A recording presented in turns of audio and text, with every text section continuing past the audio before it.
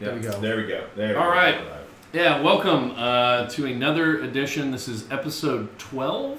13 of a Baleful Hell campaign. We're running D&D 5th edition. We'd like to welcome all of you in. Ramshackle production here. You saw, if you tuned in Wednesday, the conclusion of Genji's side arc coming in. The Drums of War, motivated. There was an episode of Stomp that went on as they fought their way through Hanzo's ninjas, and Genji was able to get some very, very sweet revenge. We're actually going to be picking up the narrative. If we could go through and do a screen grab of the board here. And just to get everybody kind of up to speed as where everybody's at, and we can take a look. Going from the Sword Coast, the party assembled, and we're on an adventure going into a place called the Sunless Citadel. There they forged their bonds together, each coming from their own unique backgrounds, but assembled as soldiers and fighters of quality to be able to be assembled and go make some money out there. They find their way to a dragon named Zira, and Zira charges them to go down to the continent of Cholt and find something called the Soulmonger, which is some type of force that is eating all of the souls and harnessing that power for itself. So nobody who's dying is moving on to the afterlife. And those that have been resurrected are slowly withering away, their souls being reclaimed by the Soulmonger. They've been charged to enter into the jungles of Cholt and find where this is located and do something to bring a stop to it. If we travel the path with them, we start in Port Nyanzaru, and the group went from Zira's horde and appeared in Port Nyanzaru.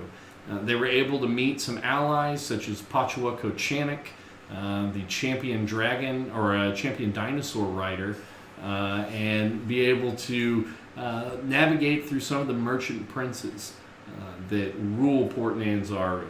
They were able to procure supplies and traveled down the Shoshin Star River and made their way to a area called Camp Righteous, which was a Flaming Fist fortress that was being assembled as a way station for travelers going to the interior.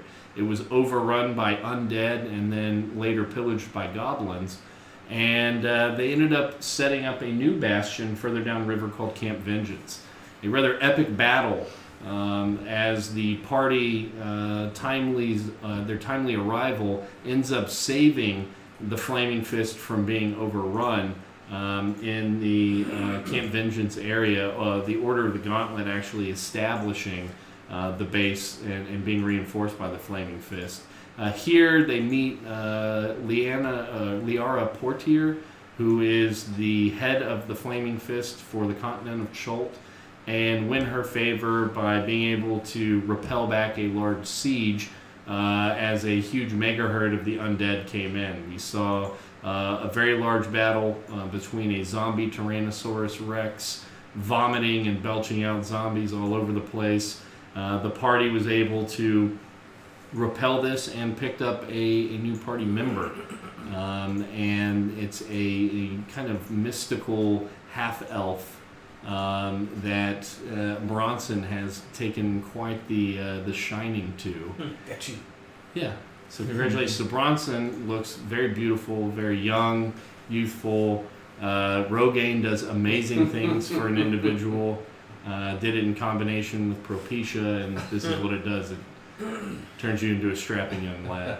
But so they drinks. Yes, lots and lots of it. So you roll a whole bunch of critical failures, you got a beautiful head of hair. Explains my back hair. Yeah. And it's a nice little merkin. Anyway, so the party then sees a airship flying overhead that is being attacked by a red dragon. The airship is downed. They go out seeking any survivors from the wreckage as it's crashing. Come across Captain Caracas, Knocker, his first mate, and Pocampo, their cook, outside of the ruins of Orlunga, which is one of the points they have to accurately map in order to get a boat for themselves. After that combat, they start making their way south, finding out that ninja are in the area. Genji wanting to be able and go after this Jade Syndicate that seems to be amassed against him and his family. Comes across his childhood best friend who separated his path. Instead of going samurai, went ninja in training, and Genji and him had a slight falling out before Genji's family was betrayed and he was forced to flee Kazakura. Finding that his best friend from growing up, Hanzo, is in the jungles there, they begin to track them, and we quickly learn that Genji's youngest sister has been kidnapped, it would appear, by Hanzo and impregnated, and she is very close to giving birth. Genji attempts to rescue her and challenges Hanzo to a one-on-one duel of honor. Hanzo leverages his ninja tricks, poisons Genji, and is able to fight to a stalemate and extend an escape. Genji is later wounded about the head and completely forgets a full 10-day of this happening as they move up and come across Tinder, the Red Dragon, and are transported to the Feywild. An orgy and a butter pit ensue. We don't really need to go into that. They go on a quest, and after the quest is done, they gain some magical items and are returned back to the Primaterial Plane.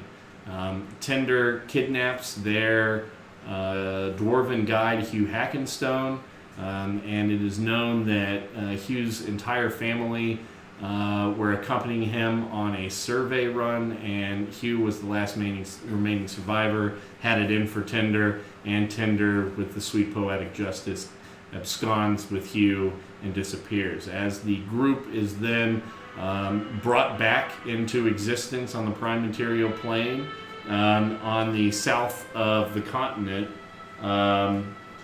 we see them, and so the purple dot that you see the red terminate at south of Ataz Kakla is the waygate that they use to get to the Feywild. And then as we go to the south, near Shilku Bay, they return, and a volcano has completely Herculaneum and Pompeii the village of Shilku. And they are able to find some magic items through a very thorough search and continue their way up the coast, trying to figure out where they are actually at.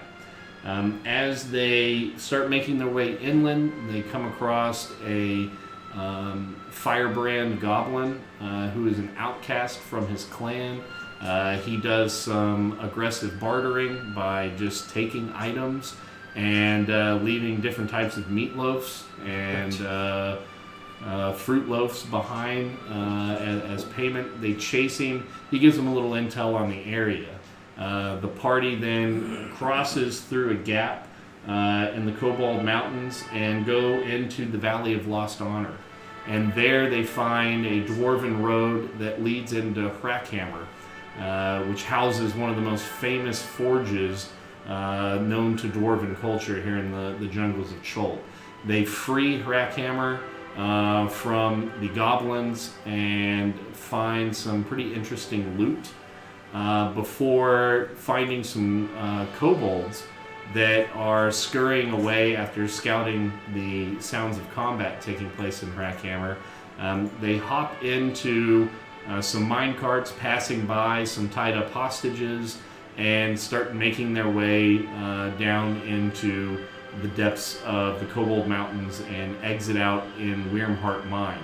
After the minecart combat, they crash into the lair of Tinder, and Tinder has Hugh Hackenstone hanging from the rafters, every once in a while healing him just to prolong the agony, and would be known to lick his tears as he has had his eyelids removed so he can't close his eyes, and is hung there and forced to stare at the bones of his children and extended family there in the corner. The party comes in, engaged tender in combat, and are nearly defeated themselves, but are able to rend the large Wyrm low, and are currently inside Wyrmheart Mine.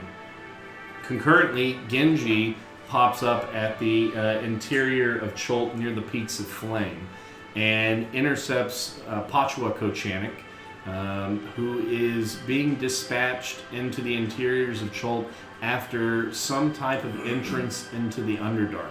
Apparently, all over the densely forested triple canopy island continent, drow are coming up and are committing massacres throughout the wildlands and closer to civilization. The darkness provided by the canopy shielding their eyes and preserving them as they are moving around making attacks. What's mobilizing them, we don't know. Pachwa was dispatched to scout out some of these entrances into the Underdark to see what is bringing them up. He knows that there's a very famous entrance to the Underdark which seals off where a certain Dendar the Night Serpent is located. The prophesied giant worm that would eat the sun and end all of creation has been bound and sealed somewhere under the jungles of Cholt, and he is currently moving around looking to see where that may be. Genji was able to team up, and through a shit monkey druid that they came across, Erdos, were able, the three of them, to infiltrate some type of a elemental plane of earth cavern that is located in the Peaks of Flame, and it was being held by two different parties: the Jade Syndicate, led by Hanzo, and some type of an earth cult, where there were a few of the cultists conducting religious services, offering mud baths, and just kind of being a little bit creepy. After engaging and killing pretty much everything in their path, Hanzo had dispatched out some of his forces, and they saw that all that was left were the cultists, and so the cultists were summarily executed, one after the other, being interrogated. The last cultist, which the party befriended, was laid out on an altar whenever they came around the corner and saw that a demi-lich by the name of Serac had been engaging Hanzo and directing his actions in the area. Again, Hanzo no longer had control of Genji's sister. Serac, this demi-lich, has her, and Genji was then propelled forward, and through some faulty stealth checks was discovered, and they were transported to the elemental plane of Earth, where the headquarters are for Hanzo and his group, doing something for this Serac, we don't know, and being directed from his tomb, his temple, his fortress that he has built near the lost city of Omu. Serac is directing some kind of nefarious plot here within the areas of Cholt. Genji then fights and is able to slay and bring justice to Hanzo, who apparently became a little bit more coherent as he was finally bleeding out before surrendering Genji's family's blade and plunging into a river of liquid hot magma. And where we're going to be picking up is actions on the objective. The party has slew a rather large red dragon, and the horde is all of theirs. What would you like to do? So Valkyr's going to pipe up. He's going to say, I think I will inventory the riches. You may all go rest and sleep and not pay attention to what I am doing. Sound good? I mean, it sounds like you, but I don't necessarily know that it sounds good. But I am Valkyr. Yeah. Well, I can certainly use a rest. Oh, of course you can. You look very weary. If you like, I can help you sleep. Everybody roll a perception check real quick. D20. Wait, and then you're going to add your perception modifier, which is... Where? Natty 20, baby! Oh, let's get this man a drink. Natty 20 of the day! Alright, so here at Ramshackle, whenever the guys roll a critical success or a failure, I've concocted various confectious drinks of varying levels of enjoyment. And the guys end up getting to drink that. So what are you going to be having? I think I'm going to do the fairy fire. Ooh. So, hearkening back to the Butter Pit orgy, Zenfis bestows Fairy Fire, which is a very fruity, hurricane-esque cocktail. Please enjoy. Right, thank you. Enjoy is, depending on how pliable the definition of that word is. Tastes like... Unicorns going ass to ass. I mean, as long as you know how to say Flugen, Bakken. Bless you. Are you talking about the safety word for the Euro trip? Yeah, exactly. That's exactly the word I was thinking. Flugen, Klugen, Flungen, Frugen. Yeah, you can't say it. So What? What about something like pineapples? Anyway. So, you guys, Valkyr specifically, after the dragon was slain, there was an eerie quiet. And you guys fought off the immediate group of kobolds that were coming down to assist. You now hear chaos at the top of the mine as the forces that Tinder had enslaved to these kobolds worshipped Tinder. There is just nothing but chaos further up the mine. Now the shaft, as we talked before, goes 300, 400 feet up above you to the exit. So they're decently large ways up, but the sound qualities of the chamber, the clamoring really echoes, and you're picking it up, and you're seeing just nothing but chaos up above you.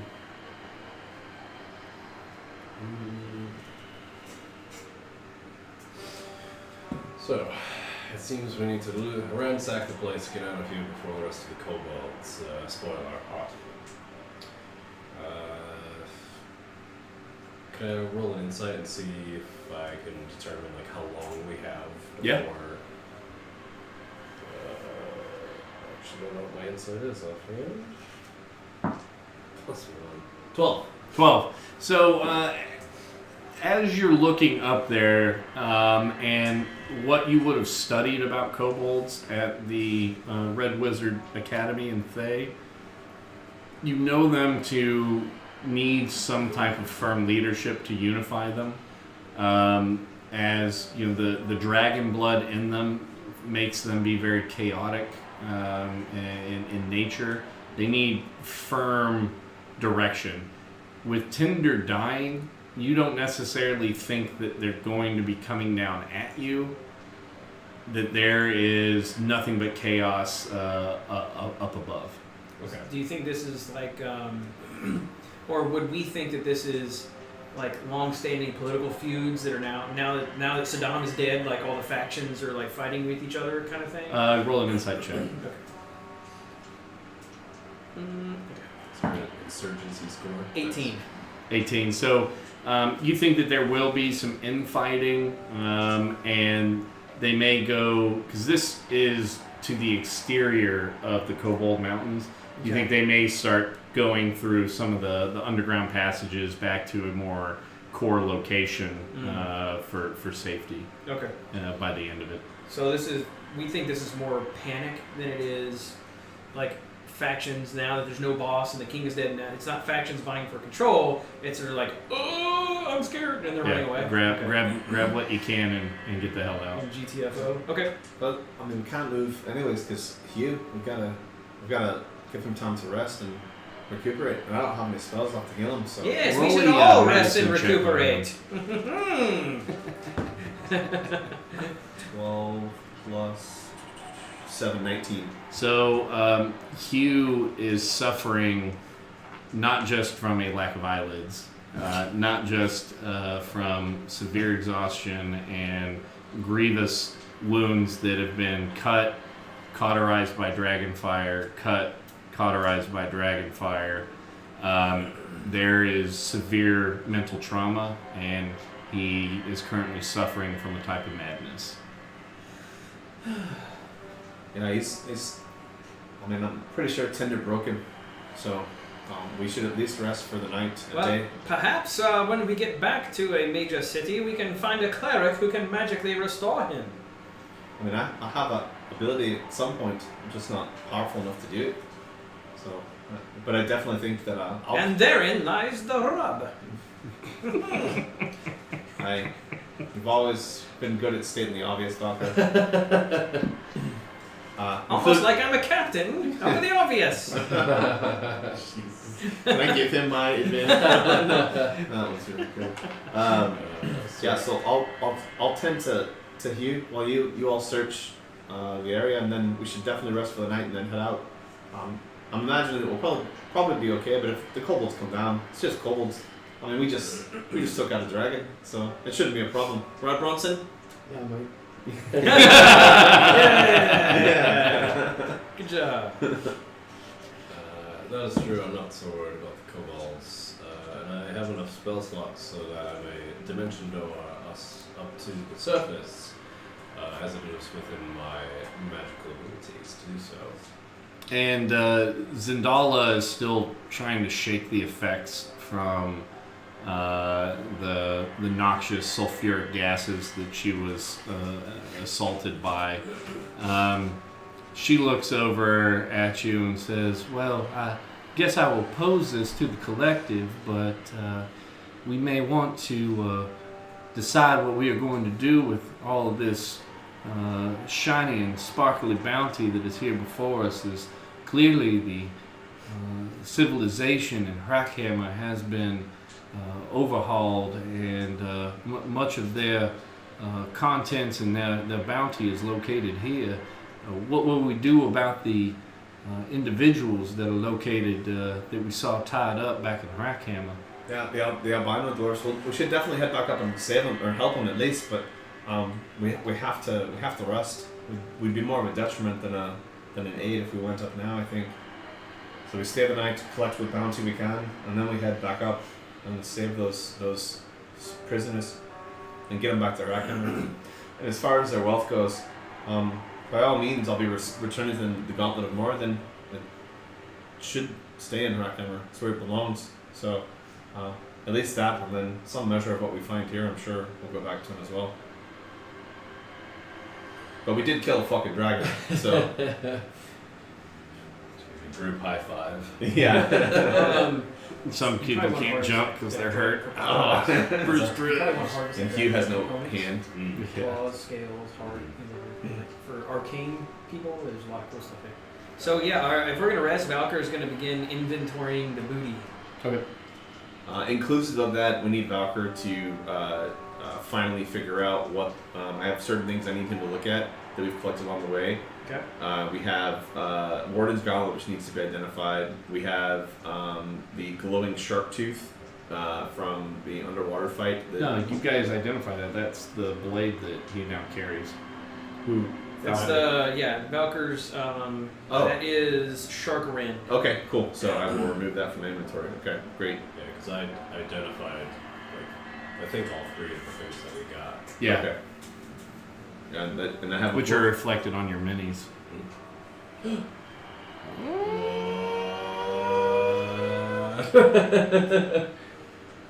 Damn.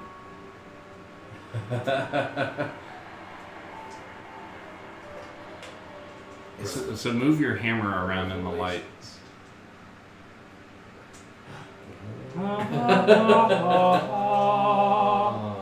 nice. Oh yeah, these. Wow, you updated our miniatures with. I didn't do dance Dance. because he's not here. Wow, that's cool. You have a fucking snake or something coming out of the side of yours. That's great. So you guys can, while you are resting, attune to your objects. Scarlet, the Cane of Decay, Bronson with Woe, Brander of Liars, and you have Serpent's End, Glasmalin, that you're able to attune to. There is a sword, if you guys remember, that was embedded into the stone. Yep. That's located there. It looks very interesting. A blood red blade on it with a kind of purpley glowing handguard and hilt that's on it with several jewels encrusted within it.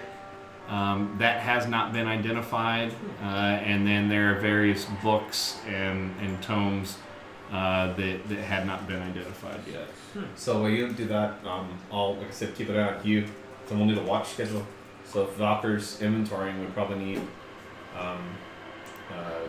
Jotun. I don't think he has the ability to identify magic items. We should identify. If not, Jotun does his ritual spell. Yeah. And then Bronson should take. You should probably take first watch, Bronson. Keep an eye out for. See if those kobolds come down and fuck with us. I don't know what they look like, man. Kobolds, they're the short little dog-like things. They look like this. They're not pleasant. Oh, okay, so like pigs with armor. So what? Pigs with armor. Pigs with armor. That's right. Work out my accents, the wig. It's really good. Yeah. It's been a long fight. I'm sure you're tired. Your voice is tired. You look great though. All you need to do is sound like a soccer hooligan. Yeah. So Bronson's gonna take first watch then, and you're gonna identify them instead of you because Valker doesn't have. Yeah, according to the spell list that I see here, identify is not a spell list. So Jotun will do ritual identifies, and then we'll take watch rotation of the three of us: Bronson, Glaz, and Valker. Okay. Oh, wait a minute. What watch am I taking? Second or third? Oh, I didn't know that Tinder gave you such a man. That's a crappy accent. That changes. Why? Since when did Tinder give you such a great sense of humor, Glasmalin? You know what, mate? First is the best option. Don't you see that I have very important inventorying work to do here? I can't take watch. Clearly, you see this is the case. So, what all are you wanting to identify? I'll do the sword first. That seems the most interesting. Okay. So roll an Arcana check. 18. Nice. So this blade is of great power. You think it's likely a +3 blade, some type of a Vorpal blade, but it seems firmly encased within this stone. Knowing of the Age of Heroes, the first Age of Heroes, that came down as you had gods versus primordials and the like, many artifacts and relics left over from those days and those battles are scattered around and are highly sought after, but require great power to be able to wield and unlock. You are unable to pierce the item to really be able to encapsulate all of it. It's as if you entered into a conversation with it and it seems unimpressed with you. Wow. Take offense to that. You are not Okay. worthy. So is everyone sleeping while I'm doing this? Everybody's starting to lay down. Valker's kind of plucking away a little bit at the loot. You see Zendala and Bronson kind of go over to their side, and They're scraping away some of the goo from the kobold that crashed the first minecart, and they're kind of piling that up and then nestling down a spot for themselves over in the corner. Okay. And you see Lasmalin kind of striking up a fire to start being able to boil bandages and get cooking water. Hopefully not in that order, but you never know. So people are still kind of up and awake as you're climbing the treasure pile to go and ritualistically cast. You have been around items of great power in Thay, and Scarlet, your new staff, being one of those that's a powerful.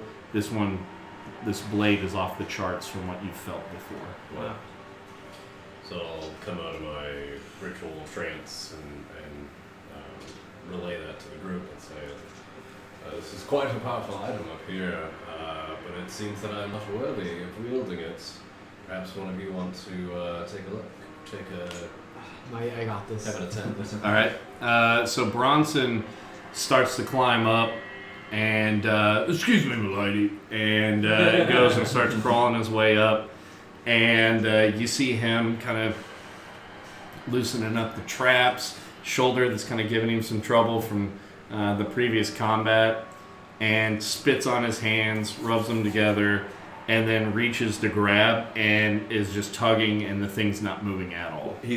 Can you Just tug in on the? Oh, that's not good right now. Oh.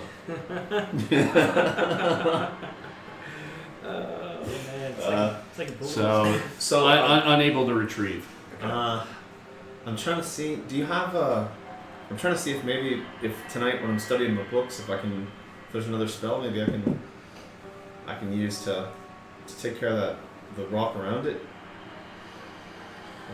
There's a certain druid spell I know of that could handle this. Stone shape. I'm quite familiar with it actually, but I'm not able to cast it. Mold earth. Yeah, mold stone or whatever it was. It's like some big crazy poopy monkey might know how to do that. Amen. Yeah. It's glad just flipping through her book. I can turn into stone. I can meld into the stone, but I don't think that'll help us get the sword out. Yeah, unfortunately, I don't have anything that's gonna let me take care of the stone. Can I first want to look over Hugh, make sure he's okay, and breathing and stuff. And then I'm gonna go over the stone. Is it just normal stone? Is it some sort of special? So give me either a history or a nature check, one of the two. Okay. I'll do. They're both the same, but because it has to do with stone, do I get an advantage because I'm a dwarf? No. 13. Well, because it's in an area where it's air and I breathe air. They specifically get advantage on proficient at breathing. I do it every day. Specifically get advantage on rolls doing with like stoneworking and stuff. Yeah. I thought This stone has not been worked. It is just present. I'll work it. And as you are looking it over, it doesn't actually seem to be stone. It's almost as if it is a piece of petrified flesh Oh, that's creepy. that this has been stuck into. Well, it seems this might be on me. Perhaps I'll take a look through the books and see if there's any clues within. Okay. So roll an investigation check.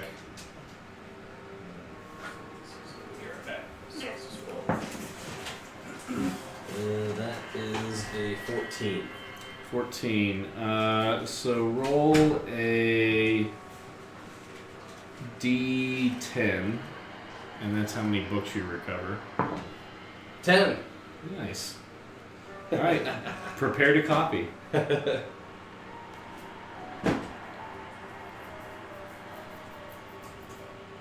So as you're going through in these piles, there is a large hide bag that has several of the tomes in there. One is Pirate of the North. Another one which seems to be well read, well worn, is Spire of Hope. The next one, Friend of the Lost Ones. Another one that looks like it's been used a lot, Men with Vigor. Am I on the cover? Yeah, you're a girl. Oh no, I mean like me, like Billy. Like I don't me. know who Billy is. No, sorry. Calling the River. Yes. Life Beneath My Dreams. It's good. Slaves and Vultures. Butchers and Pirates. It reminds me of Pro Campo.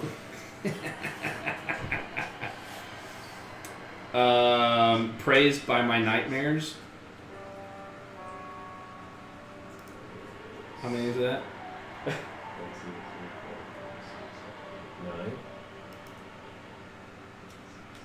Yeah. And Unity Without a Conscience. Definitely a cookbook. Okay. So what's the theme behind these? Are these You would have to invest time to okay? These go in and snippets read that you got these. from researching? These I found 10 books. Oh, wow. Like a leather high bag. Oh, Is that Cheerwine you got? Boylan's Black Cherry. So once I'm done with the ritual cast, so I can crack open Pirate of the North. And Okay. peruse on that. Okay. I am a fan of the Cheerwine. And are you going to be doing that during your watch, or are you going to abandon sleep in order to investigate? I'll try to peruse it during my watch. Okay. So Bronson, let's go ahead and roll a perception check. Is this first watch? Yeah. Okay. 13. 13. So as you enter in and you see everybody kind of start to settle down, how weary you are from the day's travel, fighting all the way through Crackhammer, and then immediately going on this high-speed minecart chase, you were worn the fuck out. But wanting to prove to Zendala you're an able-bodied male, hey, I've got this. Yeah, she's worth it, trust me. You look out over this kind of cauldron that you find yourselves in. A huge waterfall is cascading down around you. You kind of filter those sounds out and are really focusing on Zendala's breathing as she's laying there next to you, and you're eyeing both the cliffside where the waterfall is and then this main entrance to the cavern where the kobolds came from. You are reflecting on life and how close you came to losing it in some of the previous fights. And as you go forward, you start to hear less and less of the clamor in the top of the mine, as it seems like the kobolds are starting to migrate out of the area. Outside of that, the beams of sunlight that are coming down through the top start to wane away, and outside you think it's starting to approach darkness.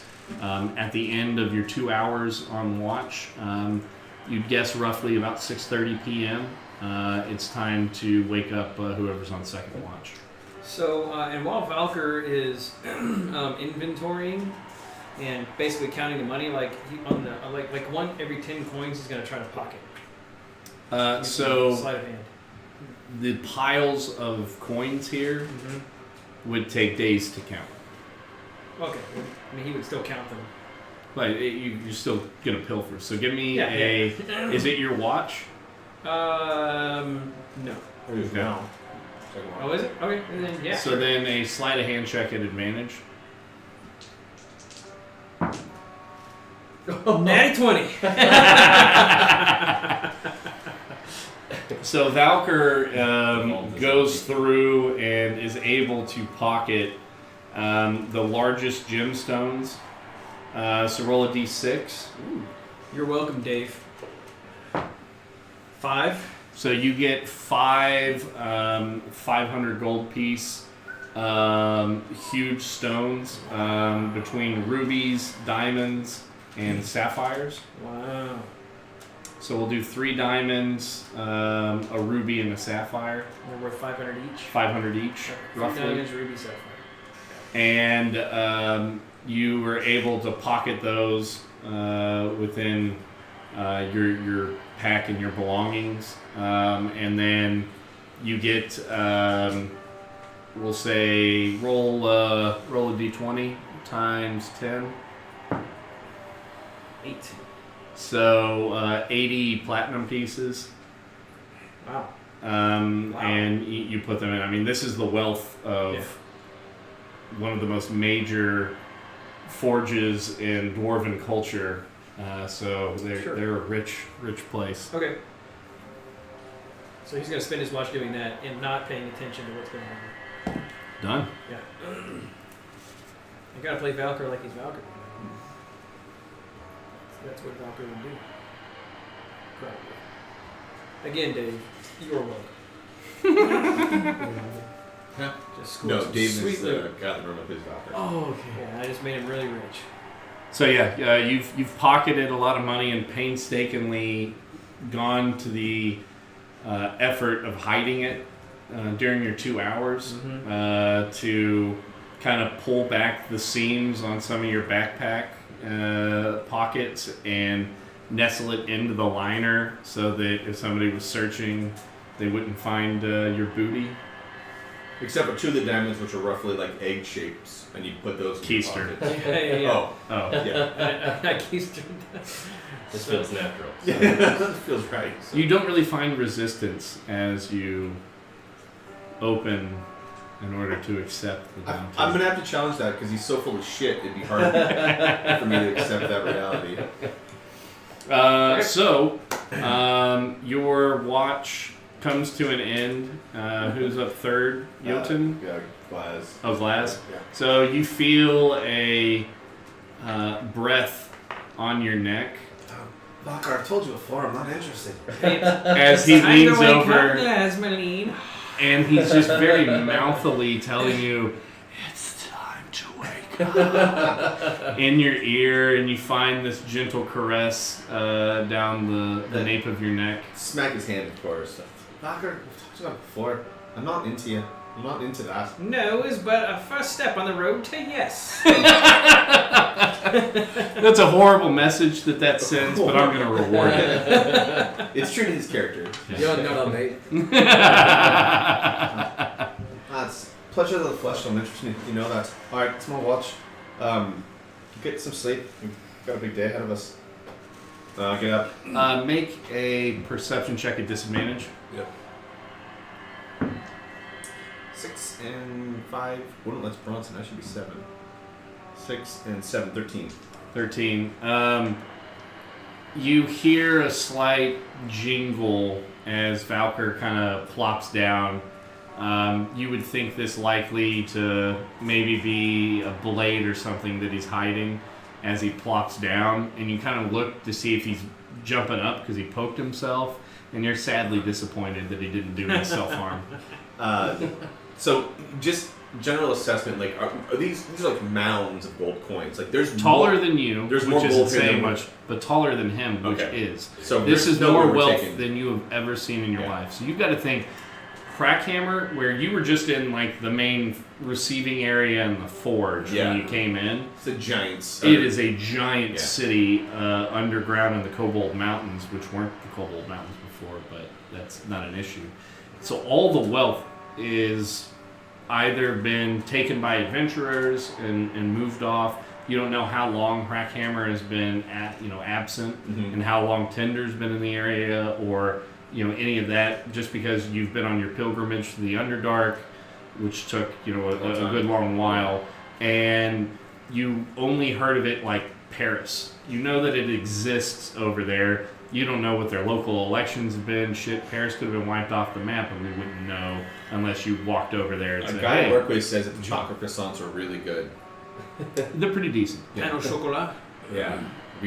Someone brought chocolate croissants in for breakfast one day, and he was like, "These are nothing like what I had in Paris." Oh, terrible. Other than that, he's Is a that really guy good guy. dead? Did you fire No. him immediately? No. Yeah. Did he follow it up with saying like, "Well, it's no Tony Baloney"? It's similar to that. Okay, all right. So clearly, there's no way we're going to be able to take all the wealth that is down here out with us. That's not going to happen, right? Correct. Yeah. But we can take the most valuable of the loot with us. Sure. Yeah. So I'll go check on Items, Hugh. gems, Make sure he's coins. okay. Fill your boots. I've rested at this point, but it's not a long rest. I don't have any spells yet. So I just want to check on him, put some water at his lips, and try to feed him something. I guess a ration I could try to feed him. So Hugh, let's say with the medicine check that you rolled on him, you're able to put together a poultice to kind of just let him sleep. Okay. And I'm not going to say in a medical induced coma, but he's out of it. Okay. And finally being able to rest. So you're hearing a more rhythmic breathing And I'm seeing his instead of eyes. a panicked labor. And you just see these eyes kind of... Because he has no eyelids. Yeah. It's like a clock, right? It's like a clock. Oh, his eyes are doing like Yeah. a clock. A little metronome. I'm not going to search through the treasure, but I am going to poke about. And what I'm looking for are diamonds that are worth more, that are about 300 gold or so. And if I find a couple of few of those, I'd like to Make an investigation check. take those. 8. Yeah, so you thought you remembered seeing some larger diamonds and larger gemstones. You can't find them. Yeah. There's a lot And you think here. more wishful thinking than anything. No worries. And with that, I'll just write into my journal the battle with the dragon and some of this stuff. Definitely want to sketch a picture of the sword in the stone too, or the sword in the petrified flesh. Which is a totally. It feels like it's one of those like adult mockumentaries of a film. Yeah. Taika Waititi movie about Sword in the Snow. Yeah, sword in the flesh. Yep. Yeah, that's it for me then. Don't know much. Okay. So roll your perception check for your watch. 25.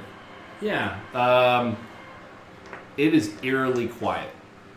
The damage wrought by the fireball that was shot up, you're seeing partial collapses here and there, and it'll jerk everybody to wake, and then they'll go back to sleep during your watches. So any of you that have levels of exhaustion, you don't recover during this long rest. So that should just affect Zendala. However, you are restored on hit points. You are restored on your spells and abilities. And as you look up, it is roughly midnight to about 1 a.m. as everybody finally feels a little bit rested to get up. Very dark down in here, with the exception of some of the torch work that the kobolds had, up in the higher rafters. Gives almost like moonlight quality coming down in deeper into the cavern. The rushing water continues over the waterfall. What would you like to do? That natty 20 that I owe the party. Yeah, you need a drink. Poop deck? Yeah. I'm going for Great mash. Purple Grape Mash number 3. So as the party starts to come awake, morning, and I'll have a nice fire going, some water boiling for tea, and everyone have eat their rations and drink their water, and don't decimate your water though, because I have my alchemy jug, so I'll refill everyone's water skins and stuff, and use it as charge for the day. So I was looking over the treasure, and there's quite a bit more than we could ever take out of here. So I think we should settle upon an amount that each of us takes out individually to do with as you see fit, and then the bulk of it, when we go back and save the doors of Frackhammer, we tell them where this is, so they can come and get it. But there's no way we can get it all out, so I guess. Let's fill our boots and then make our way. Yeah. Okay, so how much do you guys want to take? How much can we take? That's Your is there- carrying capacity. Yeah, so I think in order to get what we could out of it, I would think we'd want to focus on the highest value gems and Gems. coins we can find. Yeah. So Yeah. that way we can get the most as we can out of the weight that we can carry. You can Okay. carry. You can add. You can carry another 70 Valker's pounds already of pretty coin. close to. He's already at 180 pounds. So if you were at least 80% of your carrying capacity, you're going to start incurring penalties as you're doing your Constitution saving throws traveling through the jungle. Right. So put that into consideration.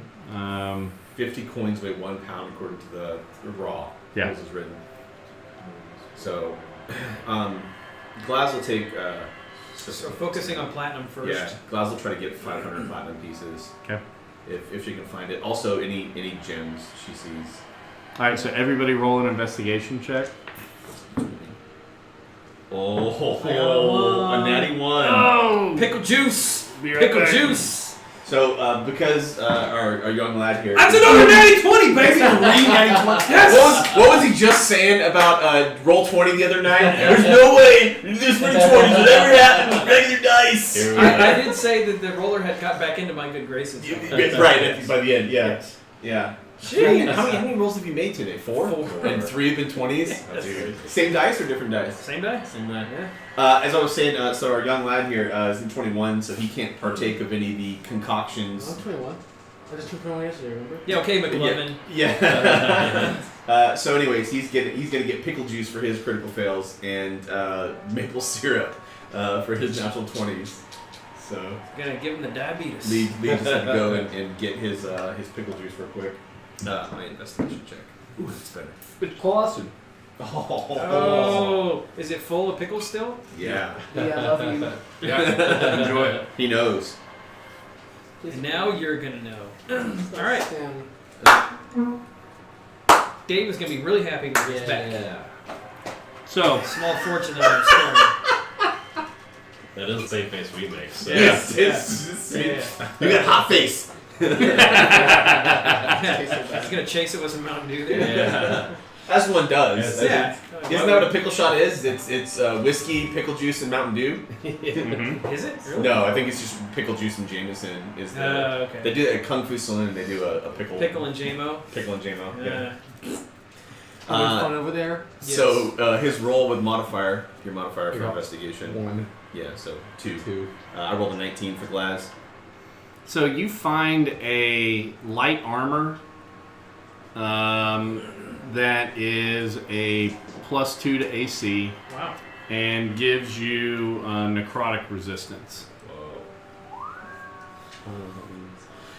There's different types of damage. There's bludgeoning, which is like a hammer. 15. You got like 5 damage. You have a Yeah, 15. necrotic So is like undead damage. roll a D100, and that's Blue is 10s. okay. 41. So you were able to find 410 platinum pieces. Carry what you will of it. Okay. Is it Platinum is the same. the Same armor of all coins, necrotic yeah. resistance? I can carry. Is about it leather 300 or pounds. breastplate? Or No, so it's a light armor. Okay. Yeah, 50 So So take your so you pick. just- In the item 8 list here, there's a variety of Yeah. them. There's like padded So, scale. so take your Yeah. pick Okay. out of the light armors, Okay. and then it's a +2 armor, and then you have necrotic resistance. Got it. Yeah, I 410. chose the studded leather. Okay. Out of that. How much was that total platinum across the group? Yeah. Okay. Yes, if you just want to carry all that plat, that'll be fine. How much platinum? 410. He's adding to his inventory. 4,100 gold. huh? Yeah, that's good. Wow. Yeah. So your investigation check was 19. 19. So roll 2d20. Sum them. Do an aggregate. No. 5 and 11. So you find 5 300 gold piece gems and 11 100 gold piece gems. Nice. Yeah, nice. Bronson, what was your investigation check? 2. 2. Yeah. You're more looking at Zendala going through the treasure pile than anything else. And you found the better treasure pile. Oh. I didn't mean that to sound sweet. I wanted it to sound creepy. Okay. As I blissfully watch her fall asleep and just stare into her eyes. Indeed. And just lick my lips every 5 He's minutes. got Bronson down to a T already. Yeah, he does. Drink my pickle juice, just stare. Yeah, you get that pickle taste in the mouth. It's horrible. Is the armor the only thing Valkyr finds, or is there any coinage in there as well? Or Oh yeah, you can roll coinage. Roll D percentile times 100, and that's gold pieces. okay.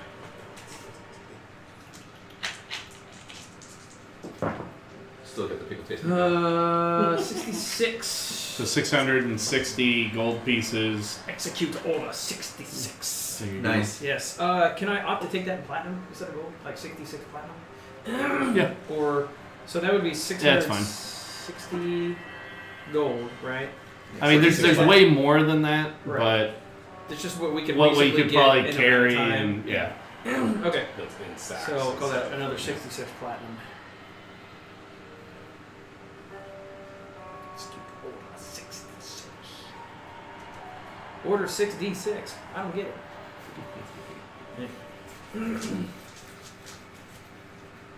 Yeah. So, I think we should probably head back up the waterfall and start heading back down the path in the mine, so that we can go see if we can find those dwarves. There's about a half dozen of them, I think, we saw on the path. Well, I mean, it was a 40-mile mine cart, so it'll take us some time to navigate back up, but let's do it. Are we all good here? Oh, and she looks back over her shoulder at the sword and the petrified flesh. Do we have any ideas on how we're gonna get that out of there? Are there any mine carts or anything down here? Yeah, there's a broken minecart, and actually 2 of them that you guys traveled in on. Are the chassis still intact? Like the wheels and the No, frame? they would have shattered, Oh, both of everything's all them. busted up. Okay. I would like to take a scale or a tooth of tinder if possible. Okay. Let's do just a dexterity check. Actually, no. Nature or survival. One of those 2. 16.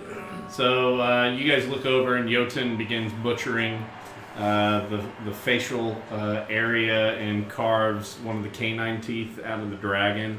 And whenever you cut this out, I mean, we're talking, it could be a short sword blade. And it is interesting as you look at it because there are serrated edges that go up the inside, and as you had seen him tin can individuals in the past, Crunch, crunch, crunch. as things like to bite Genji. As you are,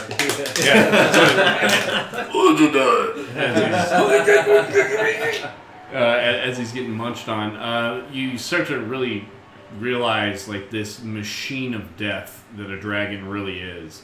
So you're able to harvest 1d6 teeth. Come on, 6. 6! Nice! It's the magic of the dice tray.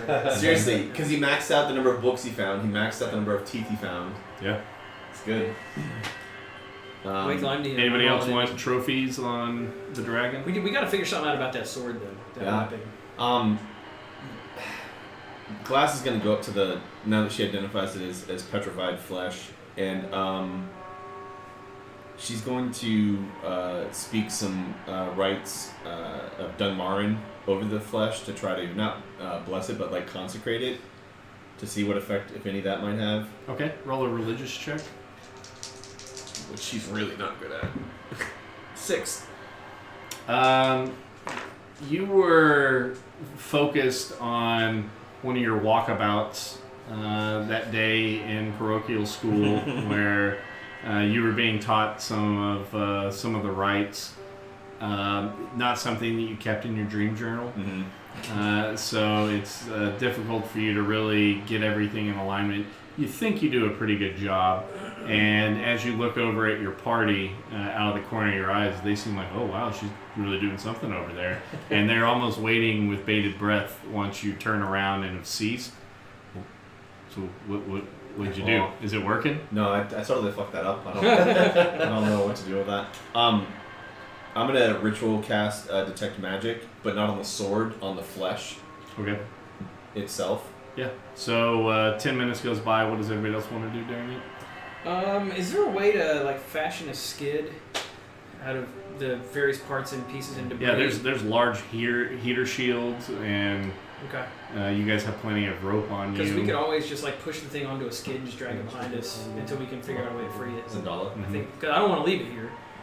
It's obviously a pretty powerful artifact. Yeah. So, yeah. So at the very Okay. least, we can take it out on a shield or whatever behind us. Can we like pick it up with the whole thing, or Give me an intelligence You check. might be able to. I mean, you are the champion. You got any wild tiger over I there? don't know if I I do. want to carry 40 It's wild pounds though. Oh yeah, you're Doing some going gut rub. some gut rubs. Gut rub. That's a 19. Nice. So as you look at it, you don't think that you or your party could move it in its current condition. Likely the dragon was what brought this in and deposited it. You're not sure from where. Smells like green apple Smirnoff. That's what it looks like. Time to get totally activated. Did you just cast Identify on Gotrub? Dunkershire. Well, it seems like this sword may be beyond our reach for the moment, but perhaps the dwarves might at least let us know how we might free it. I'm not willing to give up on it yet. What if we make a skid out of a shield and some rope and we drag it behind us? You looked at it from a straight perspective, right? What do you think? Is that a... So it is large. Like the piece of flesh for this room would probably go wall to wall.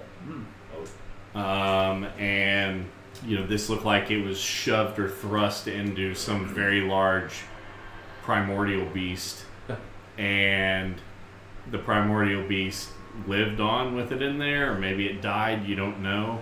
But a very powerful blade has been laid to rest inside of this, awaiting somebody worthy to be able to come and reclaim it somehow. You're not sure what it would take to be able to move it. A small large to you guys heater shield Sure. is small compared to I didn't realize. this big ass piece. What about like a stone to flesh spell? Do you have something like No, I don't. that? Okay. You were gonna do something with Zendala, you said? Oh yeah. As I just sat there and just stared at her, I was trying to figure out how we're talking about the real treasures. I was just staring at the chests. Give that man That's inspiring. inspiration. Give that man inspiration. That's awesome. You're welcome, Dan. So Zendala catches you looking every now and then, and as she is going through, perusing through like necklaces that are there, kind of putting them on and looking at, she sees that you're looking and does a little bit more of a production around modeling and getting the right angles and bending over to get more. It's the attention is well received. You're welcome again, Dan. Yeah. You get like the Sims hearts coming up as you're gaining influence on her. Yeah. 10 minutes passed. Yeah. Is the So- flesh magic? The flesh comes from a magical creature, but in itself has not been cursed, does not carry any type of a ward on it. It was petrified over a long amount of time. Okay.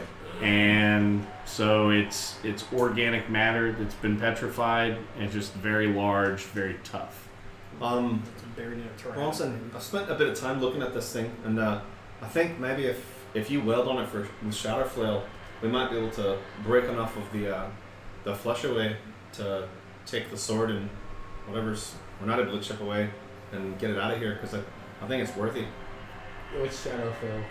It's one of the weapons. One of your weapons you have. It actually does. It inflicts damage to inanimate objects. It like just the whole. It's supposed to like break other people's weapons and stuff. So the same effect could maybe play into you hitting on the flesh.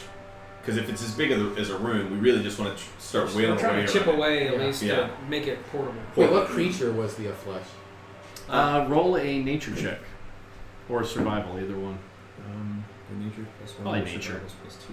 Nature would be 8. 8. You've heard tales, mostly through the iconography that you see inside of bars throughout Baldur's Gate, of large giants, leviathans, a lot of these sea creatures and land creatures from the olden times that were just massive in scale. And in the first age of heroes, the first real humanoids that were presenting out, the dwarves, the elves, humans, genasi, and the like, had to fight for survival against these things that saw the what you would consider the main races now as just little playthings. And you think likely it could be that. And as you're looking, you can see a few what look like little wispy vines coming out, and you're like, is that body hair? So you think it may have come from a giant. So that I'm supposed to hitting away at it. Okay, make a weapon attack. Wait, what's the weapon called? It's a D20 still. Oh, but okay. you add, look at the shatter fill, you add 9 to your roll. Okay. 11.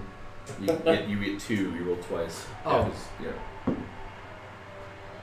13. Yeah, here. Try these. An 11 and a 13. But it's 11 and 13. So it's not moving. So yeah, you hit. The damage that you think you would inflict from how hard you're hitting it doesn't really look like it's manifesting as much. You're still kind of chipping away, but it would take you a long while to be able to start carving into this thing. You probably would estimate, a month or so. Oh, jeez. Depending on how long it would take you to. Oh, come on, gentlemen. Surely you know the bard is worthy, for I am a bard. And so he's going to go try to draw the sword out of To jerk it out. Yeah. In a movement that. So give me a strength check. So bards do best. Give me a In a movement that looks all too practiced, 15. Valkyr tries to pull out, and he is successful. tugging on it as best he can, and Did it get stuck? it's not budging. Wow. I've seen dogs that have been dogs before. Yes. And then they go butt to butt when one's trying to pull away. That's awkward. Yeah. As an attempt at a deception, I'm gonna act like I was just warming up, and that wasn't like the real attempt. Roll it. So we got 16. Yeah. So the rest of you look over and you're like, oh, he was just really practicing form and deciding how to approach it, more testing the tensile strength of his muscles than anything else. Yes. I wanted to make sure I didn't hurt myself pulling out this magnificent sword from this chunk of flesh. So I shall try later. For real next time. And that reminds me, I used it already for today for the water, but I can have the jug output acid, 8 ounces of acid, so we'd have to rest another night. I can try to use acid around. Well, this magnificent horde isn't going anywhere. Yeah. Mm-hmm. So we should move on then, and then come back, and looks like we're not going to be able to take it out of here with us. Okay. So I guess we're leaving. Back up. How are we going to get up? Is it just The cliff? exit where the kobolds came in, Yeah. you go up that, and Oh, okay. it takes you up to that landing. So we're at the top of the landing, marching order. Is it a steep enough climb that we should rope together, or is it Because that always works great in combat. And Oh my god, I remember that. nothing ever It's only fucked us happened. once. Nothing in the movies. When people rope themselves together in the movies, in those mountain climbing movies, nothing bad ever happens Yeah. to anybody. There's never this tense moment. They don't like- enter into medieval melee combat with things either. Oh jeez. I What just a nightmare that the was. Amazon original free download on Audible this month was a book called Black Crow, White Snow, and no spoiler, but there is a tied each other together with rope, and Nothing good happens. nothing good Yeah, happens. Yeah. Well, and that combat was really just Genji dragging everybody around anyway. That was strength check Yeah. Genji as you try to pull away. Pass. Yeah. Yeah. So Everyone is pulled prone. here's So marching order. put Hugh prone Yep. as you guys are dragging him out. I can stone it. Alright. And that's our marching order Okay. as we head back up. And we want to try to do, as we're navigating, I'm going to help Bronson as we're leading through to try to find. We want to go back to the point where we saw the albino dwarves. So you go through, and it's still the middle of the night, based upon the lack of light coming in. Everybody's progressed and got everything packed up. You've made your inventory. You start off going up there. Make a survival check at advantage, just because you're following minecart tracks. Well, yeah, you roll two No, dice. just him. Yeah, I'll roll it. And a 20. Not 20, 27 would be the roll. You don't think he wants a poop deck? Do you want poop deck, or would you like Purple Great Match number 3? I need. The original hot It's hot face. face. Mix them together. Purple Great Match number 3. Yeah, we went through the original bottle. We thought we were done forever with it. We And were yet the alchemy jug continues yeah, to we were so wrong. Refills every day.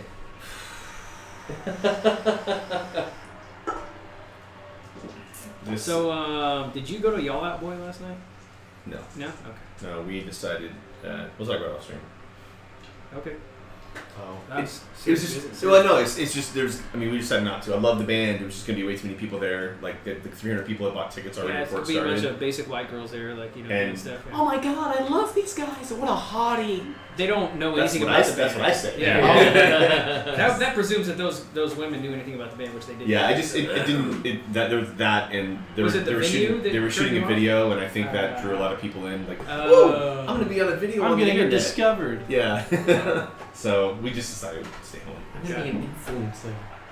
Plus it was the last day of school, so we hung out with the kids. And Influencer. What is that even? So it's I understand. It's Instagrammers who think they make people believe that they're like. So it makes people If sort of like I their own do it, trends. other people are going to do it. Do you know Right. who James Charles is? No. Okay, so he's a influencer. Yeah, let's Yeah. not get into it. Yeah. yeah, it's gonna get very bad very quick. I'm sorry that I asked a question. You better be sorry, young man. Very, Apology very accepted. sorry. All right, so He's coming in about 14 years. You know that, right? you've got a decent feel for the direction that you need to go. Give me a perception check, whoever's going to be keeping watch. Not me. I'm busy navigating. Are we? So we progressed back towards the surface. You're starting to. Okay. Yeah, we're following the mine tracks through the winding maze. Yeah, right? but we have So left the cavern where we were. Yeah. And we're Continue starting our forward. trek back towards the. Okay. And this is the end of our first 8 hours of journey, or 12? No. You guys, it's like 2 a.m. and you've just gone up to where you ramped off the waterfall. And Okay. You're up Okay. at that landing, about to start going through the. Got it. Cavern. Are we resting, or are we in marching order? And we're No, you're in marching order and leading. Okay, You just got it, finished got a long rest. I think I'm going to be helping to carry Q. So it's probably not me. Okay. So, Valkyr? Valkyr. That's funny. Please don't let me. You see my rolls. I got like a 1 and a 4. When can I come view your stand-up comedy routine? Stand-up comedy is not invented until 1498, our reckoning. It's only 1497 right now. 92, actually. 92. Okay. You all right? Nope. All right. One to grow on. Okay. Wow, that makes my Um, face really red. Well, Yeah, it's hot face. Well, perception would be. Who would that? I mean, what are we testing for? I guess is my question. Your perception to look as you are going to make sure nobody surprises and Oh. attacks you. Yeah, you're a point with me. Clearly, so- this is a duty that should be trusted to Valkyr. There. I'm not responsible for the results. And it's a 1. Told you. I mean, I can't win for losing today. I haven't had the poop deck yet. Have a little poop deck. Yeah. Dude, he's making a full tour. Yeah. Next up, Oopsie Daisies. Yep. Get that milk sap. It's a good cap at the end. Oh, man. Oh, God. Whenever chow for evening chow comes around, I'm not gonna be able to eat because my stomach is going to be on fire. Well, I just assumed we were ordering a buttload of Taco Bell again, which will mix well with the tour of. I could do that. I know you could. We can do 24 tacos again, or even 48. Dare I say 96 tacos? Playing for keeps. Yeah. Yeah, we order tacos and have tacos delivered. 90. No, No, most we we've don't ever done is need 48. 96 tacos. Yeah. Usually it's like in 30s. We don't need 48 tacos. Yeah. Ends up being like 20 each. Yes. so- Yeah. So clearly Valkyrie didn't see shit. So Valkyr is saying, "Is there a kobold around this corner?" "No, there is not." "Is there a kobold around this corner?" And it's like somebody with a very annoying voice singing 99 bottles of beer on the wall. 99 bottles of grog on the wall. And- 99 bottles of grog. As you are moving forward through this, there's a melodic thunk, thunk, thunk, thunk, thunk, thunk, thunk, as Hugh on the makeshift litter, the shield is hitting the centerpiece on each of the railroad tracks as you guys are going up and down it. It's hitting the cross ties, huh? Yeah. That'll do wonders for his sanity. Yeah. It's right up there. And so you guys journey forth. After a day's travel, you are starting to get weary again. It's up to you if you want to press forward. You think it's about another half day to get to where the hostages were? I'm gonna go back and go ahead. What? His eyes are more saggy than an 80-year-old woman's breasts, so I think he needs to sleep. Wow. Wow. Bringing the heat. I guess, yeah. I'm gonna medicine check that. Is that Roll it. yeah? Do his eyes look like an 80-year-old woman's? Chest bags? Whose eyes? Jotun's? Yes, but you can't tell if it's just that's the way a Goliath's under eye bags normally look, as you're not that familiar with the species, but you can see him drooping a bit. So, champion. Not that you would need a rest. Being the champion, there's clearly you don't need to sleep. But I'm feeling kind of tired myself, so maybe we should rest for the night. Well, I suppose you could probably use the rest as well. Yeah, I'll go check on Hugh and then Medicine check on Hugh. 11 and 7, 18. So he's been sleeping with the sedative that you've concocted for him. You think for him to be able to regain his sanity, you have to find some way to shield his eyes or restore the lids. So I'm gonna try. So as we settle down for the night for camping, I'm gonna try a few things. So as he's laying on the ground, I'm gonna circle my hands over his head. And cast Lestor Restoration. Okay. And see if that has any effect on him. So you start to see lids forming again. You think it's going to take probably 3 days worth or 3 uses of that spell to really spur enough growth for him to be able to close, and it'll probably be a full 10 day of doing that, like a Kolto tank, to be able to restore that. Yeah. So I'm gonna. Hugh looks up and he says, "Why do my eyes hurt?" And Glass goes, "Because you've never used them before." Oh, here we go. 3 demotivation. It's a line from the movie The Matrix. Oh, okay. That movie that came out probably like 10 years before you were born. What year did it come out? 99. Yeah, so 6 years before you're born. Yeah, so that's that. She'll do cast and then do her normal rest. I'll handle rations for Hugh. Okay. and then I'll decrement your ration too. And then your alchemy jugging water for everybody's water yeah. use. Yep.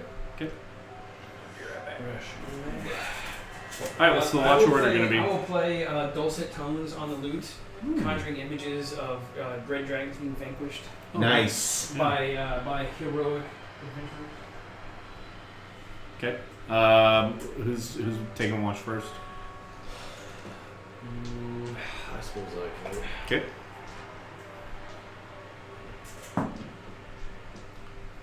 17. Yeah. So you guys kind of go into an alcove off of where the main mine carts are.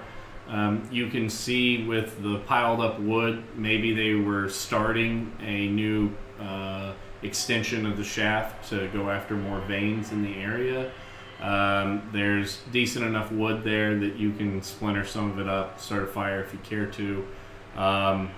You don't really see much in the way of any type of dirt disturbance in the area, so you figure likely not an area that a predator is keeping up. As everybody's starting to go off to the rhythmic breathing and some snoring, you're able to look out and peruse any of your books that you care to. Yeah. Pirate of the North. Yep. So this is a book from a bandit captain of Luskin who was thrown out of the Mages Academy there for a untoward affair with one of his teachers. And he is expelled, and the teacher is expelled, and being summarily disbarred, pretty much.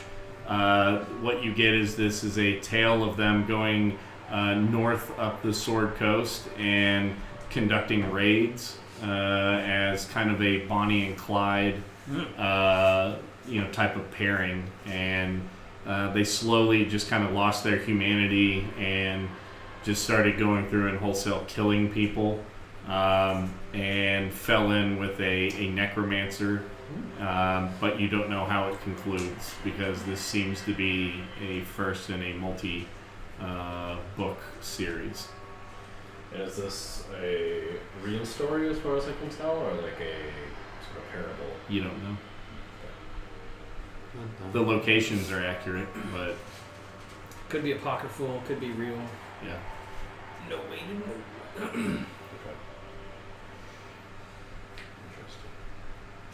Interesting. So your watch comes to a conclusion. Second watch. Barano-san, roll a perception check. 20. Oh! Maple syrup. How long does it take to like go down? Maple syrup? Yeah. It's like Maple syrup's fine. Long enough. It's gonna be way better than that pickle juice. No, I meant like in the cup. Like how long it's gonna take to like just. I mean, you might have slowly to go in the spoon it. cup. Just take a shot out of the Or bottle. like, scoop it out with your tongue or something. It's Thanks. good practice. Okay. Dope. Oh no, I get it. But do you though? No, we do I because get it. we went to Wendy's on the way over here and it was like, Dad, that kitchen looked pretty dirty. We might catch chlamydia. Wow. That's a pretty dirty From the kitchen. Wendy's, that's pretty good. Wow. I'm 14. I go to Wiley Middle School. So- I don't know how bad it is there. I had to explain. The chlamydia. Yeah. Well, they've had their, life training skills or whatever, but that you can't catch it from food. Fortunately. Get Or at least not food that's well prepared. Getting that airborne class. Unless somebody's like, putting the food someplace they probably should. Which brought up, he was like, and then the whole So Yeah. he drew he got to the conclusion, jumped to conclusions very quickly. Yeah, there's a mat for that. Yeah, I'd love it. No, I'm rolling enough 20s and 1s right now. Keep me all for the, Yeah, yeah, my heart's right here. No, it's like here. yeah, Dad. It's like breathing. I don't know. Breathing? I mean, not breathing. I just feel it, like just like this. Try to eat the Tums. Okay, thanks. Oh, Can I get one of those? yes. Do you have a Tums? Yeah. I'm definitely gonna need that like right now. Thank you. Yeah. Oh, was this in your pocket, like completely exposed to every? Okay. Yeah. I almost always have Tums in my pocket. Okay. We have the grade A maple syrup. Dark amber. Grade A amber color. Ooh. Yeah. It would be cool if they sponsored us. HEB organic syrup. Maple syrup. Yeah. Maple. Yeah, as opposed to all those inorganically grown maple trees. Yeah, there's just growing factories. Really? Oh my goodness. Why would you eat maple syrup? Because you rolled a 20. Yeah, this isn't. No, this is going to be way better than that pickle juice. Trust me. And you're way ahead of what we have to do. Yeah. So, Yeah. Oh yeah. this is interesting. It kind of tastes like the way that the detergent that we use on my baby's clothes Wow. smells. Maple syrup does? No, this Tums. Oh, the Tums. That's good. So there might be a reason for that. I'm not allowed. I don't often. Jamie doesn't often say, "Hey, Billy, go put the clothes in the dryer," because she uses like 6 dryer sheets. And Really? I think that one is sufficient. Kind of all you need. Right. Yeah. So most of my clothes have this like slick texture from the amount. All It's the stuff- dryer sheet the residue. Dryer sheet residue. Okay. Yeah. Alright.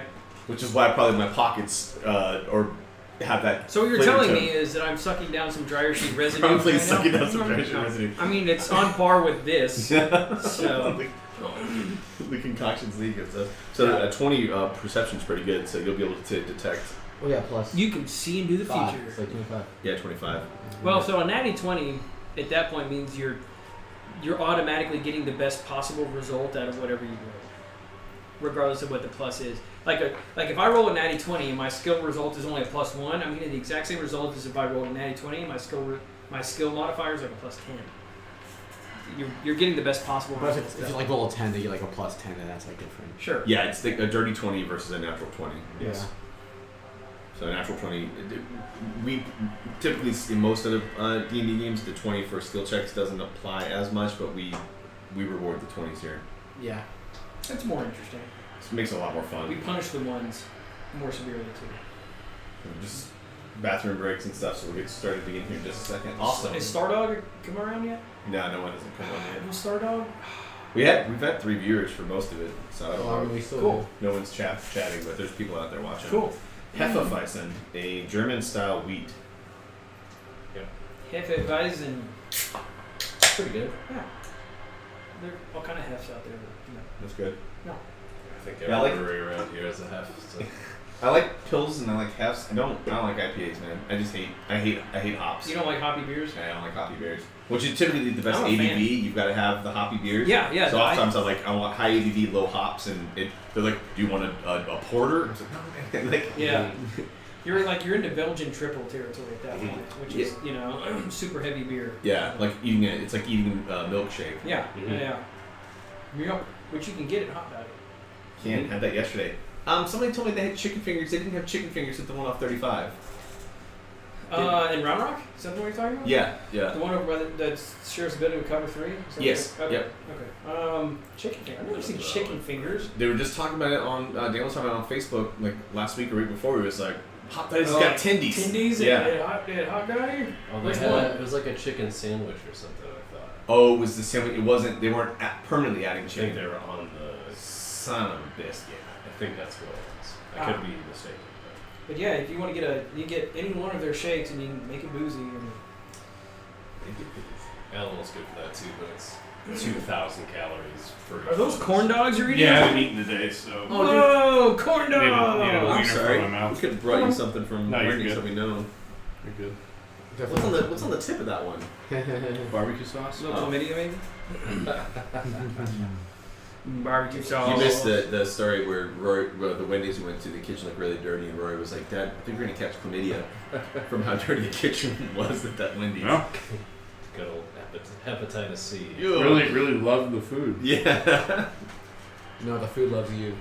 Yeah. Oh, Fair enough. in Soviet Russia, food love you. All right, so you guys, We rolled 20 in this perception check. Yeah. Before we last left it. so you hear a kind of melodic singing coming from down the chef. What the hell's going on over there? The poop deck. Well, you must be in some really shitty business right now. Oh, Swaps hey-oh, the man. insides. I'm tagging that one. We got the timely contextual jokes over here.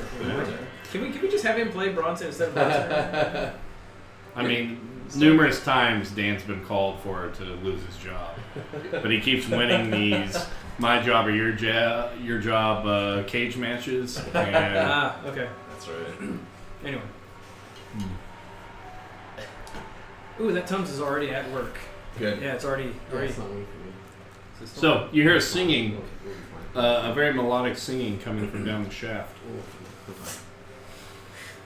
Oh, where's the shaft? The cave that you're in.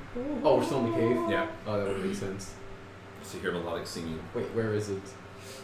Behind you, from your opposite of your direction of travel. Oh, I saw that.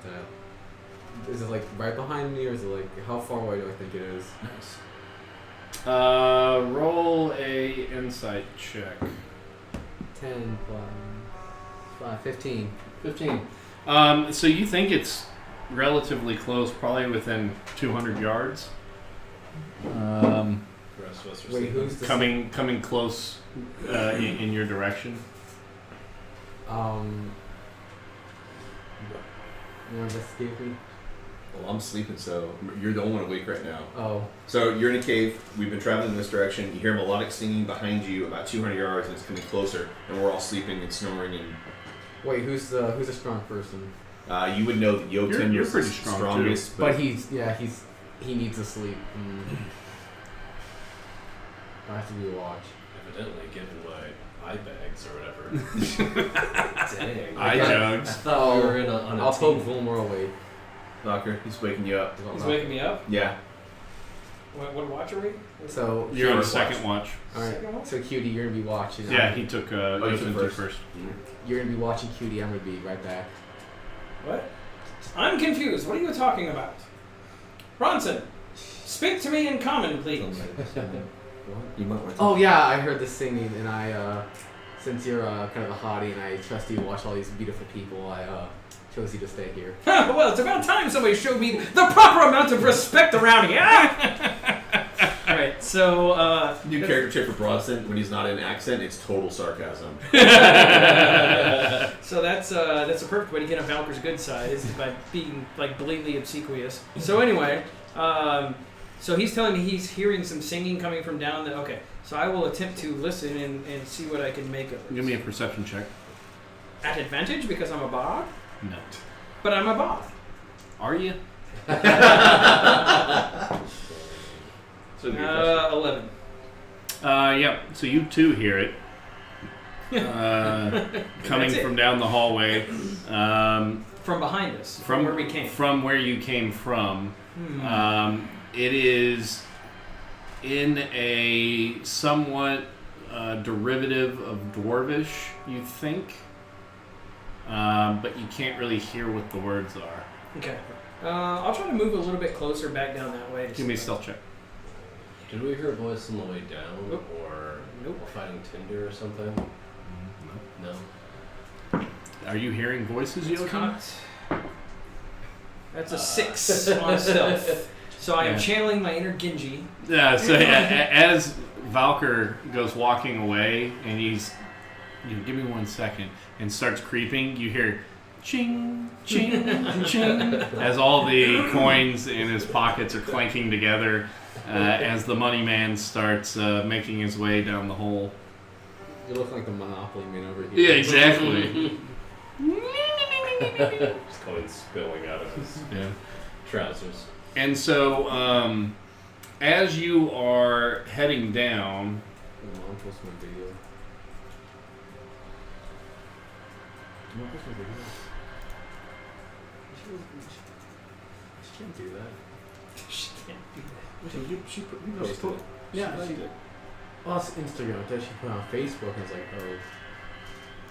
She's 52 people. you see somewhat of a dog face in a way. So, kind of kobold looking, Mm-hmm. but instead of it being more dragonish, it looks like it's more like a stone dog in the face. Very skinny, slight body, like you would see on, a 4 or 5 year old kid. Okay. Roughly the height of a large halfling or maybe a decent-sized dwarf. Okay. And he looks somewhat, sort of, I say dog face, just the way that the jaw is more pronounced out. So think of like Cro-Magnon Man, Okay. that kind of look. Right. Black hair, straight, unkept, and he just very slowly rubbing his hands across the stone, and he'll listen to it and kind of giggle, and he sings into it, and he's making his way towards you. Hey, you there with a face like my ex-girlfriend. What are you doing? And he looks up and says, "What would you like to hear? Do you like my stories? You want to hear me sing some more?" I literally have no idea what you're talking about. Who are you? Identify yourself. I'm Gondwalin.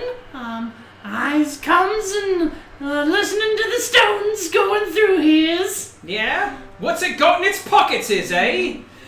Pockets is? There's the magmas in the pockets is. Are you one here down here to sing? Are you doing the diggings? What you doing? You haven't heard of me? My name is Velka. No, he hasn't heard of yous. No, we can sing. Oh, yous are singers too. Perhaps we sings together. Busting out the loop. Starting into far That's a funny looking shovel. You gonna be doing some diggings, will you? No, but we will doing some singings with it instead. For I am a bard who drinks the ale. And then I'm starting the whole Friday. Give me a performance check. All right. 1. 17. So this is muscle memory after so many drunken and late arrivals as you hastily had a lot more nocturnal life when you were just a freelance bard in Baldur's Gate. It feels just like muscle memory, and you start kicking into it. You're adding a few flourishes there just because whenever you're kicking a lick out, sometimes you gotta let it go, otherwise it's lost forever. And so there's some stank being put on this rendition of For I Am a Bard, and the way that it's reverberating through the cavern, you see Gondwalin, and he kind of squints, and you see him kind of put his hand up to the stone. I've not heard the stone vibrates like this much, nevers. Well, I presume that means a good thing, in which case, of course you haven't, because I've never sung this song down here before. Oh, your song's not very well known, you think?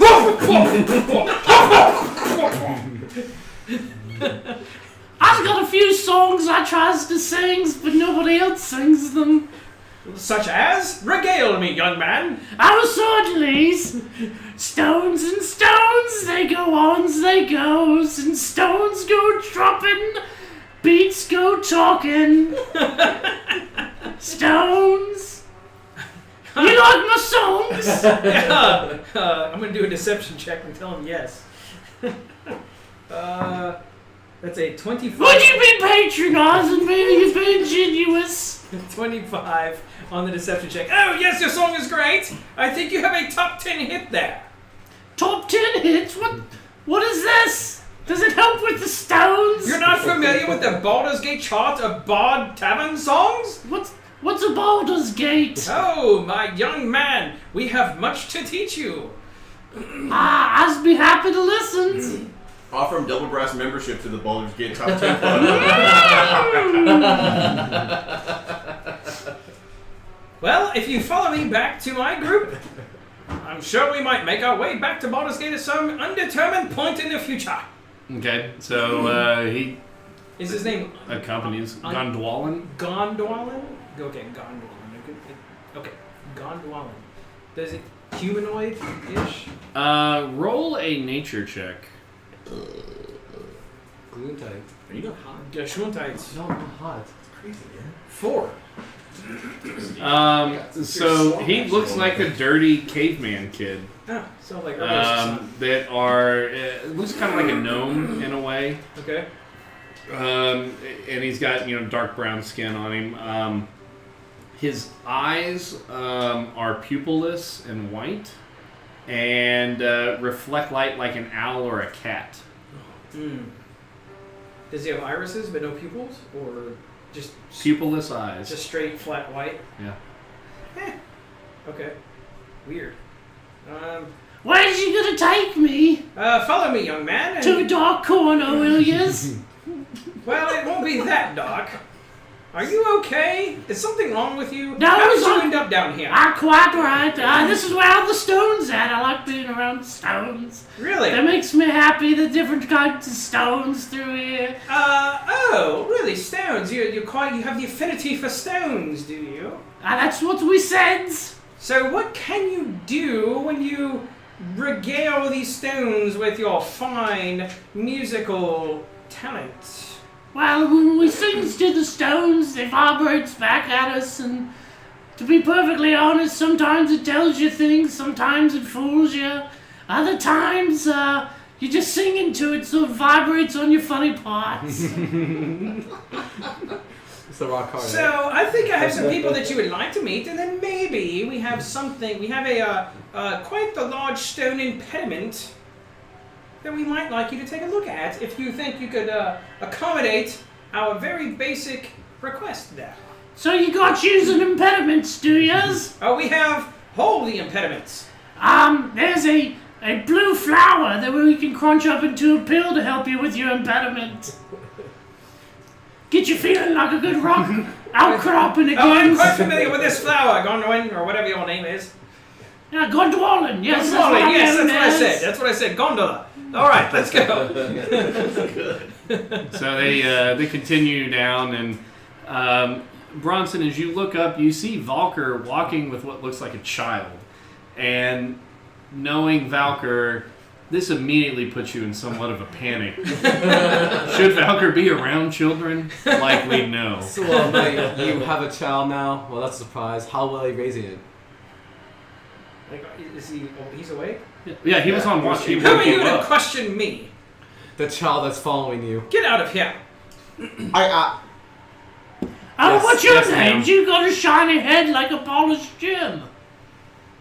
He's bald. Yeah. Your dad wants you. Oh, that one, they'd never make it down here. Skin's too pale. Wait, how'd you even get down here? I live down here. Where? Oh, anywhere that we find the stones, you'll find the Wait, patch. what do you mean we? The patch. That's where we are. Where's the patch? Patch. Okay. Just go with him. So, I think this young man might be able to sing us out of our quandary with the thing downstairs. If you know what I'm getting at. Do you smell what I'm stepping in? And he looks down and remember a slush? he says, I don't see no stink rocks down beneath your feet. It's a figure of speech, Gondola. Come on. A Gondwalin, if you will. That's sir. exactly what I said. Yes. Oh, as it were then. As you should have been. Indeed. Indeed. Will you be singing more songs for us? I'm sure all these folks here. Oh, he's a big one. So and you are awoken by this caveman child gnome climbing on top of your chest and like messing with your chest hairs. Who are you? Did I, Oh, hello there, I'm Godwallen. did I pay you yet? What you gonna be paying me for? As I ain't done nothing, you want me to sing your rocks? I said that's enough. What's this rock singing you're talking about? I'll be singing your rocks clean off. Take the most right off of them. And what does the service cost? My friend? Oh, you got any pebbles? Any shiny ones? What you got in your pockets? I'll take out a silver piece and like rub it. and show Oh, it to that's quite shiny there. I'll be taking that. And he grabs it. And you see him kind of put it up against his leg, and it slowly absorbs into the skin. Oh, wow. you. What else was in the skin? What are you doing there, friend? Is that where you keep your You see what I'm thinking? You see what I'm coin thinking? purse? Oh, we don't be talking about our coins purses in public. It's no plot, especially with the strangers and the lady with the jumbly things. Speaking of, hey lady, who are you? Oh, what's all this then? Well, it's the group of people you've been traveling with. You make a lot of loud noises when you walk across the stones, I've noticed. Right. And what I recognize was a gnome. Roll at advantage a nature check. 15. So you know that this is a petch, which is often mistaken as one of the denizens of the elemental plane of Earth. Mm-hmm. They live in the Underdark and subterranean caverns, mostly in the Underdark. Are pretty much blind if they go outside, but they go around and they can sing and shape stones as they traverse the area. And where like a deep gnome, Smurfneblin can hear like and speak similar to how Erdos was doing with nature. Yep. Smurfneblins can do that with stone. And it's more you're hearing riddles. Petch can have conversations with the earth and are more brethren to it than... So think of it like if you had nanobots on a giant robot and they're there just to kind of do greenskeeping and making sure everything's doing all right, keep everything copacetic. Right? Yeah, it's a symbiotic relationship. Yeah. I look up at Valkyr and Valkyr, I got a great idea. Oh, really? Yeah. Oh, and what idea might you have had that I have not already had? I think we should entice this patch to come down back to us and help Oh, us. it's almost like I already have had that idea that I have had. Yeah, but I was sleeping, so there's no way I could have heard you say that. You're not a mind reader. Color me amazed. Anyway. Amazed.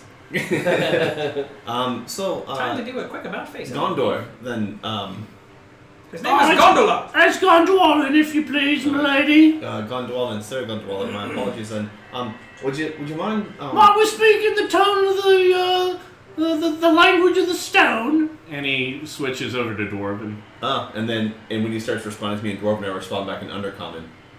Oh! And he kind of perks up, and you guys start speaking Valkyr also speaks vigorous Undercommon.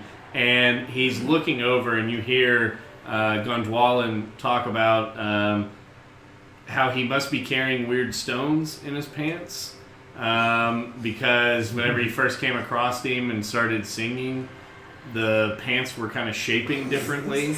And he found it alarming. And why are you traveling with him? In Undercommon, not knowing that Valkyr speaks it, of course.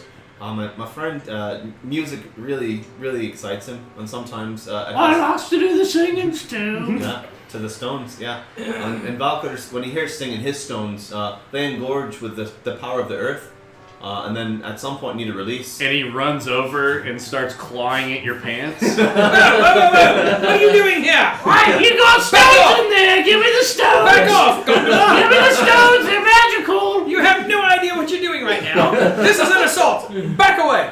He just wants to make your stones sing. And he's kind of putting his head closer, and you hear him start going, "No, this isn't going to singing in. I don't hear him singing back to me. They're not stones. Give away, you young cad. Oh, the visual of this little thing just singing into your crotch. You know you can get paid for that, mate.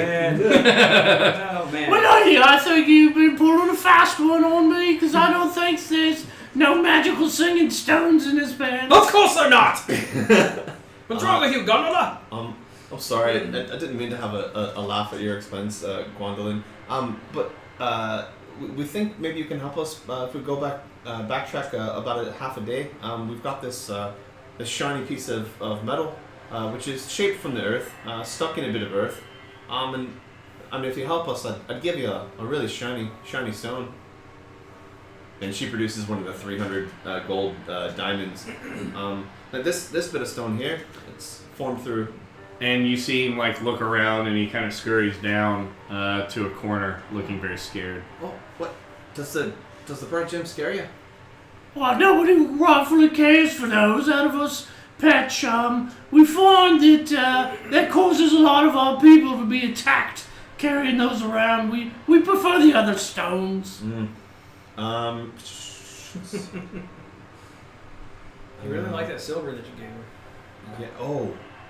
I'll pull out the adamantite trinket to Inix that we had found. And his eyes, pupilless, so you can't really see him go Yeah. wide, but the sockets expand. Yeah. So what about something like this? Oh, roughly could do one with one of those right there, I could. So we'll take it back where we came from. Tinder's lair, who's been put to rest. We took care of that problem. And if you can help us retrieve this sword out of the... Oh, so you're animal trainers. That's one way of putting it. In a word, yeah. We trained him to not be alive anymore. That's a very permanent trick, will not be teachings. I don't know if it's a testament to Dave's character creation that Valkyr is as awesome as he is, or that we've now found a character that Tim should be playing. This is the most Valkyr I've ever seen Valkyr. No, Gondola, our lessons are so permanent. Anyway. Must be right teachers then. Pretty good. So, yeah, if you'll come with us, I've got some bullets deeper into these caverns. Perhaps you could come sing to them and put them to sleep. Those are those, like, giant earth buffalo things, like... It's like a land shark. Yeah, like in the first edition in D&D, they were like one of the most powerful creatures. Oh, like a Tarask? It's like, we'll think about it. Yeah. So you widely known for singing and putting people to sleep permanently? I'm widely known for singing, young man. Widely known. We've not heard of yous down here, but you sing so hard that you made a dragon die. You must be really good at your craft. Oh, I slay the crowds, young man. We just need to get you a soundboard for back there. So yeah, we're gonna guide Petch back towards the dragon's lair, to the stone, the petrified Point stone. of order, that sounds a little bit racist, calling me by my race. Sorry. And then saying you're gonna move me in a place. Sorry. Check your privilege there, female dwarf lady. It's fair. It's an underprivileged world for sure. Gwendolyn, we'll Gondwallet, if you would, madam. Gondwalyn, will follow us and we'll guide him back towards the dragon's lair. So he's uneasy traveling in that direction. I can sense Could you give me a little bit more input on what you'd be doing? Yeah, there's a piece of petrified flesh, stone, if you will, and we need you to sing to it so it will release this shiny bit of metal. Oz could probably do that for you. Be great, and we'd give you this trinket to Enix, and then I pull one of the adamantite ingots out of my pack as well, and maybe this to go along with it. This you could shape into anything you want, and then this is already shaped. And you hear him start going, and Petch, and you see the adamantite bar mold into a thumbs up. Nice! Oh, contextual and relevant. Yes, I love it. I love it. So you guys make a pretty easy journey. You're able to find a minecart to hop in, and you guys are making your way going down. Come across the second one, so those that were kind of walking alongside, they're able to hop in. And I need two of you to make a wisdom check. And that's just to be able to stop them without going over the edge. Bless you. Should have to do one. 18. Is this something where skillful assistance can be rendered? Yeah, you could say that you're trying to help them. Anyone have higher than 15? No. Alright, so you I will- should make I one. will- I'll make one. Let's. I don't know this language you're speaking. It sounds like Northern Meta. I don't know what shit. It hurts my ears. 17. 17 for one, and then the other is... Oop, that's cocked. Are you rolling them at 22. advantage? Yeah. So 17 and 22. Ooh. Yeah, so you guys are able to go through and be able to get it stopped in time, and you're standing at the waterfall again, overlooking Tinder's corpse that you left a day ago, and you return back, and you see the Petch just kind of wide-eyed staring at the thing and hiding behind Bronson, looking from behind his legs down at the thing. What would you guys like to do? I'll show him the teeth that I have, and it's like, do not worry, little one. We've already dispatched the large lizard down there. So we're up in that waterfall, so we're like 60 feet up, and where we do, and you have that, so you could one at a time. Alright, so I whip out my magical broom. Yeah. I put my hand out to him and say, I can show you the world. Give him an inspiration. Yeah. He's already got one. Now he It's gets a it. reroll. That's who roll at advantage. For So, any okay. The Petch hops up, and you guys slowly careen down. and then I will follow spider climbing my way down there. Okay. You guys get down there, and you proceed to the treasure pile. He starts putting his hands up on it and knocking at it. I know! And starts singing into it. And I think I could help you, Hiz. When do we do it? Like mid-song, you throw me the trinkets, or do I have to sing it first? You pay me first. What are we doing, Hiz? Well, I'll give you the ingot with the thumbs up now, beforehand, and Okay. then the trinket I'll give you afterwards. I probably bet you never got paid like this up front. And he grabs it, and you see him kind of put it up against his leg, and it starts absorbing But you in. know, Gondwalan, that's why they so broke and you so paid. I've already got all the re-rolls over here. Yeah. Best Valkyr ever.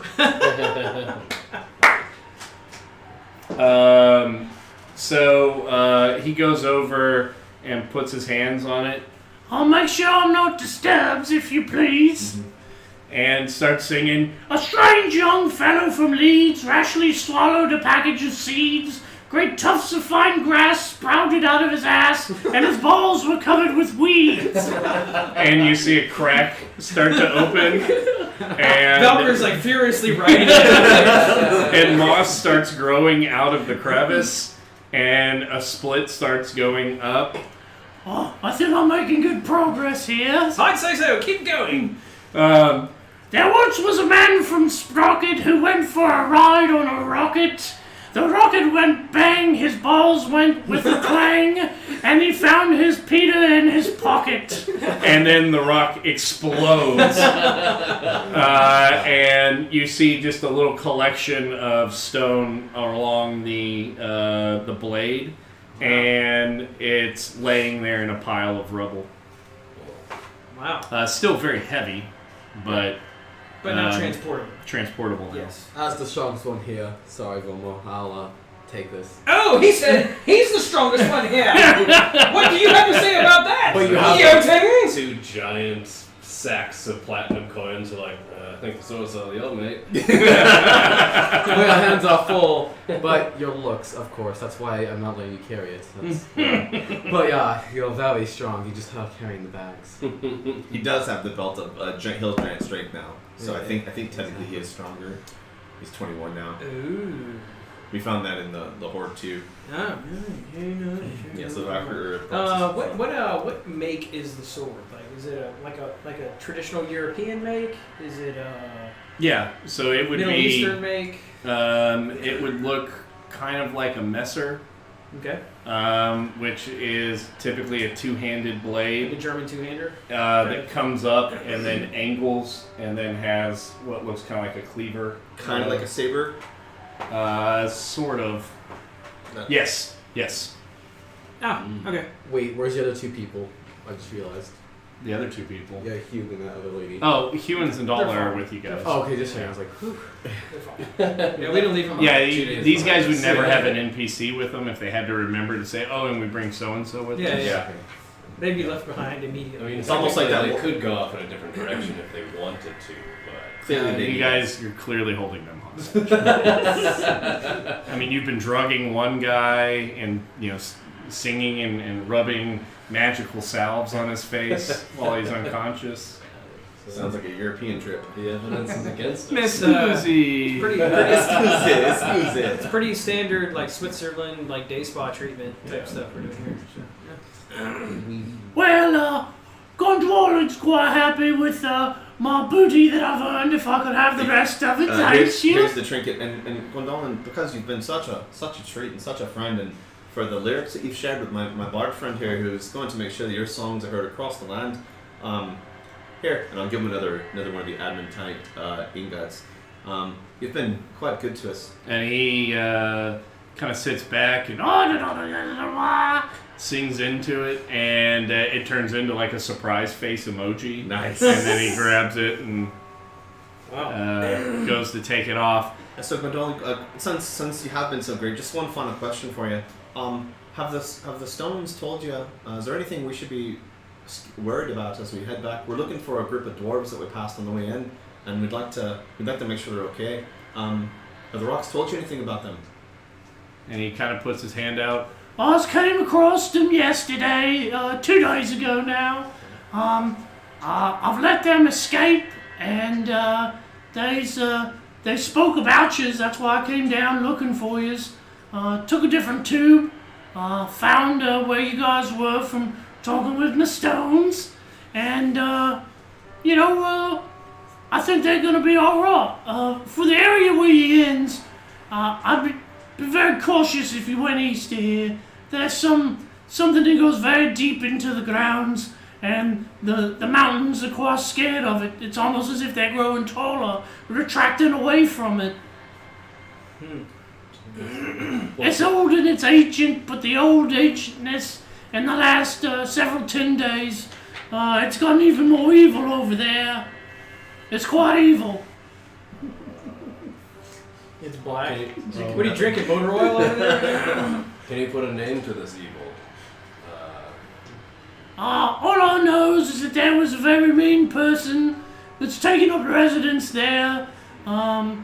He disappeared for a long while. He's only recently returned for the last year or so, and he's been digging deeper, adding on to his underground fortress. And if we were to go pay this individual a visit, how would we get there from here? Probably by walking, smartass. Using your feet instead of your jaws. What I also love about the character Valkyr is that the contention with the DM doesn't let him replace it. I am constrained by the characters. That I'm a classically trained actor. So you're to be clear, you're saying to the east is this threat? Is there back to the party then? Should we head back to the halls of Farakmar then, or should we just if the doors are free? I mean, I don't know. I'm heading up that way if you want me to pass a message on to him. I would like to sing a blessing over each one of you, as per Petch traditions, as we send new friends off on their adventures. If you give us just a moment. But I'm in the singing mood! I know, and I need just a moment. And so I look to the party, specifically Jotun. The gauntlet. I feel as if I should return it to the dwarves, but I mean, do you think we can trust him with that duty? Which gauntlet? Morden's gauntlet that we found, which is like In it's the holy relic of the halls. We should probably hand carry that Yeah. back. I mean, I what does it think really that's- translate into? You know, we just take an extra 5 minutes worth of real life time to hand carry back to them. And then Well, no, it's going to be a few days' journey to go back there. If we can escape alive from here, then perhaps we could hand over the gauntlets. It is a great item of power, but our friend here has proven himself worthy so far. I'll look over my shoulder and do an insight check. Okay, roll an insight check.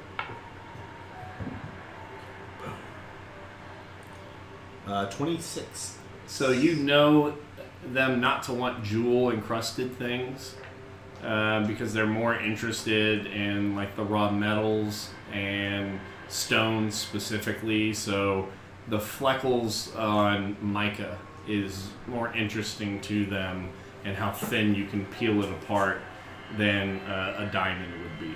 Like they don't perceive value in the monetary sense. It's more of the properties of things. So they would view like a diamond as like a blacksmith's hammer. It's just a tool that you can use to shape things, but they would prefer to do it with magic to do it. So he seems earnest, and hey, I'm going that way. I can do you solid. So, but we feel like we could trust him to actually get the gauntlet back to the right people? Yeah. Oh, okay. But Nolan, I'm going to entrust with you a sacred duty. And I pull the glove and unwrap the wrappings that I have around it and hold it forth. And he grabs, like, starts to look at the wrappings. Oh, this isn't this isn't Underdark weave. This is surface. What? That's very taut. Focus for just a moment. This gauntlet, this piece of metal, it's important to the dwarves that you saved. And we'd ask, if you're heading that way, if you could return it to them, and let them know that, and I tell them all of our names, that we found this and we want to make sure that it goes back to where it belongs. And I don't always have the best memories. There a group name that you're known as? yeah, see, I knew that was going to come up. How would I refer to you in the collective sense? Like a mountain range? We don't want to talk about each and every one of the peaks. Tell them that we're the quenchers of fire. Quenches of fire, you say? Yeah, it's all I could come up with in the moment, but we quenched tender. So. Quenches of fire. Oh, or yeah. Would you like to use a re-roll and come up with a We swiped left on Tinder, if you will. I can't remember what we said. Perhaps something more. The Heroes of the West. The Heroes of the West? Quite generic. That's a mouthful. Perhaps Something Zero- Valka's probably Zero's never hope. had. Huh. Tell them that Zero's hope Zero's Hope. Well, I could do that. has returned the Gauntlet of Morden, and if we make our way back through here, we just ask for their hospitality. And also, you can tell them where this gold and stuff is. It's theirs. Oh, very good. And so he wraps it back up. You see him sing down on the ground, and almost like a wicker basket, but made of stone, kind of manifests. Wow. And he kind of tugs and then pries it loose, puts it over his shoulder, puts that in. Or anything else, so shall I start singing my blessing over yous? Bless away. And so he starts singing, and we'll come up and just kind of put a hand on each of your shoulders, and he gets to Valker and bear hugs. Oh. Valker. Yes, young man. Parting is such sweet sorrow. And completes it and walks away. Awesome. Well, I guess it's back on the road Now again. we turn back around again. Yes, and head back. So you guys gonna go out through the top of the mine shaft? Most of the. Is there a way, because it was hit by the fireball, is there a way to look at it and assess if there's a safe route? Yeah, the towards it? scaffolding was just additional maneuver space up there. Okay. There's still a carved out piece that spirals up. And I can teleport me and someone else to the top. Well, If we fuck want. that. We've got the goddamn flying broom. One Oh at a yeah, time. the sword. Oh. Can I take that? Yeah, I'll add it to your inventory once Lee gives me the details. Yeah. Come with me. I'll show you the world. I get on the broom when we go down like And it's like low riding going up. Or when you see the really struggling. the really heavy guys on the small CC bikes. Yeah. creaking. Dude, Pocket Bike Racer, whenever Did the Burger back just King hit put each that game step? out, that Oh, was yeah. good. The back of the broom just hitting each and every step. Just slowly scraping it. So the path is nice and clean as you guys go up. I will Sleep in the mines. All right, So to Minesweeper complete, to the top. and you guys are out. And it is now, since you've killed Tinder, 2 days have now passed. A day going out, which you left around roughly midnight. You came back. It was roughly 5 p.m. that day. So you are now at the top. The sun is going down outside as you look out over the Valley of Lost Honor. Do we have an idea what day it is? No, you don't. Because we didn't know coming Out of the Feywild. out. You pieced together that it had probably been, 2 or 3 days. I said it in the recap of the last one, and whenever Tinder, from your encounter up there, it would probably take him about a day to fly down there, and probably another day or two to be in a point where he's kind of rested and he was fully healed by the time you guys had come in there. Okay. So we're out of the cave, correct? Yes. What does it look like outside? So you come out of this entrance, and there's a well-worn path that leads up. As you're looking out with the sun setting, you can see it reflecting off of a stone path further down the hill that kind of empties up, and it's no longer paved. It's just a goat trail that people have been walking up. You can see the improved road go off to the east and connect with the main road that went down to Shoku Bay. And you can see that from Crackhammer to Shoku Bay was a major trade route. And so you can see what kind of looks like a shiny artery that goes across the landscape, and it's reflective with the setting sunlight. You're looking out on a mountain range that's overlooking Triple Canopy Jungle.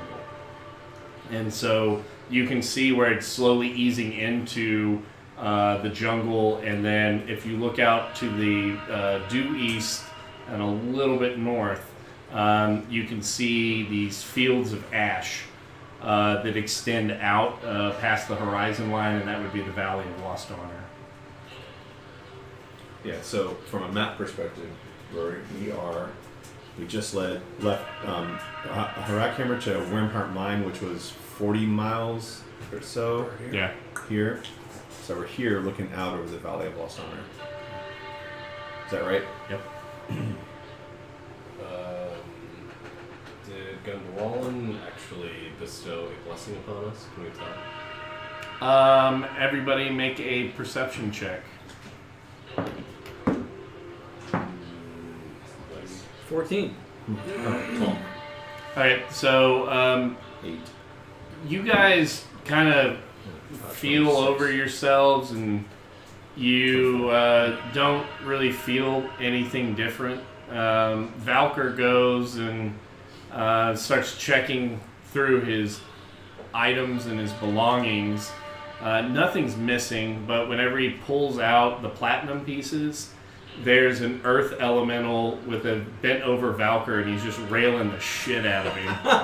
And so he was singing the entire time to shape all of your platinum pieces Oh. to just give you a nice little fun. Oh. Wow. So up to you if you want Well, to this share is that. so disrespectful. I mean, the good news is that knowing Chaz's sense of humor, he'd clearly take it and trade at his shop. Chaz Waggles. Saves him from pressing a new. How's your stones, currency. Vamor? No idea what you're talking about. My kidney stones are gone. Nice. I guess since it's nighttime, we'll settle down. Shall we rest for the night? And then from here, where do we head? We still have to find the Heart of Darkness. Wouldn't it be in like the valley of like no hope? Well, that evil place that he was talking about, the mountains receding from, kind of sounds like a really dark, evil place where you might find the heart of evil and darkness. Well, we did know to DM recollection. We did come to the conclusion that where we need to be is somewhere near the Peaks of Flame. Is that? So you have these pieces together. Yeah. You know this to be Camp Righteous, Orlunga, where you guys just were in Crackhammer and Wareham Mine, and you can start to see another X that is being made in a mountain range to the east. If only we had that third piece of the map. If only. So then, I guess our mission is to sleep for the night and then start moving to the east. I've never heard somebody having to have a mission to sleep. Are we going to bring Hugh with us all this Hugh? way? Wait, what? Wait, how long? So here, we've been gone for 2 days. Hugh's gone crazy. He's been pretty He's much been unconscious, crazy. sedated the whole time. Oh, and you just woke up. No, we've kept him. Well, we've but kept him it unconscious. sounds based upon what Lee told you, though. It sounds like that you can eventually you're putting Hugh back on the road to healthy. In 2 more days, he So should have eyelids. lesser restoration is helping him build back the flesh that was taken. Right. You don't know about his mental state, how that's helping, hindering, or doing what. Sure. So, I mean, that's. I'll put it to the party then. I think we head to the east. I think that's where we go. Can we tell from the map Wait, how hang on. Remember the east had like all that bad thing? Yeah. So the whole reason we're catching you up. Sorry. The whole reason we're here in Chult, anyways, is because this there's this demon-like presence that has been brought into our existence, and it's causing anyone that has been resurrected before to start withering away. And because magic and resurrection is so prevalent, kind of like that. And so we're trying to find this thing so we can. We were put on this mission by this bronze dragon to find this thing and just defeat it, and thus fix the problem. And that's ultimately why we're here. We've had a number of things that have come up along the way. We were just trying to get to White Castle, man. We were just 2 movies later. We're in Bush's Ranch. Wait, hold on. Where is White Castle? I don't think there's any in Texas. There's They're a lot mostly of them in the north. Midwest. Yeah. Oh yeah, like New York, Yeah. New York is not the Midwest.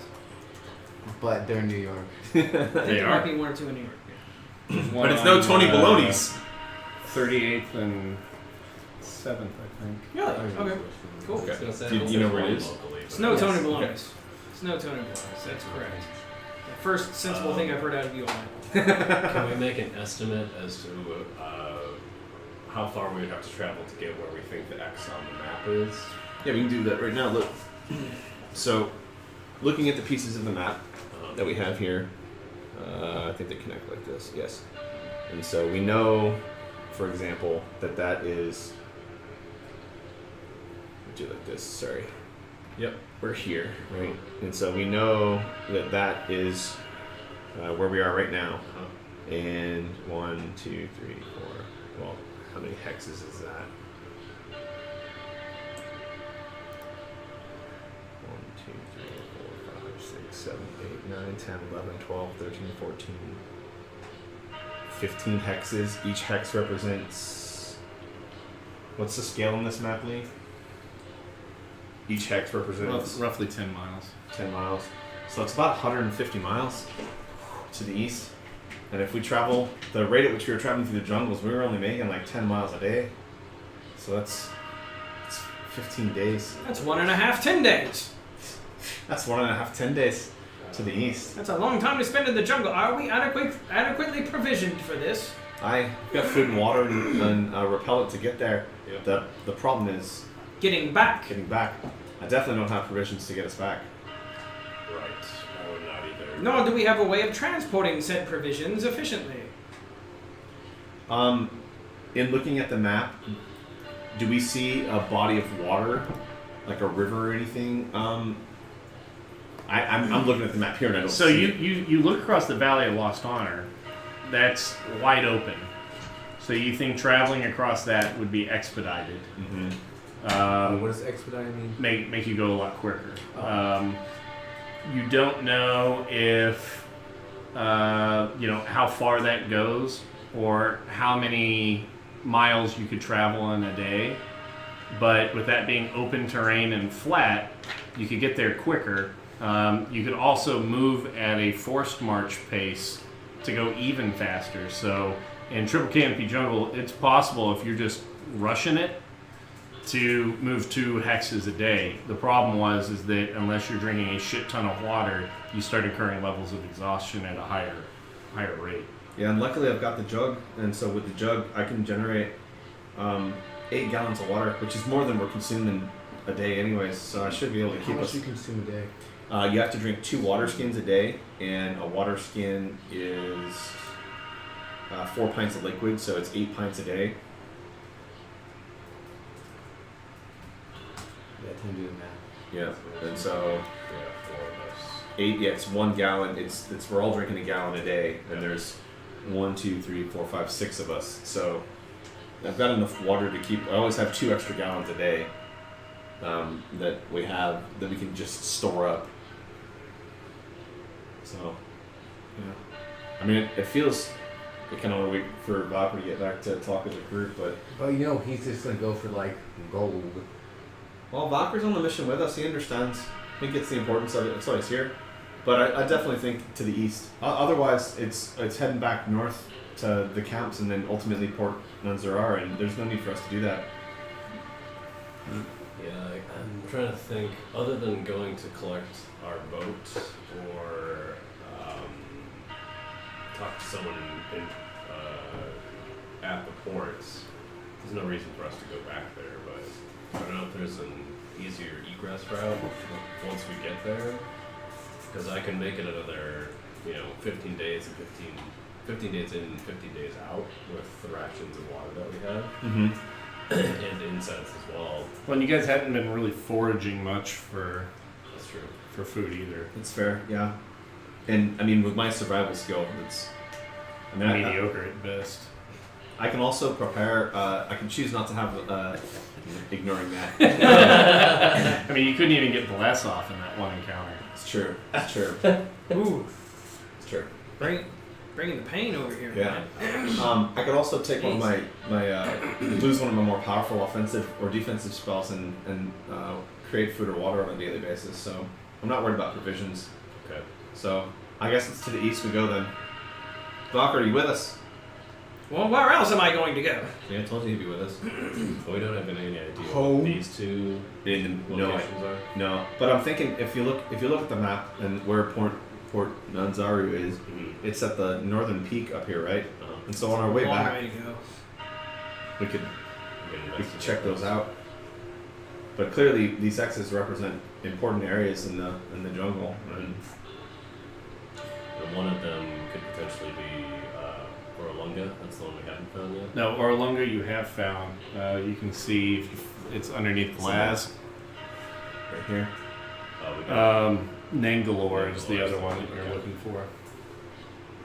So, if none of us are opposed to that, then I guess we start marching to the east. Okay. And just I don't know if you looking at expeditiously doing this or whatever, but what I would say, and obviously it's up for discussion, is in open areas we move at a faster pace. When we get into jungle areas where things have a higher chance of surprising us, we move at a slower pace. That's fine. I continue to cast create food and use the jug so as we're not working through supplies. And then every day I have enough. We'll use our solves to put insect repellent on us Okay. as just sort of a routine. And then the same watch order every night. Bronson first, or no, Jotun, you were first, right? So yeah. Jotun, and then Bronson, and then Glaz.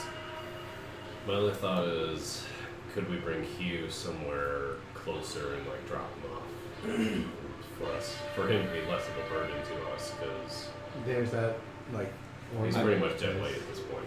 I understand, and I think if I keep healing him every night before we go to bed, and I cast Lesser Restoration on him, and we keep him healthy, he'll come around. He lost his entire clan to Tinder, and Tinder's dead. So there'll be some catharsis once he realizes what we've done, and you've got his teeth to show him. So you might maybe give one of those up to him. And his whole point was to get revenge on Tinder, and we did.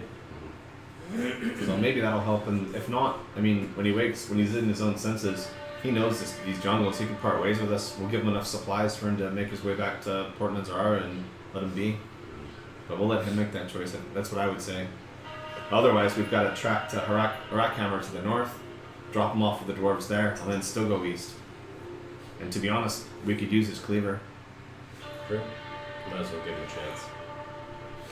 Okay. He's a good hand to have around. He's that one. Oh, okay, that's all. He's only got one arm. Yeah. He lost the other arm to Tinder. He's actually painted that way too. Look how great he is. Oh, really? Yeah, he's missing an arm.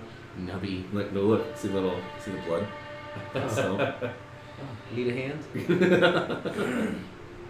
that's my boy. I don't know if you're giving this evil look because of the glasses or not. It just You, it looks like you're not interrogating.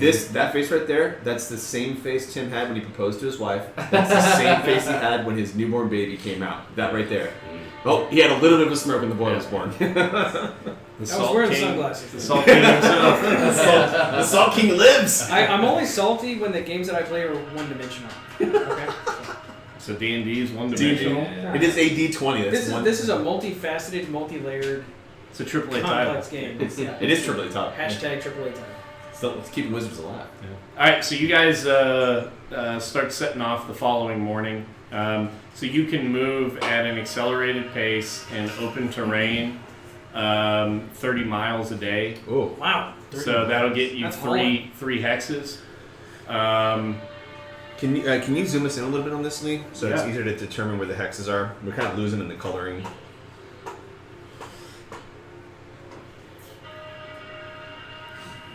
Oh yeah. Well, that's beautiful. So we are here. Perfect. Oh, beautiful. That is hot. So we are here. So the Vorpal sword we have is still encased in stone a bit? A little bit, yeah. Okay, so it's not usable quite yet. Okay, Negative. just confirm. All right. So moving 3 hexes a day. 1, 2, In the valley. 3. Is this white area open? Is that what that is? Yeah. Okay, so It's I think all that's ash. okay. So we'll just 1, 2 straight into the open area, right? Okay. So Constitution saving throws, everybody.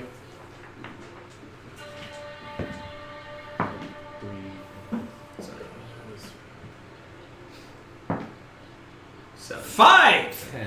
Because I am a pod! 7. 15. All right. So Jotun's good to continue on. What'd you roll, Bronson? 10. 10 to All right. So Bronson's still good to go. The two of you incur a level of exhaustion. Whoa, it's hot out here and we've been 13 miles in a day. I think now is a good time to stop and rest. I'm getting tired. This is ridiculous. Natty 20 and a 19 for Hugh, and I'll take an empty cup. Yo, yeah. Eat face. Fairy fire, poop deck it is. Jalapeno infused, whatever that crap is. Deliciousness. It's got some heat to it. I like it. It's not bad. Inspired by Captain Caracas. It'll make you lean.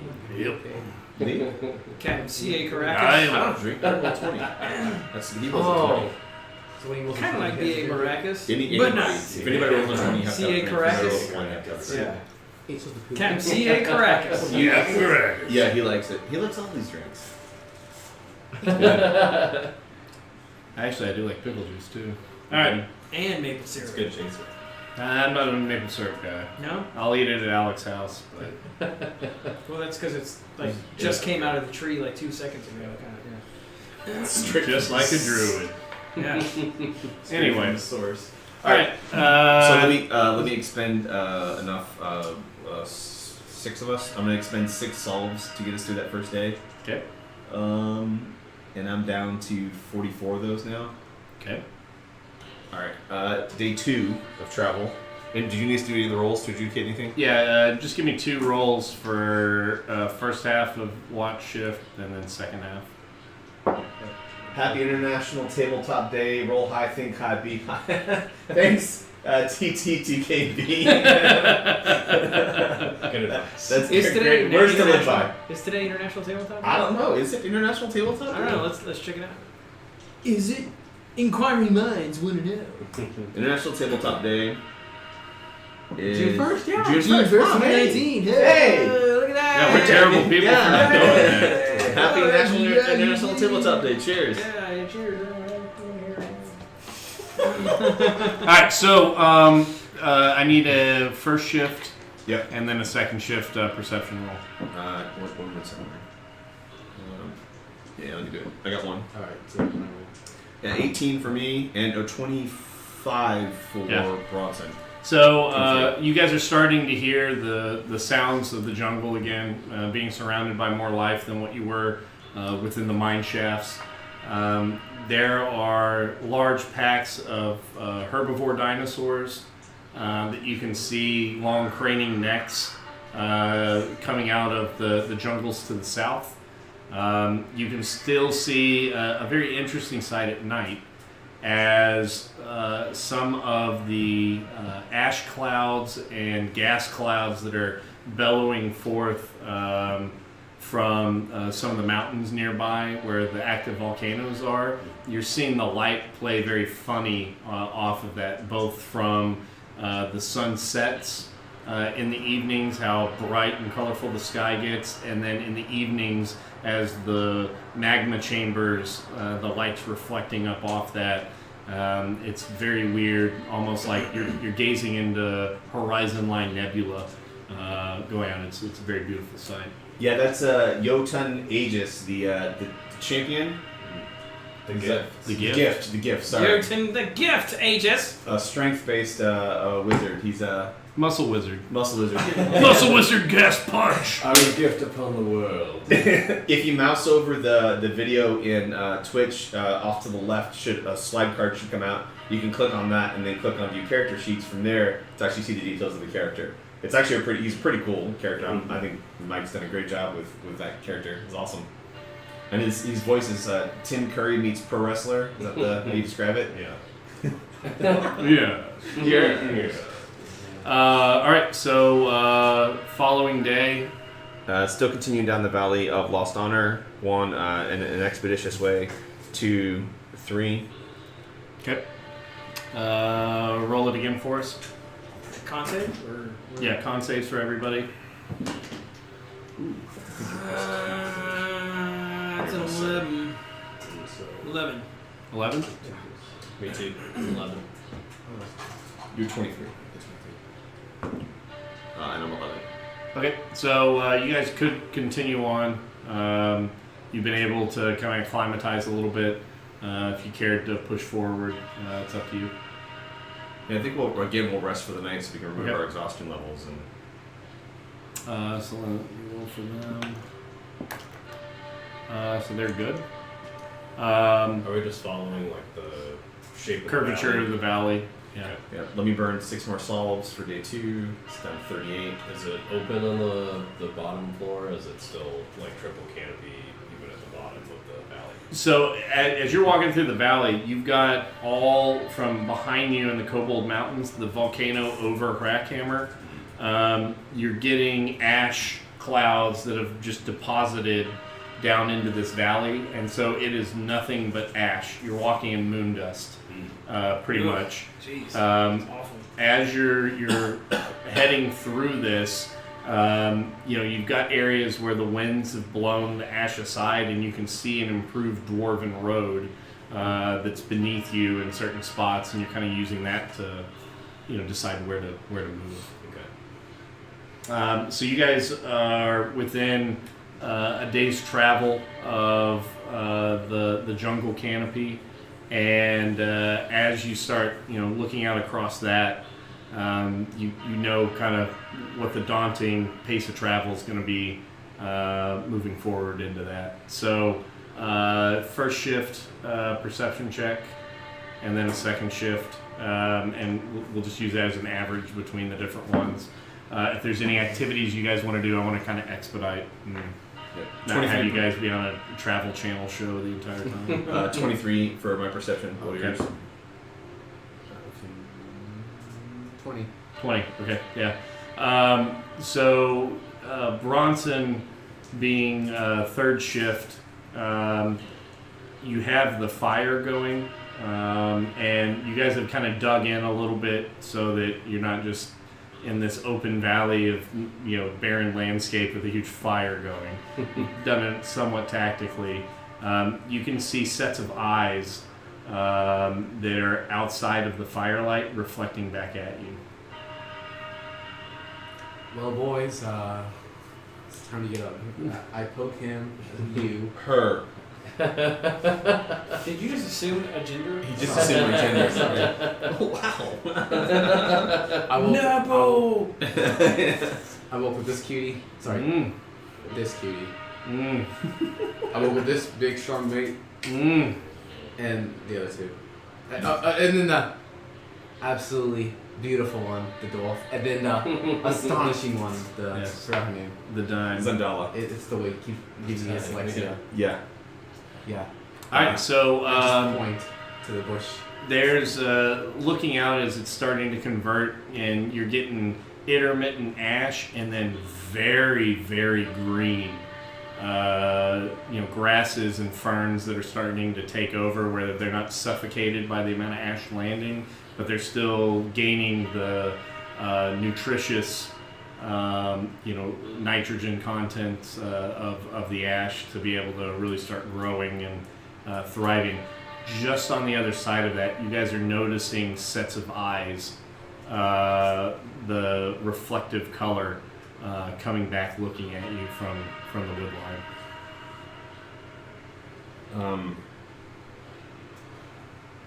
How far away? You anticipate, probably 70 meters out. So outside of the dim firelight that would be cast from your campfire, but enough to where the reflectivity is coming back to you. How many eyes do I see? Hard to tell because it's not all at once. Oh. You're just kind of getting the reflective piece, here, and every once in a while. So, Could be anywhere from 2 to 30 creatures. You don't know. so mates, what do you want to do? Do you want to slowly approach them, wait for them to come to us, or do you just want to barbaric So them? I would like to do a nature check to see if these are animals or humanoid or Okay. whatever. 14. So as you look out there, only being able to see the kind of reflectivity of the eyes, and since it's at a distance, Mm-hmm. it's hard, and it's not just simultaneous stare. Mm-hmm. It's hard to really tell if it's a carnivore or herbivore or humanoid or what it is. You just know that they're out there. Okay. You think in the morning you could go over there and try to take a look and see if that gives you any signs. Okay. You mean like tracks? Or Like you mark the area where Okay. that's coming from if you want to go look at it. In the morning. Something smaller than an average-sized human, bigger than an average-sized human. Like Like it's a kobold or a raccoon or from something the like that? ground height coming up, Yeah. it could be humanoid, could be animal. Okay. Because again, there's dinosaurs in the area. Sure. You're not hearing like boom, boom, so it's not a huge one. Right. Could be dinosaurs, could be humanoid, could be tabaxi. I mean, there's a lot of different possibilities. Okay. What do your elf eyes see? Well, not enough, unfortunately. And I'm not an elf. What's your Azamar eyes see? Oh, it's about time you got it right. What an ass. All of us non-dwarves look the same to you, don't we? Oh, pretty much, yeah. So offensive. I'm offended. All My right. snowflake is beginning to melt. So I don't know if just go back to bed and yeah. We shan't bother with the creatures of the forest. They will not come to the fire, so we are only but a shout from being awake. I think we'll be on fire. Okay. So you guys bed back down. Watch continues. Nothing approaches you. We'll say that you're back to kind of a day cycle to where you're traveling during the day, since it was a little bit off being underground. So as the sun is starting to make its way and coloring with golds and oranges in the sky, as it's brightening over the peaks of flame to your front, what would you guys like to do? Let's continue moving east. I'll ask you if you happen to recognize any of the flowers or fauna that we had previously studied. Just to see if there's any, similar things in the north and south of this island, basically. So I'm going to do that. Yeah, nature check. 13 plus 1 is 14. Yeah, so you're seeing, the same, these really thick, shiny-looking, dark, trunked trees with, the high sap content, real good hardwoods that are coming up, lower ferns, a lot of mosses, roots, and vines all throughout the area. You don't see any of the money-making, the monkey fruit or any of those from where you're currently located, but you have only seen those, deeper into the jungles. You didn't really see it close to, some of the more sparsely wooded areas. Hey, TTK, thank you so much for the follow and on Twitter as well. Really appreciate that. Yeah, Happy appreciate it. International Awesome. Game Day. Awesome. So, what's your mode of travel today? Up until the forest, I say we continue to move at the same fast pace, Yeah. and then we get to the forest, we slow down to a normal. Standard pace, 10 miles a day. Yeah. Okay. We don't want to get jumped by a undead Tyrannosaurus Rex. Spitting other zombies. Yeah. We need time to hear that coming so we can run away. There's no Genji for him to eat on right now. Exactly. Yeah. We don't even have a fighter in the party. So well. Oh! Yeah. Jeez. Kidding. Yeah, I'm so used to damn. We don't have a fighter in the Oh, party, okay. do we? All right, so go ahead and move your token. Valker, roll another nature check for me, please. 12. Okay. So as you go over there, you can see that it looks to be something reptilian based upon the footprints, and there seems to be multiples of them. Okay. So it could be anything from a kobold on up, or wild reptile, or dinosaur. Yeah. Okay. All right. So I'll let everybody else. It's not a mineral. It's not a mineral, and it's not a mammal. We're playing 20 questions. It's a reptile. All right. I'll let everybody in the party know, we're being Okay. kind of shadowed. by some pack of Constitution reptilians. saving throws for everybody. Oh, great. Another 11, 12. 15. Okay. So 26. Nice. All right. 11. Nice. Okay. So everybody's good. You guys start entering into the jungles towards the tail end of the day, and perception checks. Just give me one for the party. 9 plus 7 is 16. So you have noticed as you've been traveling that there's something that might be matching your pace in the tree line. You almost just kind of see hints of it. You'll see, a branch waving where there's not any wind blowing at the time, or a sight line all of a sudden get interrupted and then restored as you're looking through different cuts in the tree line. You think something may be just kind of following you guys. So, hey, lads, let's take a quick breather. Just hold tight for a second, and then gather around. Let's chat for a moment, and then quietly, you guys, eat food, drink water, just hang tight for a minute like you're resting, and I'm gonna go take a look at this, and I sort of get in the middle of the group, and then grasp my holy symbol and disappear. Okay. And then I start stealthily. You shit. Yeah. Well, I just realized even though I'm invisible, I'm wearing dwarven plate armor, and so I'm disadvantaged for stealth checks. So I'm gonna start stealthily making my way towards the edge of the tree. I don't want to so if they're moving parallel with us, right? I don't want to like go to that path. I want to. You're not gonna go perpendicular. Yeah. You're gonna clover leaf it? Yep. I kind of want to go behind and try to figure out what's Okay. going on. How much time do you want to spend doing this? 15 minutes, just a quick respite. So no more than that. Right. Give me a stealth check. Young man, guide me. 4. No.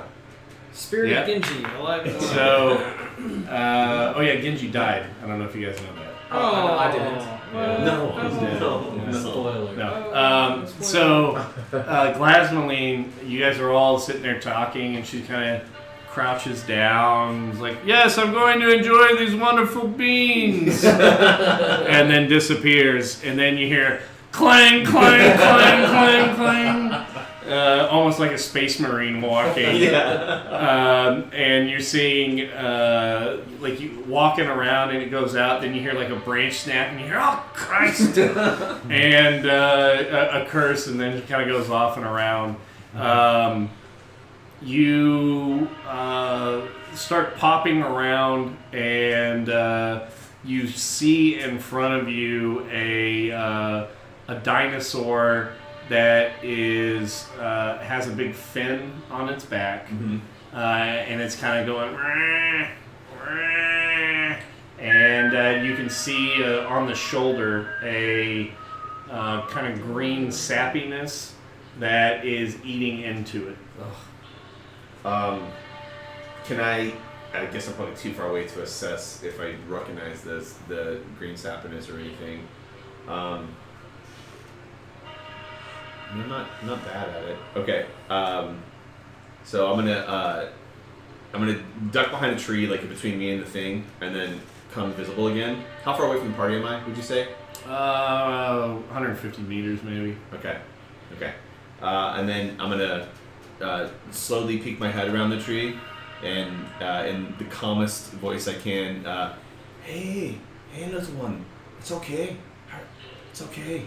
and like slowly start approaching it. And it kind of puts its head down. Roll a nature check. 13. So this looks to be like a youngish looking dinosaur. You can see a little bit of fear in its eyes, but it's not bolting or anything like that. Okay. I am going to, as I get close to it, I'm gonna just look at it and summon the spirit of Dunmarn within me and say, "Please," and cast healing word on it. Okay. At level 1, and heal it for 8 points. So you can see kind of the crevice that this acidic sap has made fill back out, and you can hear an audible like exhalation of relief, and then and it's Do we see this? no. All right. Just, I hope you feel better. Please don't eat us in the night. And then slowly start backpedaling away. Okay. And then make my way back to the group. Okay. I found a dinosaur had something. Shoulder was hurt. I healed it a little bit, and I mean, we're not going to be friends, but I think it'll be okay. Maybe we'll see. What was its ailment? Some sort of acidic sap. I'm not sure what caused it, but could be a creature, could be a plant, could be another some other ailment. And this jungle's crazy. Who knows what it could be? So I've encountered plenty of threats before, so it's hard to tell if that might be something of this world or something not. in my mind, if it's not a fucking undead Tyrannosaurus Rex spitting out zombies, I'm not too worried about it. To be I mean, it perfectly- sounds like you're making a request. No, not at all. So I guess with that, shall we hit the trail again? It seemed like a non-threat. So you think this is the shadowy thing following us? I mean, but with all the creatures that are around the jungle, there could be many things following us. That one in particular wasn't a threat. Who knows? I don't know. Well, I say we press forward. Might as well see if it's still following us then. Okay. To the east. Okay. So you guys start heading. So we were just on the edge of the forest. Yeah, now we're actually in jungle now. What is this that Dwarven Road, that brown thing there? Yes. I was gonna say if there's still more like ash than foliage, just like. No, this is much more foliage now. Okay. And you guys are like at the conclusion of this day. You guys are in the fucking middle of it. Okay.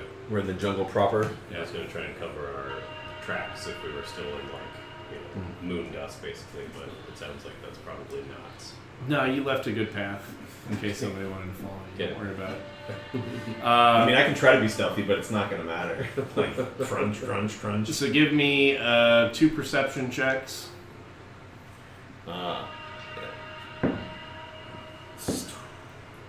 23. And what is that? 11. So as you guys are going, in the morning you could see that there was something starting to kind of pattern your movement again. In the evening, you don't really notice it. Once you start bedding down, you can hear the baying. Almost sounds like a calf, kind of coming from the woods to the north, and it's similar to the sound it was making from you before. That sounds like that same dinosaur that was hurt. I don't know if we should go tend to it or just leave it be. Does it think of its mother or something? I mean, I do look like I could produce milk, but I don't know why it's following Shall us. we try? Persuasion check. Shall we try? Wisdom saving. Chastity saving. Dodge. Dwarves are mammals, right? Yeah. I take the disengage action. I don't know. What do you think? Should we go check on that thing? How's Hugh doing, by the way? Well, since you haven't been saying that you've been doing lesser restoration, I said every night. I did it every night. I was going to you get said you were going to. You haven't been saying as part of your actions. But it is International Tabletop Day, so I'll let it slide. Oh! Hugh's lids can now be closed. Nice. He's up staring at me now. Yeah, he was doing this while he was sleeping. Yeah, Well, that hurt that's actually. creepy as fuck. Wait, would your eyes burn if you don't have eyelids? Like, would they have? Yeah. Yeah. That'd be God, horrible. Oh. You can't keep them wet because Yeah. they Oh my dry god, out. it hurts so much. Yeah, Larry For 10 McMurtry's novel Comanche Moon, one of the ranger captains gets captured by the Comanche, and they tie him to like his arms behind to this pole. They cut his eyelids off, which is where I got the idea from, and they facing east, and they wet the leather strap that's putting his head up against it, so that as the sun rises, it's burning in his eyes and then drying out the leather strap, which starts tightening across his head, and it drives him fucking crazy. Jeez. Yeah, the Comanche were pretty terrible. Actually. Wow. That book's called Comanche Moon. Comanche Moon. I'll have to check that It's out. in like the Lonesome Dove arc, Okay. which is a fucking amazing, Mm-hmm. fucking amazing book, And fucking amazing series. universe. I just started listening to Mike Cole's Armored Saint book. Yeah. It's pretty good so far. The Hardcore History podcast Oh, on World War unbelievable. One. I Oh, love dude. that. I Countdown listened to to Armageddon. God, so Dan, good. Dan Casey was that guy? Is that guy's name? Yeah, Dan Carlin. Dan Carlin. Dan Carlin. Yeah. Man, I listened to that World War One thing like twice. Oh, man. So good, dude. Yeah. So good. Dude, the catastrophe that was the first month Yeah. of World War One with 1 million wounded or dead. 1 million. Like His- they didn't hit that in World War II until like 1943 or something. Like Yeah. that. His voice too, the way he like builds like the And it gets real drama. quiet. Yeah. Yeah. And then Whoa. so it's so good, Yeah, dude. Dan Carlin's the best man. He is really good. If you're watching, Dan, we love you. Yeah, his Roman Empire stuff is fantastic. Yeah. I haven't listened to that. Oh, so good. That's good. Yeah. I think when I tried to look at it, it was behind a paywall at that time. His other stuff was free podcast. That was behind a paywall. Anyways, what do you think? Should we go? Yeah, I'm kind of glad you didn't go to the thing because 450 people. It was crazy. Yeah. It's too many people. I could set up an alarm and see if it follows us further into the jungle. I mean, it's not bothering us, so we should just maybe leave it be. I don't know. Just keep going. We've got to get. We need to find this next place. Alright, what's the watch shift tonight? Same as it's been. It's Jotun, and then Bronson, and then Glaz. Jotun, give me your perception check. Nat 20. 90-20. Nice. So you would like a drink of what?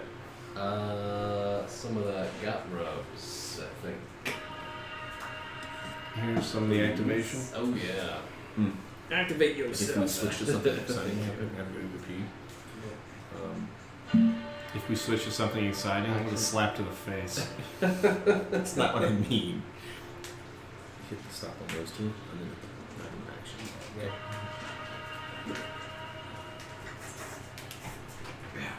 Thanks. So you guys do the most boring things in the world. So Super boring. boring. I've been bored for the last 2.5 hours. Bored. Actually, almost 3 hours. Yeah. So bored. And so you're just like continually being bored. It's boring. I rolled to go to sleep. In Quote. real life. So as you're sitting there, you very pointedly hear a dinosaur in distress that's in pain that is slowly baying out from deeper into the wood line from where you're at. Oh, great. Now it's following us. Way to go, Glasmaline. Can I tell how far it is from us? Yeah, you think probably 50, 75 meters into the woods. Okay. But again, it gets much darker in here because you have 100-foot plus tall, top canopy trees, and then all the foliage down below, so it really blocks out sunlight and it gets dark. So it went from Pretty 150 early. meters to 75. Mm-hmm. It's like cut by half. Yeah, I'm not going to wander off in the middle of the night while everyone else is sleeping, so I will bear the brunt of this dinosaur's complaints Okay. throughout the night. And it continues on throughout the night to where it almost like the sound morphs in your head because you're hearing it with such repetition. Like if you say again over and over, again, it starts sounding like something different. You're hearing that baying just kind of go on and on and on. You can try it in your books. Yeah, I'll crack open the second one and see if I can't distract myself. from Which title is the second one? Sorry, we're just reading books. I know that's boring to you. The second one is Spire of Hope. Yeah, The Spire of Hope. So this is an erotic novel So not about... boring? It's not boring? It's not a boring book? Not boring at all. Okay. This is about a sister of Bahamut, the Platinum Dragon, within their religion, and she is burnt severely at a young age, and was a very beautiful, pure form. And she befriends a dragonborn paladin of Bahamut, and the two of them have a very raunchy torrid affair, and the Spire of Hope ends up being a euphemism. So you read smut most of the evening, Did they Wow. have a happy ending then? Wow. if there can be. Choose your own adventure happy ending? I choose you, Pikachu. And so whoever is supposed to be second watch, who is that? Bronson. So Bronson, you're not woken up at the time that you expect. It's much later into the evening when Jotun awkwardly comes over with a clammy hand and like touches you against the cheek. And is like, hey, you may want to wake up and begin your watch. Mate, why are you I'm sweaty? spent. Do you have any tissues? Mate, it's not 12 yet, I don't think. But mate, It is now. what's that book called? Spire of Hope. Spire of Hope. Let me read it and I won't tell your friends. I'll quietly slip it over and like unstick some of the paper. So you got a good smut novel. Roll your perception check. Ooh, nice. 17, 22. I'll hand over 2 pieces of cotton that I had in my ears to try and block out the baying of the This will be used for something else. really boring dinosaur. You will absorb it. Yeah, so Also in his ears. I don't want those back. you're hearing a dinosaur off in the woods moaning in pain. Does anyone speak dinosaur? I don't know. I hear it's a boring language, so I didn't bother to learn it. Oh, it's boring. Yep. So good. So true. Yeah. Yeah, so you're hearing that, and it's bothering you. You're hearing normal wildlife sounds. The rations that you guys have been consuming, you're starting to wear thin. You wouldn't mind having something a little bit more substantial in your belly. You're used to tavern food, a lot of meat and potatoes kind of stuff, and they're getting in a fist fight. You miss the taste of ale. It's been a while since you've had a good drink. But Zendal is with you, and so you're all right with this little trek. You guys are out doing camping and conversing with her. She's been starting to open up a little bit since there wasn't much to look at as you guys were going through the Valley of Lost Honor. You spent a lot of time visiting back and forth, so you find yourself kind of growing together. The conversations about her youth and the way that her father wasn't around much, that he was constantly going out on adventures. Artis was somebody always after, not necessarily like a next score, like he's going to swindle anybody, but always like an Indiana Jones style guy of, it belongs in a museum, and wanting people not to add things to their private collections, but for all to be able to do. So there's a lot of book learning that she complains to you about, but it's starting to pay off in some of the checks that she's been making going forward. Do you want to do anything during your watch? Use the con. You're going to read the book? I'm going to read the book and use the con. Okay, so you plug your ears up so you don't have to listen to No. That's not what he's using the cotton for. I'm absorbing. the absorbent cotton. Okay. And I'll shove it in his ears. So, third watch comes up. You got to wake up Valkyr, and you have Bronson standing over you. All right, mate. Time for you to get up and do your dues. Here's some cotton for your ears. That dinosaur out there, it's making a right big mess of the sounds in the evening. It's going to be tough for you to keep your sanity. Did you already put this cotton in your ears? Oh, yeah, it might be a little bit of wax on there. I think I'll pass, thank you. Certainly. You're Can I do- disgusting. Can I do a cosmetic check for it? Yeah, you can do a persuasion roll. Yeah. I want to do that. Wisdom check. 7 points. -1. 6.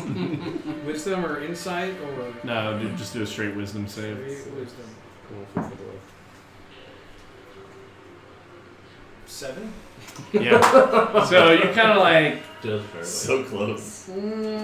yeah, I'm not buying it. That's jizz on those cotton balls. Pretty sure. So you've devolved into frat house pranks with each other. Oh, okay. After the monkey fruit, it's all been downhill, right? Yeah. All right. I'll stand watch. I still Okay. love you though. Perception check for your watch. Oh, I have to roll perception, huh? Well, this is boring. 21. Yeah, so you get to listen to a dinosaur that's in a lot of pain out in the woods, just going. Would somebody heal this dinosaur? Finally, please! You Wrong all are with all you? woken from Valkyr yelling about 10-15 minutes into his watch. Alright, fine. I'll do it. I'll cast Cure Wounds on the dinosaur. I have Cure Wounds. What's the range of it? It's touch. It's touch, so I'll walk over to So you're it. gonna walk out to it. I'm gonna follow Valkyr. Okay. Hold there for a second. You're stuck with me. There's a map for this. We'll just wait and watch. Weight Watchers. Yum. Wait. getting our slogans mixed. Wow, this is boring. Never gonna let that down. Nope. Was my birthday for you? No, not at all. Seemed like it. Nope. You did for 27 hours. It was 27 hours. Right. The best part about it was I was at the warming table with you across the room. You had your finger wrapped around my little finger, and I looked back over my shoulder to, eye contact across the room with Jamie. Sounds start playing. You hear the music, and then the angle I'm at this end of her, and then the afterbirth. And so that moment will forever be nothing but a sound of gooey liquid hitting a trash bag. Yeah. Yeah. Yeah, when my kid was punching a born wet and the sponge. doctor's like, hey, do you want to see the placenta? I'm like, no. Yeah. Are you kidding Give me? me a bite. Get out of here. Well, there's something like Some people, It looks like a shower cap. It's pretty cool. Meaty shower. Doesn't taste Yeah. like one. it's part of the thing that's in it attaches to It's with the Oh yeah, umbilical cord. it's like the bungee cord. No, it's that's on the end of the umbilical bungee cord. Yeah. Ah, It's like a bagpipe at the end of the bungee cord. thanks, Dad. No, I have This that. is like Animal Planet now. Alright, so Valkyr and Glaz are approaching this poor baby dinosaur. As you were walking through the woods at night, you notice that there are Whoa. Legends of the Hidden Temple? Olmec is inviting you to the shrine of the Silver Monkey. Yes. Finally.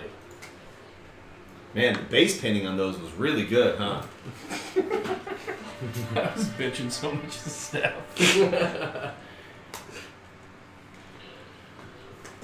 Ooh, that's cool. But wait, there's more. Forest scatter. Temple scatter? It's in the folder on my my machine where I have the 3D stuff. I have it under Jungle Scatter. But whenever it showed up, it was painted scat. Do you like that? That's a different folder. Hurt. Man.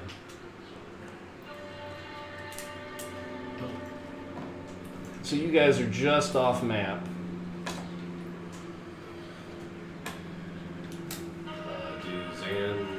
Does Zan and Q react at all? Do they awake? Yeah, when no, we- they're awake whenever he's freaking screaming. Okay. We're all just sort of sitting up like, what a vast hole. So that book, eh? Hey, Vass. It's good. We gotta find who that author is. Yeah. We can write our own book. One of these days, one of these days.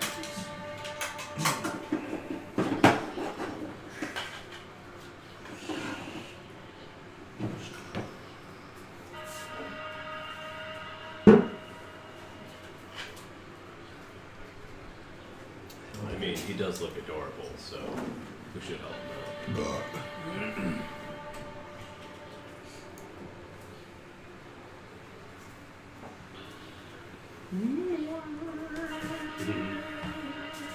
Alright, so the two of you, you can go ahead and remove that green marker from the over by the tree. You look in front of you and you're starting to see, and so this is east to my back. As you guys are approaching, it's nighttime. You have a lot of the the different forest creatures, crickets and the like. The insects are making their kind of weaning sounds that you hear going pretty loud. You guys start walking the pair of the healers together and very slowly making their way. Can I get a stealth check if you're trying to be stealthy, or an animal handling check if you're trying to approach and be known that you're coming towards the baby Dimitrodon? Yeah, I'm trying to soothe. I'm soothingly I will try to be stealthy. 17 for animal handling. 13 on stealth. So Glaz is like, the two of us are coming here, and he's like, shh, I'm really quiet. There's only one of us. So you guys start advancing forward. Are you guys? How fast are you moving towards it? Slowly. Mm-hmm. Like, yeah, a slow Half pace. pace. Yeah. Yeah. So maybe 3 squares up. Okay. Give me perception checks.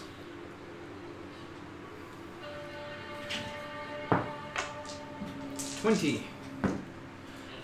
26. 26. So you can see a green sap that is on his shoulder. Mm-hmm. Because you guys are within. Yeah, so it's decently lit up enough to where Glaz, with your dark vision, you can see on the front shoulder. Valkyr, you don't have really a way of seeing. I know you're Asimar, as I was. Mm-hmm. So you would be able to see as well. Yep. The front left shoulder of it. You see just irritated flesh as this kind of acidic sap is slowly burning into it, and it's baying, calling out for some type of assistance. Hey, Di. Thanks for stopping by, man. I guess your team won the European Championship today. They beat MU. Is it Tottenham?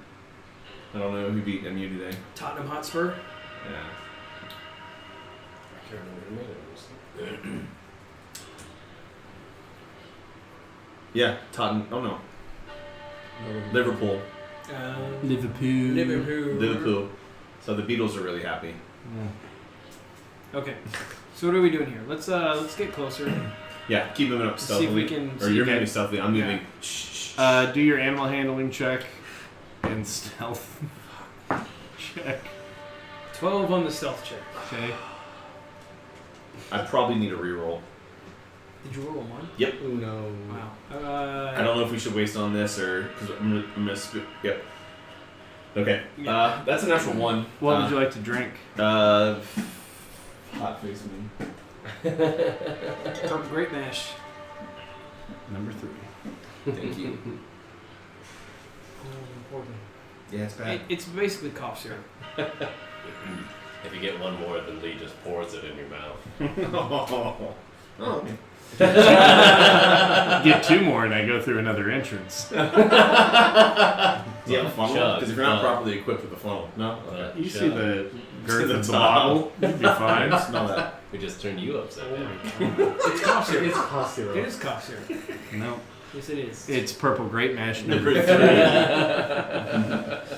Yeah, so Unremarkable. a 1 plus 4 is a 5. Is the Okay, so as you are kind of approaching up,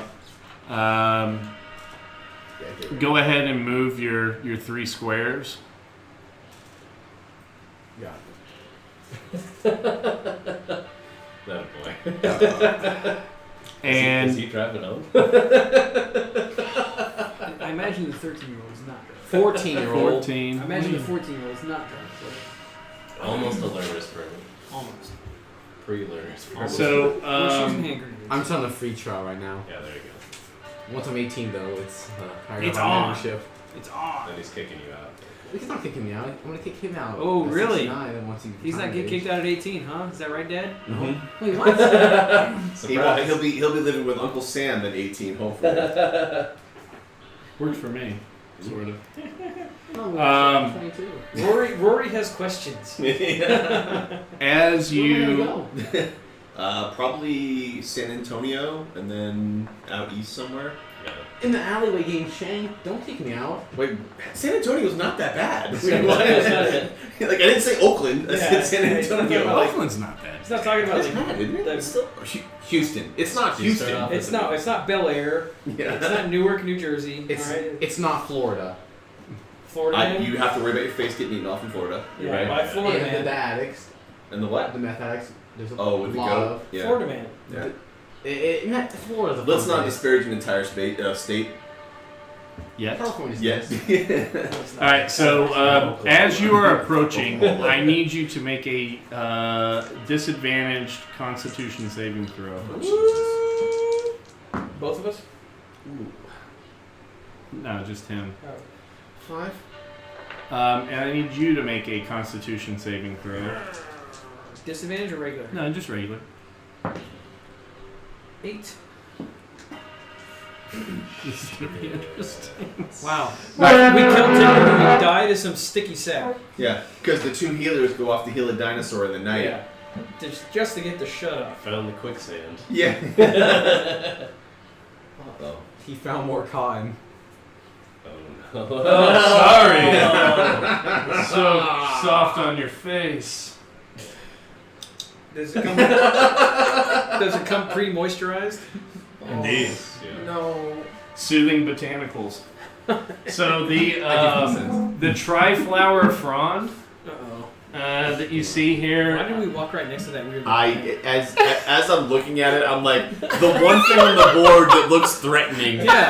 We walk This right. thing looks like it was Let me go designed to touch. eat animals. Yeah. And we're like, hey, let's go this Let's way. just walk right next to it. Yeah. Why has this one got teeth? Jeez. So as you're approaching, that one's not done yet, so don't judge it.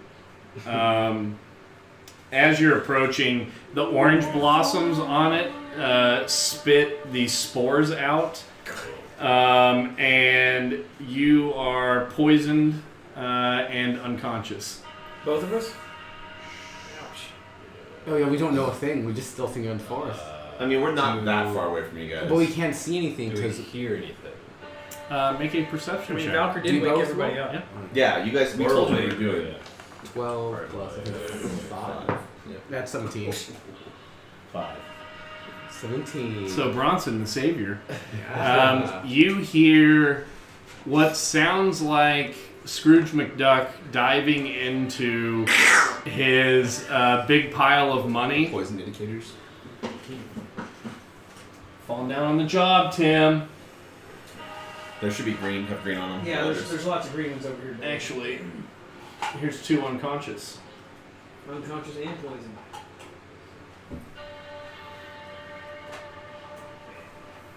Man, the 2 Sounds healers. like my Saturday night. And then Poisons. your Sunday was poisoned. Yeah. So you guys drop, and then what sounds like Scrooge McDuck taking a swan dive into his huge pile of money as you just hear like coins clicking together. You hear Valkyr's body laden with all these platinum pieces and jewels that he stole hit the ground, and it sounds like somebody dropped like several money bags out of like a 6-story window as it hits.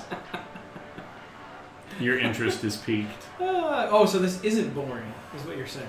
Well, no, it's boring enough you guys fell asleep. I bet it's nothing. Let's go to bed. All right. No.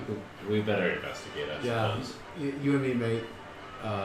Stubbs and you stay. It sounds like Valkyrie might have gotten into some trouble, so perhaps we should go bring the other 2 as well. Let's go stealthily though. Let's.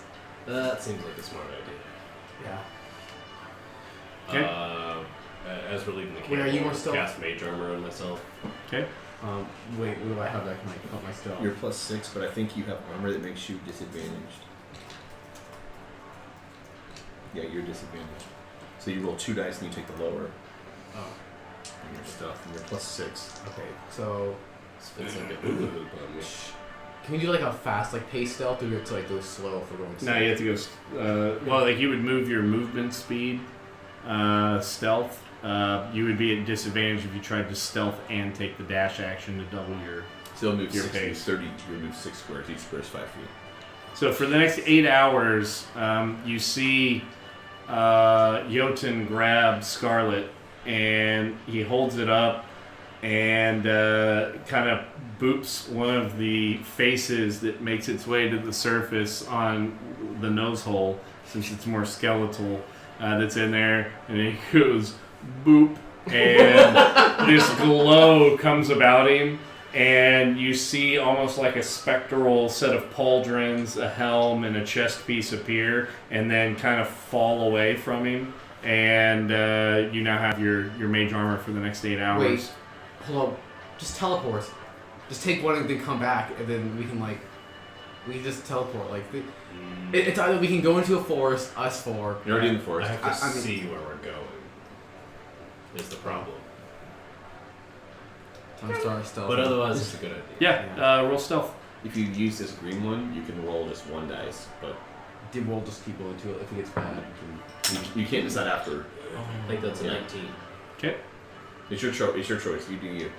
If you feel good about it, pretty good. 13 plus 6, 18, 19. 19. Yeah, so the two of you start slowly, creepily making your way forward. And that will get you to just on the map in line with the ironwood tree. And I need everybody to roll initiative. Oh, snap. Yeah, no worries, brother. 13, what's my initiative? I think it's a +1, but Well, when I get to go, it's a 22. +3. Oh, 16. Yeah. I'll need the URL from you, Lee. 1 second.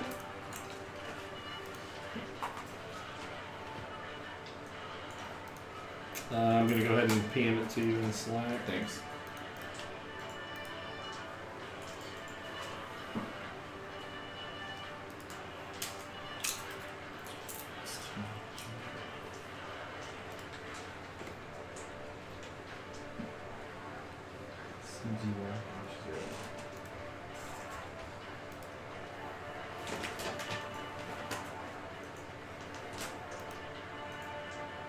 All right, Jotun, what is your 18?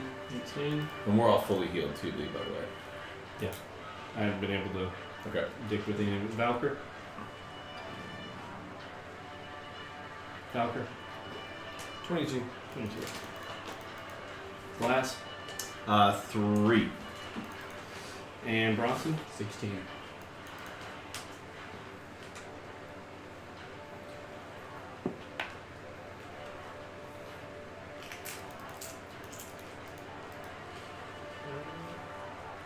I'll fix everyone's health, Lee. Reset it. So you can keep moving.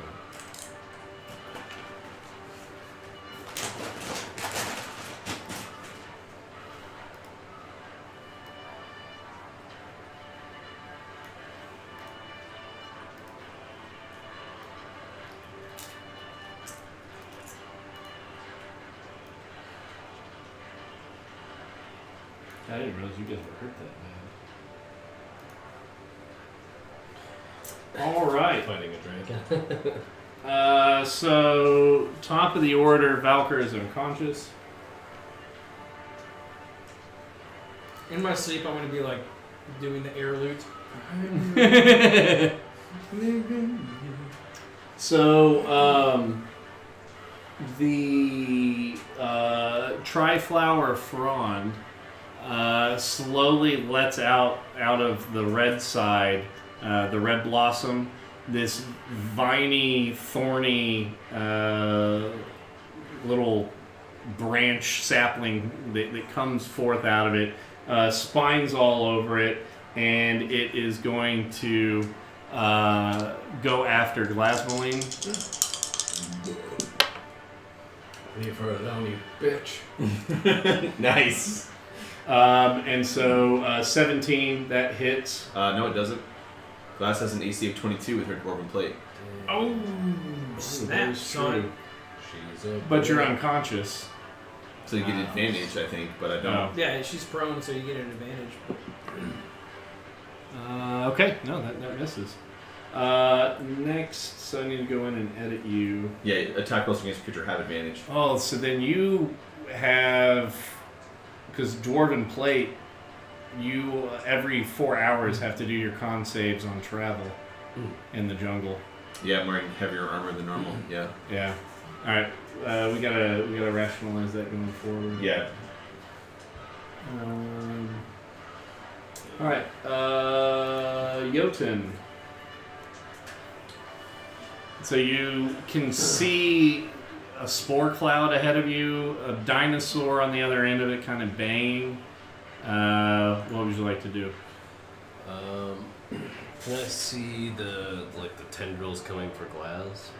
At that distance, no. These are 5 foot, I'm guessing. Yes.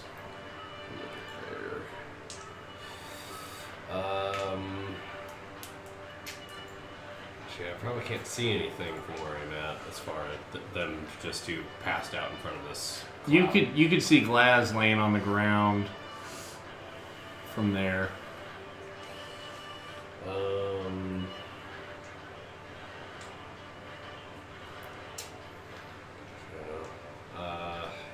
I guess I'll probably sprint up there then because I can't see anything.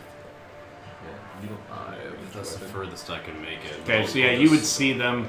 You see an orangish colored kind of spore cloud that's slowly wafting, beginning to dissipate from where you're at. Okay, and it's like on the other side of them or hanging over them? More like where their feet are at. Okay. So I'll yell back to Bronson and be like, they're in trouble. We need to help them.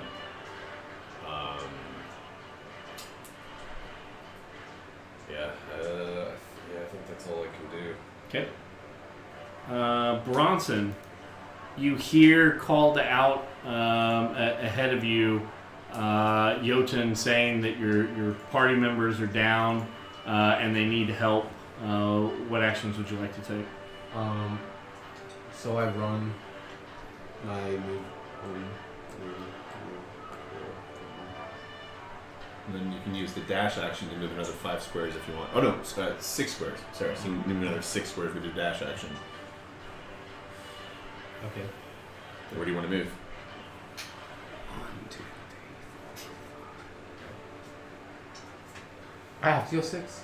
You don't have to. You can go Oh, okay. I'll just stand right there next to him because I don't know if I don't want to get hit.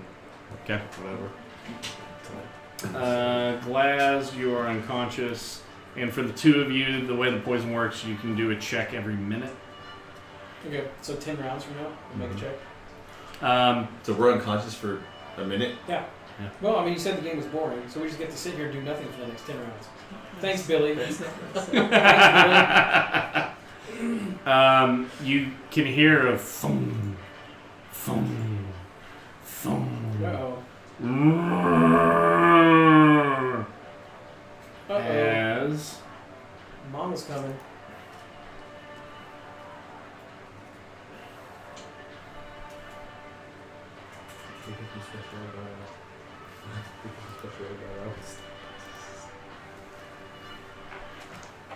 Oh, that's not. Somebody went to Toys R Us. Alice. Except that they didn't because it that's a CVS Yeah. purchase dinosaur that Claire really liked. All right. I guess the fun's wrong. Every kid likes dinosaurs. What I love about this is that our ultimate demise was plotted by she's 4 now? No, she's 2. 2? Yeah, she turns 3 in August. Big. Yeah, that's gonna kill us. Nah, we'll be all right. Tell her thank you. We'll be all right. Our taste in dinosaurs was our demise. Will do. Dimetrodon. Can she have like littler dinosaur toys? Dimetrodons are herbivores, man. We're good.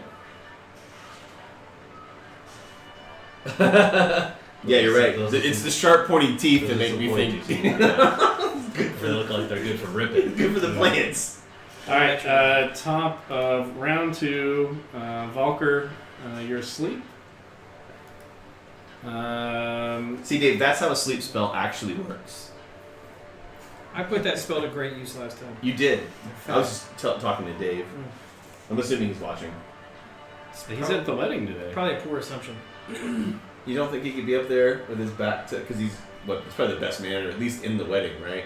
Yeah. So he's got. I mean, no, if he has the phone right here, Yeah, nobody would see it. nobody can see Nobody would see it. it. Why is that guy checking his junk out? I must be wow. trying to find it. Dimetrodons predated dinosaurs. Wow. Wikipedia, thank you very much. God, this has just been an anatomy lesson repeatedly throughout the day. Jotun. Oh, and it's an apex predator, so never mind. It's carnivore. Sorry. So here's what I'd like to do: is take like a water skin at my hip and uncork it, and then toss it at Glad's is the one closest to me. Make a ranged attack, dexterity based. So my thought was that I would use shape water if I needed to Okay. splash the both of them, but that might be a bit much. So that's like 2 actions. Shape water is a cantrip, though, isn't it? Okay. Yeah, you can do it as a bonus. Okay. Ranged attack to. That's still 11. An 11. Yeah. So you throw it. Well, we're prone, right? So that It'd be advantage. range attack or disadvantage against prone I target. think so. Yeah. Well, good news is it's probably not going to get worse than that. We should just roll. So roll a d8, and that'll be the square that it actually lands in. Starting with 1, 2. All right. So it actually lands right here. So she's in this square. So it lands right here. So it's not that bad of a roll. I've got a blue one. Let's do that. Round about a Saturday night. So the water jug hits, the skin does, and kind of spurts some up. You begin your cast, and you're wanting to shape water. What does what's the spell say? I just wanted to redirect the flow if I could. In this case, I was going to miss, so I would go and redirect it towards her face, more or less. For flavor, make it in the shape of a hand. Unity! Slap of flavor. Charlie Murphy! So are you controlling water? Shape water. You good? I don't have shape water. The shape of water? No, I'm good.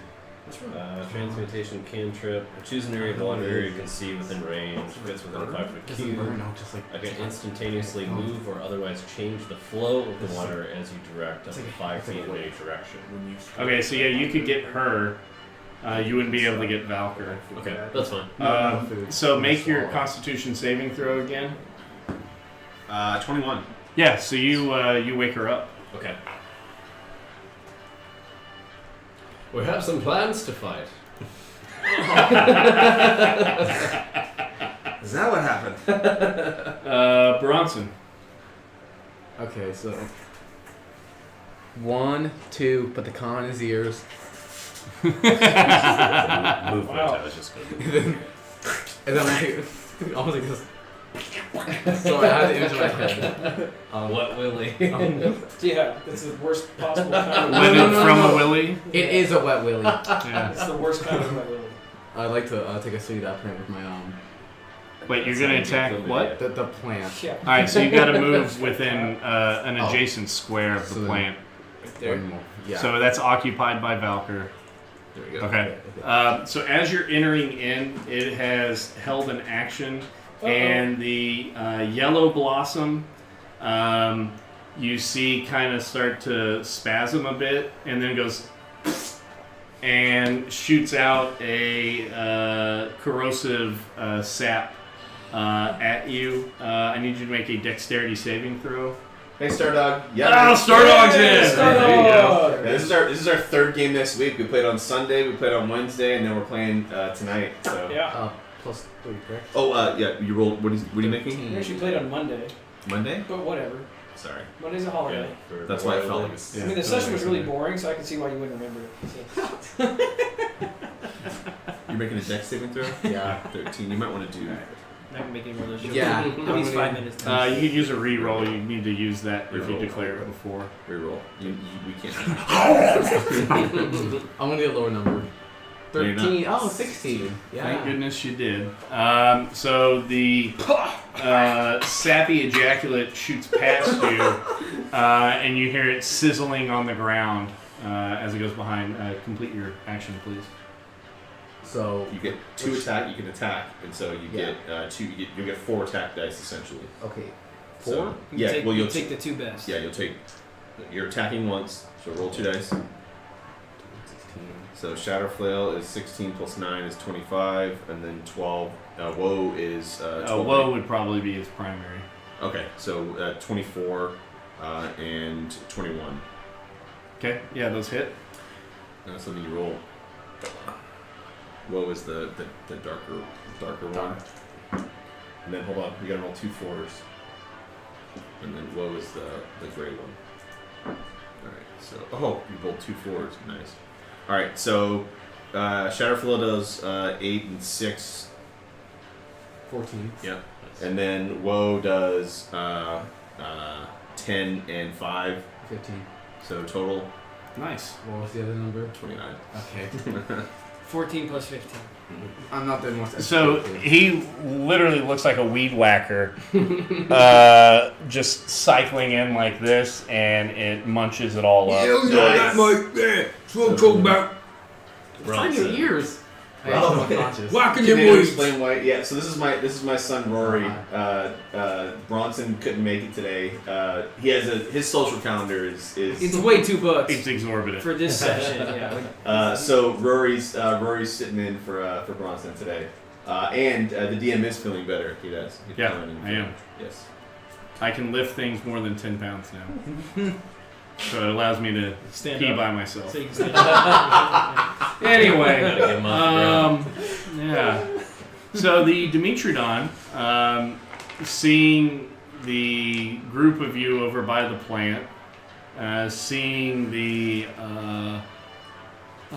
young with the sap all over it baying out. I need you guys to all roll an animal handling check if you're conscious.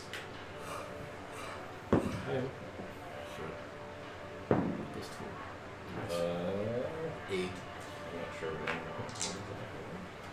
Wisdom based. I'm sorry. 15. Let's see it. 21. You'd be happy you did. So 15, 21, and you had an 8. So after seeing Bronson, go to town on this thing, and he looks up and he's got the bloodlust in his eyes, Dimitrodon's a little bit put off. Small peanut-sized brain just sees aggression coming from it, but your place. this weird growth coming out of the ground that looks like it's made out of stone with some lumpier, softer parts is just laying there in a very relaxed position and thus doesn't really see it as a threat. And then you being very large, you flash it a winning smile and a little... and so at this point, it does not necessarily perceive you as a threat. And it's turn. Glasmily, what would you like to do? I am going to. Am I still poisoned? Yes. Okay. I'm going to stand up. Half your movement you just paid.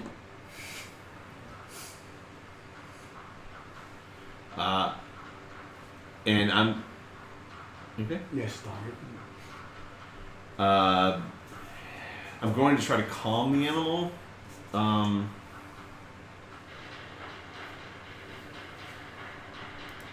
That changed. Yeah, that changed quickly. I'm Yeah. going to calm the animal, and then the music starts.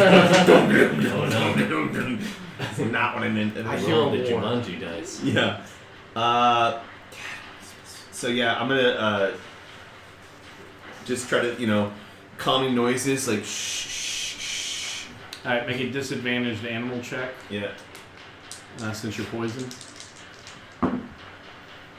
13. Disadvantaged? Yeah, 9 plus 4. Okay. So it's starting to square off, but makes no movement towards you with its movement, but it's being held at bay somewhat. Okay. Any bonus actions? Yeah, I'm gonna use the bonus action. I am going to look over towards the hurt dinosaur and say, please, and cast Healing Word at level 1 again. Okay. 1d4 plus 6, 11. Okay. So you again see that same spot where the sap is at build back up where it eaten down through the flesh, and it was almost to the bone this time, as you've let it linger for several days. It slowly builds up and then continues to start to eat away as it calls out, and the Dimitrodon kind of looks over. As we go into the top of round 3, Genji's heard. There's 2 videos up on YouTube, Stardog, when Genji parted ways with the party at the end of the Feywild, and he had a 10-day arc that he had done where he pursues Hanzo. So we did 2 of those episodes, and his character sheet Not still quite reflects. back in the party Yeah, yet, yeah. he's not back with us yet.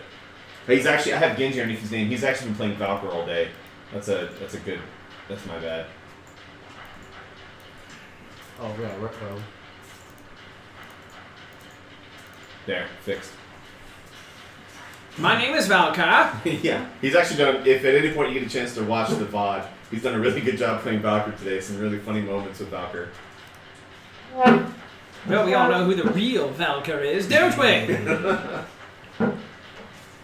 Whatever handful of dinosaurs. This doesn't bode well for us. What? He's got a Full combo. of Oh, look, little velociraptors. yeah, Where are you at, Blue?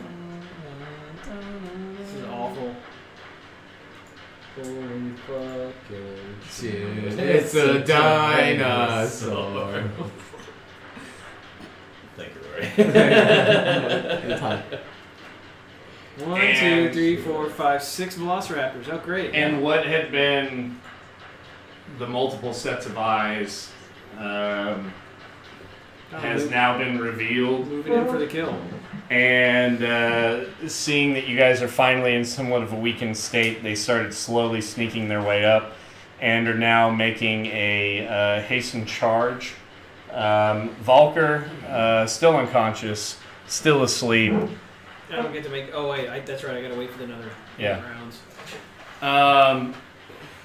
You guys hear the snarl from the raptors and see them easing their way in as they're starting to fan out, and you hear "Oh, oh, oh," as they're kind of talking to each other, and they start to move in. Velociraptor number 5.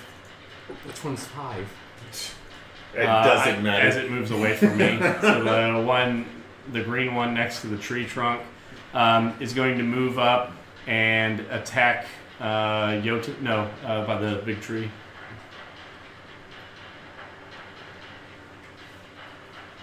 And it does 2 attacks. One with its bite, one with its claws. So it runs up to bite, misses, starts sweeping with the claws. That is a 19 plus 2. No, 19 plus 4, so 23. Yeah, it's What's your mage armor put you at? 16. Okay. Mage armor puts you at 16. It's 13 plus my dex. Yeah. Forget how. For 2 slashing damage, or no, 6 slashing damage. Because I Sorry. have 13 normally for AC.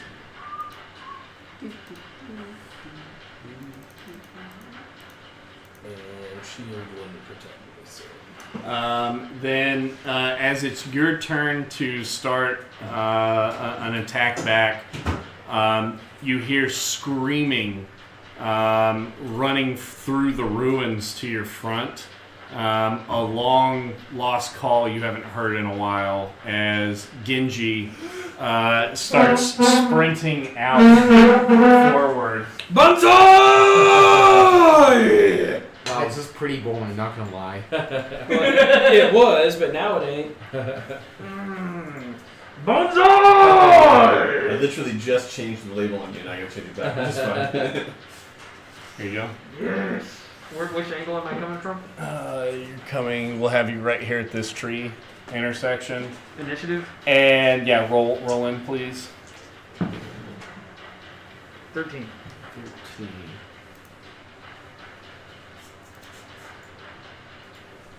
Dude, and it called you coming in at 13.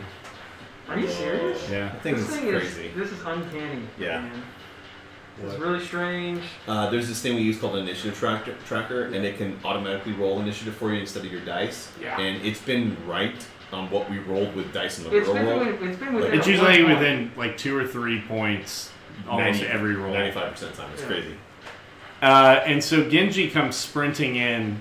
This time, as you look at him, it almost looks like a demon out of a nightmare, where there are parts of his armor that's been ripped up, and the shining blade that you're used to seeing is this ethereal, spiritual blade that comes out that glows, and there are wisps of samurai hooded ghosts that are spinning around it in circles as he's running forward, yelling and screaming.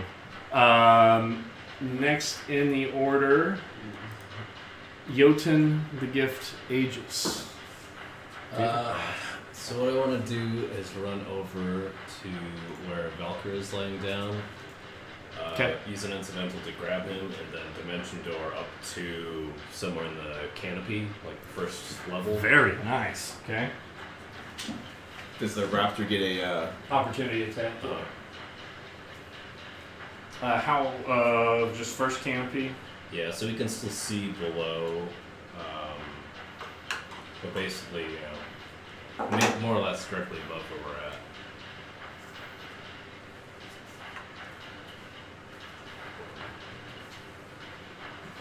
If I could just set him on a branch next to me. I don't know if that's... Whoa.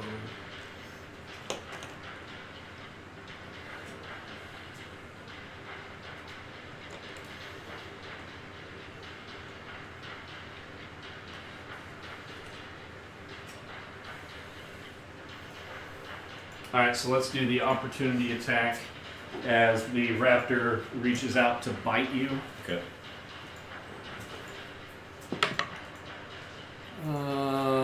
17. I will use my action shield. So that will miss. Okay. Then we go to Bronson.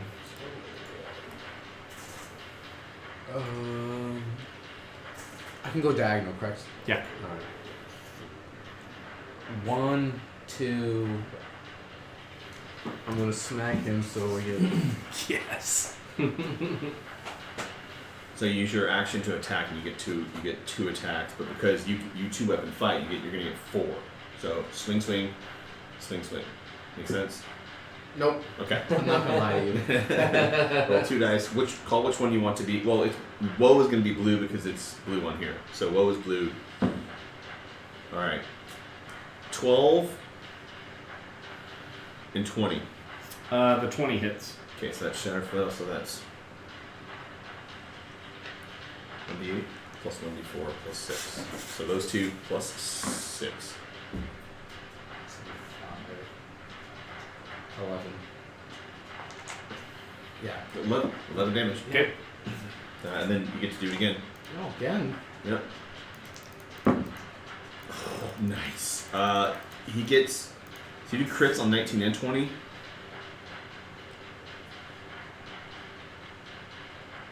I don't know, does he? No. Doesn't say that. Great Weapon Master does, but I don't think... No, it's No, just, there's a different one. Yeah, it's... Because Great It's like Weapon a Master, critical. yeah. Yeah, you're right. I don't called think. something else. I don't Yeah. think he gets. So, a bit of a meta question. If I shield it for my reaction, does that last until my next turn? Yes, the shield is up until the end of that cycle, and it comes back to you. Okay, so not the end of the round, but Yeah. whenever my turn comes Yeah. up. Okay. And then so that's a 26 and a 27. Yeah, both those hit. Yep. Nice. All right. So you roll 2d8 So many and hits. 2d4. So these two go together, and then that d8 and that d4. Yeah. This one's the woe. This is woe is red. All right. Roll it like whoa. Sorry, so that's 6. 6 plus 5. 6 plus 5. Oh, 11. Yep. And then you've got 11 plus 6. 17, So 17, 11. 28. Meaty. Total damage. And it is gone. Replace with some gore, please. Yeah, yes, absolutely. I've got some blood gore here. Do you have anything a little thicker? So Bronson, swinging his flails, does. Oh, that's because the amount of damage he just did. That's pretty cool. A little mincemeat out there. Make some shepherd's pie later. So you guys see Bronson definitely cart around like a receiver running a deep post around this cloud of orange spores, flails spinning, alternating to his footsteps until he comes in and hits the velociraptor, knocking its feet out from under it, and then coming down with a very meaty strike on the core. Bones crunch, cartilage pops, and a gooing, kind of like you dump a whole bunch of water out of a pitcher onto the ground, splashes out as it is pretty much liquefied. You liquefied that dinosaur. That's what my heart All feels right. like now. And you get your first kill. He killed the plant. Well, it's a plant. He's the only one killing. You've been asleep for almost as many rounds as kills that he has. That's not a very good paternal example. In my opinion, in my opinion, this is great, but in your opinion, it's kind of boring. Yeah.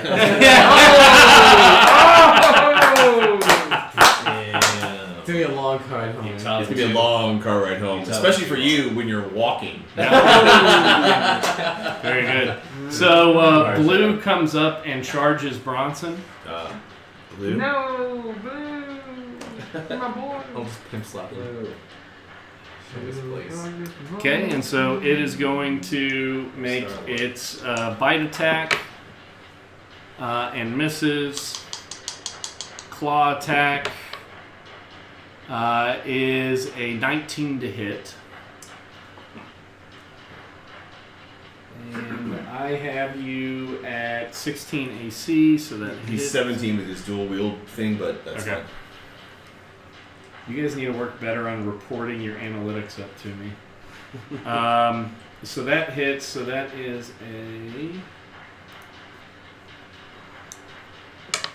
a 6 points of slashing damage to Bronson as you're able to parry away with the shaft of woe.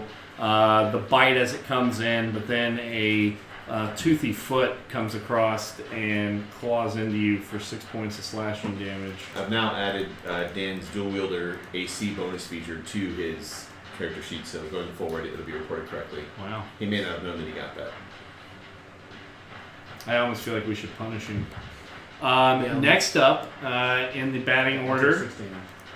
Velociraptor number 3. So we do go here. We get 6. Which this guy here is going to move up into the goo pile. This guy? Yeah, once occupied by his buddy, and leveraging pack tactics, since it has an ally within 5 meters of the target, it will roll these at advantage. Doesn't slip in the goo. No, they are adept at goo It slips. Traversal. traversing. So the bite hits. The slash is a natural 20. And so we get to break out the Nord Games critical success in my. What does that mean? This You're about just to find means out. you're going to have some interesting character You gonna elements. learn today. You get to re-roll Dan's character. Yeah, I can't wait to tell Dan Slack. So about Bronson. He's missing an arm and a You're couple now an legs. elf ranger. You're now an elf ranger. Yeah, I have Elf Ranger already rolled up for you. That's right. He's gonna become a dwarf now. Well, when he has no legs, he Yeah. becomes a dwarf. No, you don't get to look at that. Oh, I don't get to look at that? No, Oh. No, you don't get to look at that. because Lee might decide to change it if it's Not good. too good or too bad. I need you to make a wisdom saving throw. Don't So fail. also, because you have, where's it at? Brutish durability. Whenever you make a saving throw, roll 1d6 and add the die to your saving throw total. So I add the 1d6. Yep. Do I have to roll 2 dice? No, Yeah. you just Okay. roll all that once. Oh, it was on 20. It rolled from 20. 7. What saving throw is it? It's a DC. Constitution saving throw. Oh. Oh no, wisdom. Wisdom is Wisdom, out. oh. Sorry. 9. Yeah. So you are now frightened of velociraptors. Forever?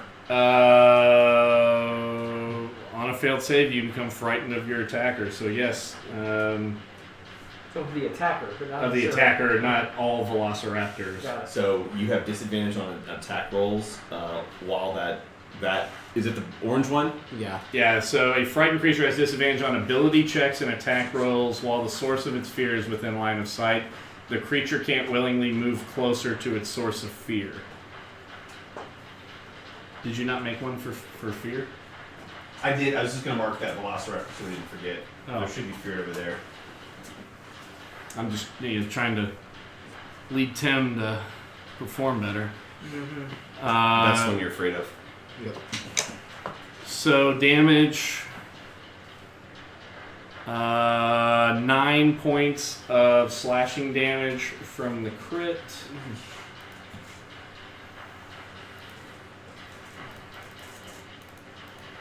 And then for the bite is 5 points of piercing damage from the teeth. 54. Plus like 20. I have you at 44. It should be a 54. So 64 is your max? 74 is the max. I think the answer is of course in corner time.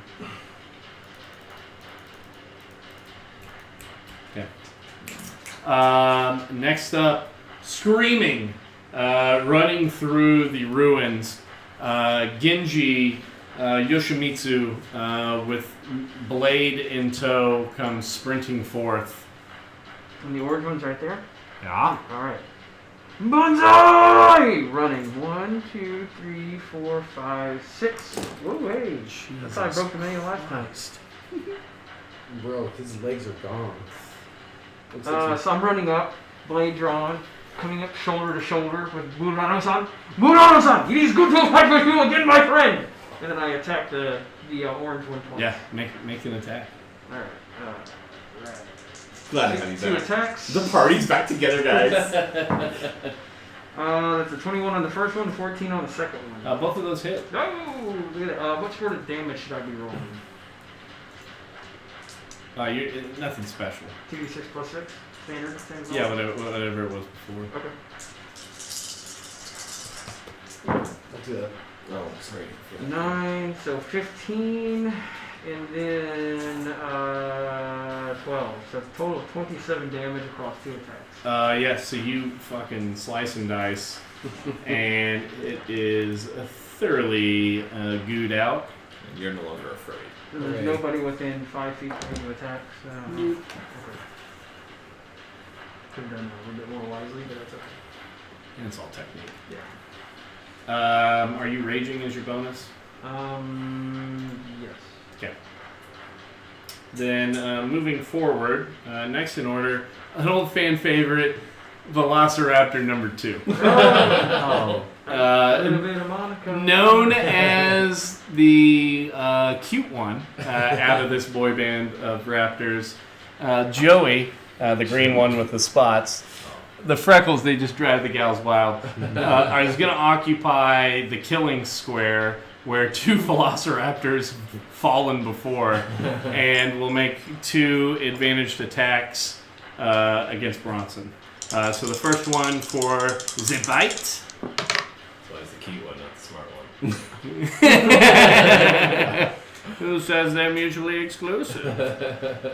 So with the new addition of this magical dual wielding thing, it misses, otherwise it would have hit. And for the slashing, that hits. So we roll that.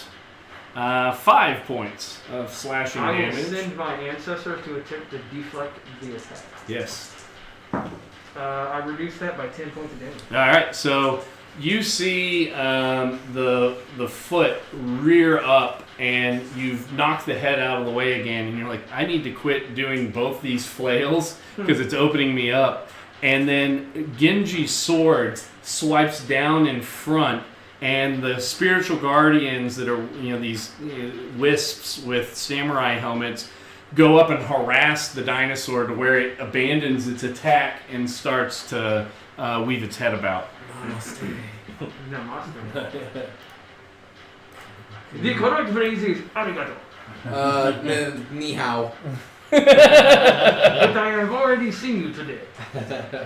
So this one runs to here, making an attack at Bronson at advantage. Blood in, blood out, Rory. Welcome to the table. Fight! Thank goodness that is at advantage. So that hits. Otherwise, it would have been a natty 1. So that is 7 points of piercing damage. And Genji feels nostalgic because normally he is the one that is getting bitten and eaten. Getting eaten by dinosaurs? Are we tracking 47, or are we magically just inventing 10 hit points out of the air? I know it's boring having to go over numbers, but where are we at on that? 47. Oh, thank you. All right, and for the slash attack. Oh, so it was a natty 1 and a natural 20. Hey guys, remember that time when Bronze got killed? After Dan explicitly asked us to Not to get killed? This is a teachable moment. It is. Yeah. Don't borrow people's stuff because you will break it, and then you're responsible for rebuying it. Okay. Make a dexterity saving throw. Don't fail this D20 one. plus a D6. Don't fail it. Do it at advantage. Just do it. Oh, thanks, Dad. I love you. It didn't do a whole lot. It didn't do a whole lot, but 7-3 is 10, plus 3 is 13. You just barely made it. Otherwise, your armor would have been rent, and you would have lost its effectiveness. Well, how much if I did 11? You got 11. 11, it would have broken your armor. No armor. Oh. And not wearing armor takes your AC from 17 to 12 or 13. 14. It's not good. It's not good. Nothing good happens. Don't worry about it. You're good. Yeah, nothing Hey. good. But thank you, Nord Games. Yeah. And so let's roll that. 4 plus 3, 7 points of slashing damage. Bro, give me a break. Break me up. Eventually, you run out of adjacent squares that they can attack you. I think it's 8, right? So That you just get means 8. they're going to start attacking me instead of you, which is okay. Take the cuter one. This is old hat for me. It's like that scene from, what was that Netflix special? With the dude that was... Oh, after porn? No. Oh, sorry. Buster Scruggs or something? Oh, yeah. Yeah. Yeah. And the guy's getting home, he's like, oh, first time. Oh. Yeah. So numero uno with the Ridgeback. Oh, Yeah, great special. Great little He comes up and attacks Genji. Oh, finally. Ho, God. ho, ho! You have come to your death, great lizard! Actually, he could probably do an end around staying in and still attack Bronson. Oh, come on. We'll roll this at advantage since his ally is within 5 meters of the target. You must be So very that annoyed right is now a if you used to watch 19. all this, right? All I said was to change the music to something more exciting when we move to the next phase. That's all I'm saying. Yeah. You don't want to have this music going when we're camping. This is not like... What if you're having like a kegger? Kegger music. 7 points of piercing damage, and Genji feeling like he's in his element again as he gets bit. That gets mitigated down to 3. And the slashing attack. Wow, a lot of natty 1s getting canceled out. Thank goodness. So that is another 19. Hits. And that is a D4. 3 points negated down to 1. Slashing from the claws is there. having trouble getting a continuous strike from all of the punctures that are in there from different dinosaur teeth. They get kind of hung up in there, and it's hard for them to continue cutting. Too much scar tissue. Bug becomes a feature. The more you bite me, the less it works. So the Dimetrodon is next. Seeing that there are predators near its child, it is going to do a stampede attack forward. Oh, and look how well and lined up in a line everybody is. It's gonna run us over like we're nothing. Kegger music. Wow, this is so boring, isn't it? Those are beautiful loops. Fuck, I'm a bard and my song is boring. At the conclusion, you will all be snoring. Ooh. So I need everybody to make a dexterity saving throw. So Glaz, Bronson, and Genji. Whew. Thank goodness for 20! No! Get that man some scissor. Some maple syrup when the little one rolls 20s. I got an 11. Ooh. Yeah. Otherwise, I would have rolled a 1. Okay. All right, let me Like roll. little mini bottles of syrup that you have to chug. Shooters. Yeah. So sleepy. Oh! Yeah. Just getting plagued. That fucking blue dice might get sidelined.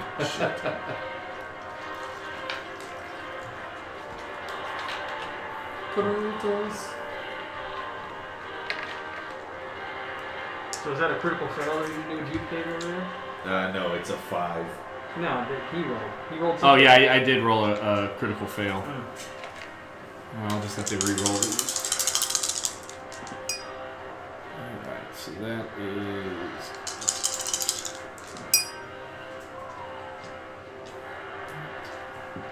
So 28 bludgeoning damage from the trample.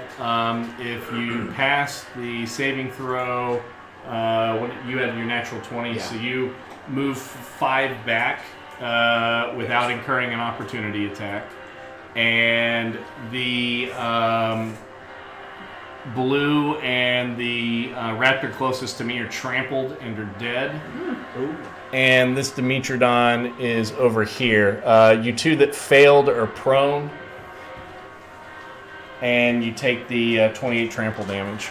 Glass is at 33-61. Can you lay me over again? Yeah. Unless an 11 passes. It does not. Okay.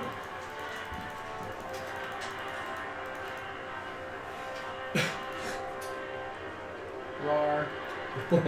And yours, 28, is down to 14, Genji. Yep. Alright. You know what I think I should do? You should like a rope, tie camera up there, and so you like leave it dangling, so you can like move it around the battlefield. Think about that. It's a really good idea. Yeah. We should.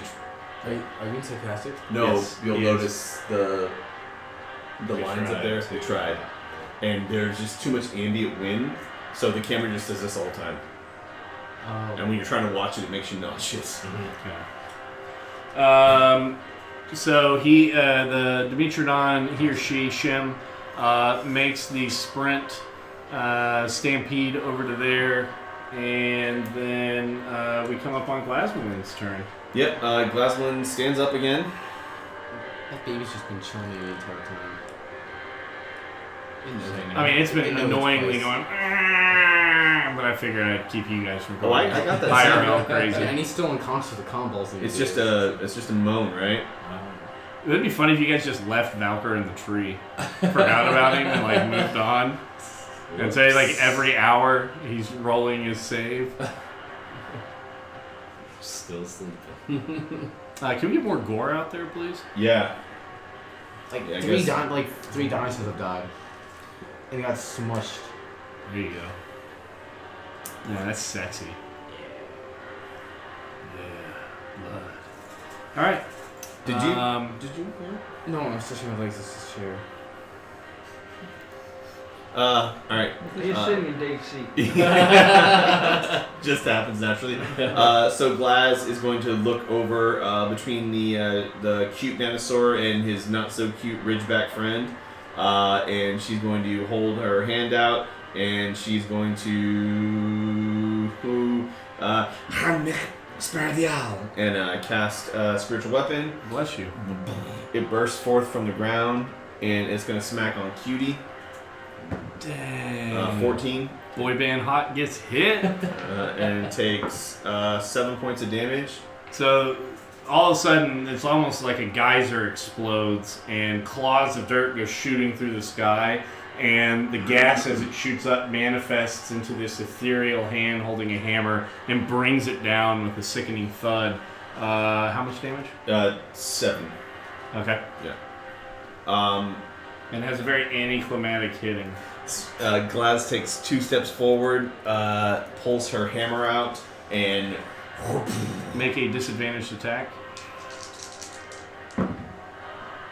why is it disadvantaged? because you're poisoned. You piece of shit. Is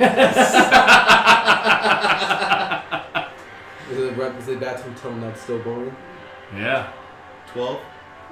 12 doesn't hit.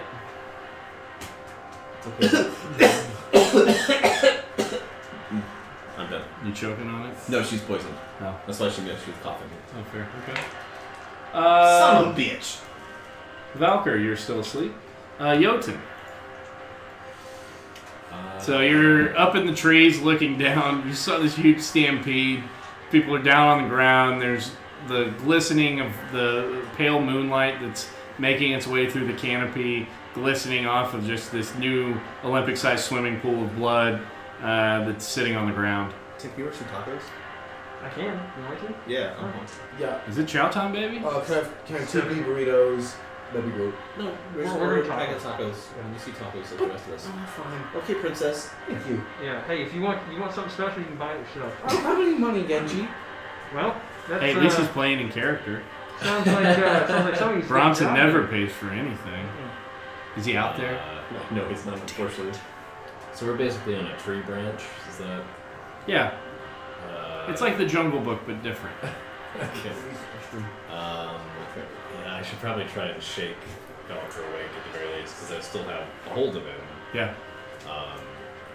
So maybe I'll see if I can. Are you gently just kind of, hey, are you trying to get him I'll up? give him a good. So you guys look up, and it's almost like a bar scene brawl where Jotun's like looking down, still holding Scarlet in his hand, and then he's got Valkyr's collar doubled up in his hand, and not really being able to have much, he's just decking him in the head repeatedly, yelling, "Wake up! Wake up! We need you! Get up. Come on! Get up! Get up! Get up!" And you're able to wake him up, so he's no longer unconscious, but he is poisoned. Okay. Does that count as an action? That is your action. Okay.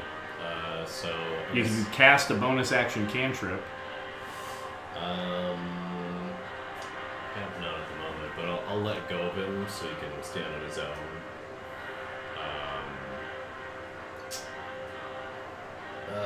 Can I move through the trees? Maybe just over to the top of Yeah, if you make a qualifying athletics check.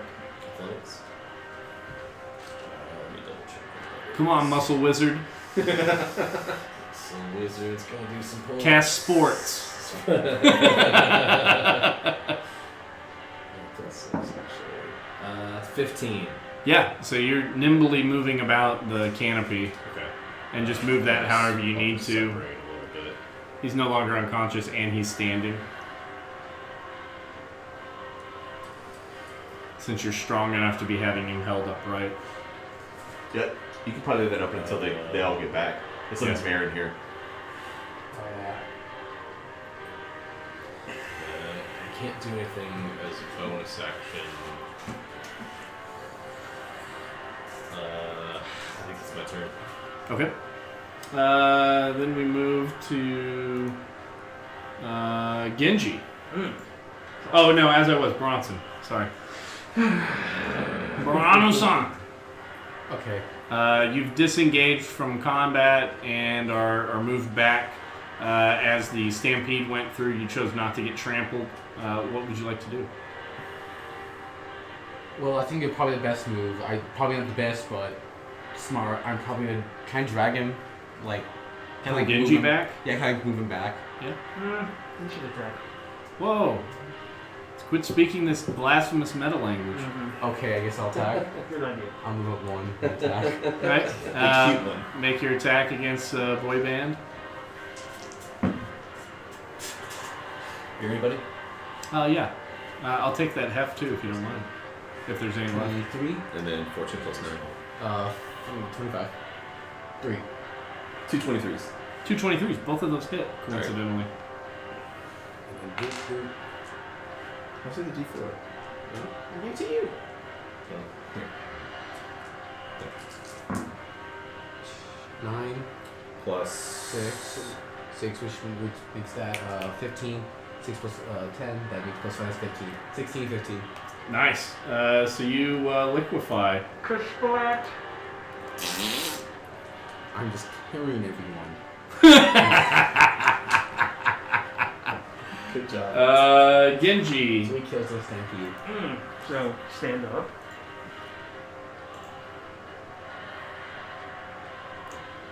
Get my bearings, face the right direction, and then I'm attacking the orange one.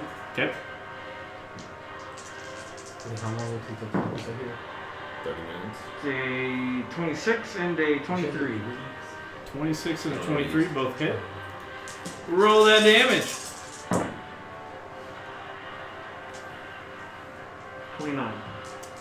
It is dead. Then I will take my bonus attack against the adult Dimetrodon. Okay. Oh, he's got his tail. 14. 14 hits. 9 damage. 9 damage. So you cut off the tip of its tail. Turbo Ninja! I was actually hoping you were going to make a sushi joke, but Oh. such is life. Sushi ni hao. Sashimi! So you make contact with it and cut it, and then it is its turn. And it will stampede the Back other the other direction. Jeez. Dexterity saving throws from the three of you. 20 this time. 16, D6 of course. 18 plus 3 is 21. Okay. 20. Okay. Huh. 3. All right. Thanks, buddy. Is that an opportunity attack as he comes into and then out of? No, as it's a feature of the Dinosaur Stampede, since you're taking the dexterity saving throw to run away, although your spiritual weapon will get an opportunity attack. 25. 25 hits. 4 damage. Okay. It's already back there. Yep, takes that 24 points of bludgeoning damage. 24. 9. Glasses. Not feeling good. How many squares does he go lead? Just butt him up against the medallion there. And you're prone. Is there any more blood lying anywhere? Because I need some more blood. Yeah, the killing fields. And how much damage did you do on the 4. 4? Okay. Are we really all out of blood? What's that? You're all out of blood. I'm running low on blood. I'm all out of blood. You're gonna make more I'm blood so now. lost without Yeah, if you. everyone can just look at the initiative tracker in the bottom left of the screen, look to the north meta. Red is dead. One of us is not doing very well. I mean, play your character a little bit more responsibly. Anyway, your turn. Less boring for Yeah, get some excitement in there. That's gonna stand up, use half her movement. Just gonna make her use her bonus action to make her spiritual weapon move. 5, 10, 15, 20. It's gonna swing at the Dino. Don't think that's gonna be enough. Just say a number. 11. No, that misses. Yeah. All right. And then she's gonna use the rest of her movement. 5, 10 to put the tree behind her. So if he charges, You'll have something to get impacted up against. Okay. action. Oh. She's going to touch herself. Oh. Whoa.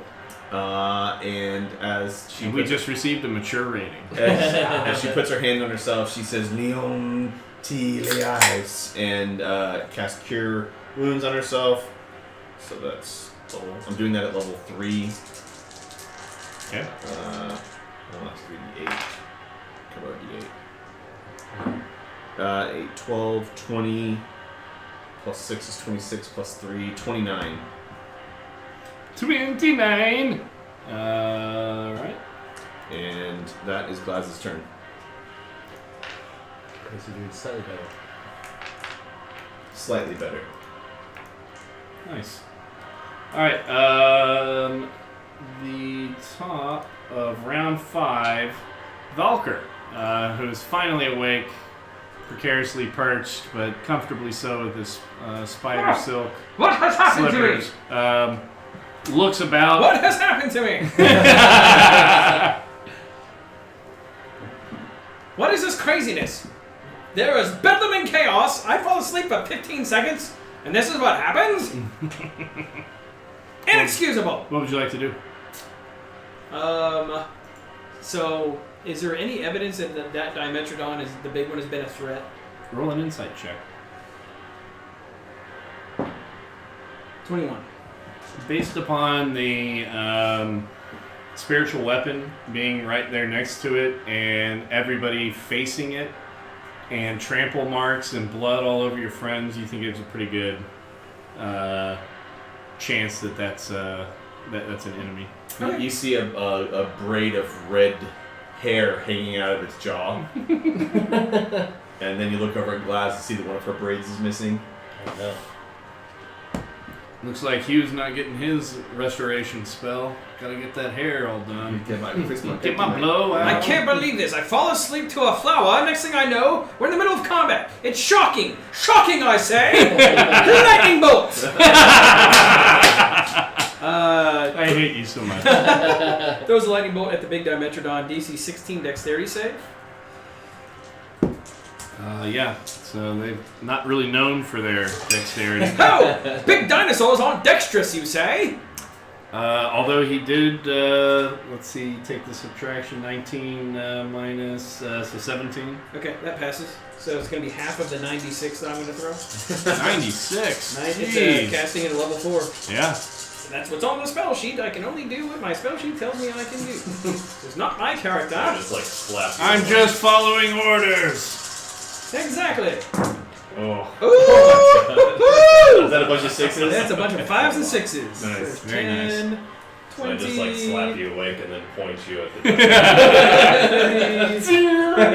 39 divided by 2. shit. So 19? Yeah. 19 damage. Zap. As you hear, and the area smells like ozone. You guys are all blinded for a second. And you see a lute being strummed as this lightning attack is shot out of it, and you still see the residual crackle traveling down the strings as you look up into the tree. Performances by Valka are always electrifying! -1 for comedy. No, that's good. That's like a plus 10. Yeah, that's Yeah. pretty good. Alright, Jotun. Seeing this big guy trample back and forth, is the baby just sort of cowering where he's at? No. Stop with the big dies. I'm gonna cast Cause Fear on the baby dinosaur. Okay. Oh, man. So he's got to make a Wisdom 15 saving throw. Fails. So he is frightened. He runs away from you, basically. Yep. So it's not turn undead where it makes him run away. It just can't advance It towards can't you, get correct? closer to you. Correct. Okay. If it moves, it has to move either keeping the distance or increasing the distance. It can't reduce the distance between them.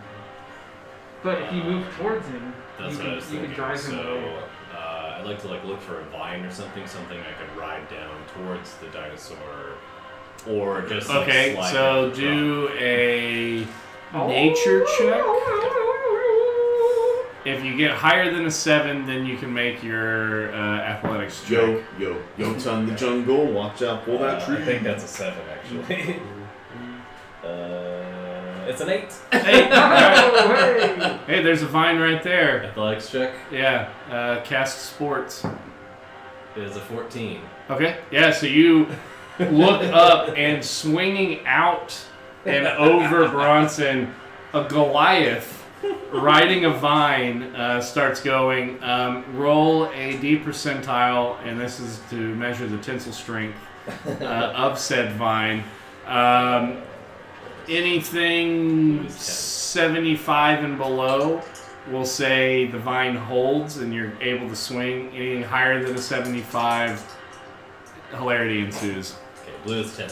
Please let hilarity ensue. Oh no, 15. Oh no, Oh, 15. wait, You're that's good. fine, okay. Yeah, you're good. All right, so yeah, you swing out. Are you gonna keep holding on to the vine and swing back, or are you gonna let go? I want to drop off maybe like 10 feet in front of it and just like try and scare it away from me. Towards the eastern. Yeah. Awesome. There you go. Nice. Beautiful. Next up is Bronson. Me. Oh. Yes. 5, 10. Can I jump on it? Like, get on its back? Yeah. You may certainly try. Roll an athletics check. Oh, okay. 22. Yeah. Three. So you start running up its back, and you're currently mounting the Dimetrodon. What would you like to do? I want to rip out his spine now. Can I? You can try. Look at I me. want to go, hang on. What was that one person in The Walking Dead that, like, chopped the living hell out of that one person? It was like, think you know? No, but I know the hand motion you're making, and yes. Carl! Okay. So I get 2 guys. All right. So what are you doing? You're smacking him with the flails while you're on top of him. I'm literally cutting hands out of him, chunks. Well, you only have. You have your bludgeoning flails. so- Oh, they're flails. I'm just beating his... I'm just beating his meat. Okay. Whoa. That's how you get popular and make friends. 16 and 24. Yeah, so both of those hit. Oh boy.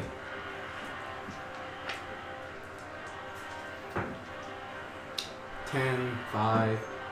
10 and 5 is 15, and 5 and 6 is 11. Or 26. 26.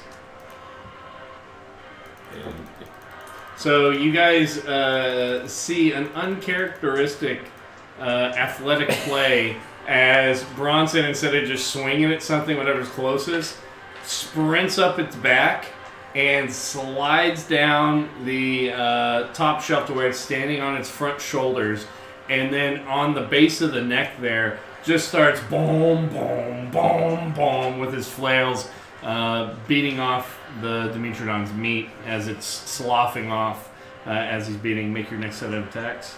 roll again. Oh yeah. 18 and 16. 18 and 16 hit.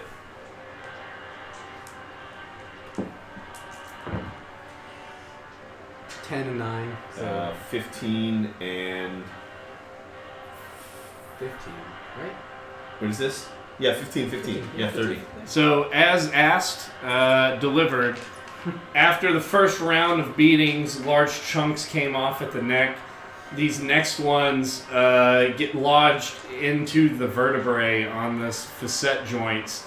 And Bronson does a little bit of a frontwards roll down the neck and then just pulls into an atomic crunch. And the spine comes up with a snapping crunch. And you feel the dinosaur go limp below you. But instead of you like being able to hold up, just the massive weight goes and yanks you back. So you're covered in some blood and gore. Oh boy. The dinosaur mommy's dead. Whoa.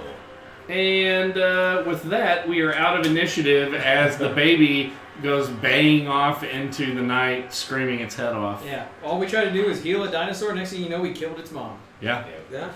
That Hey, sums up our group. As Hey Genji, thanks for that one kill. I got the rest.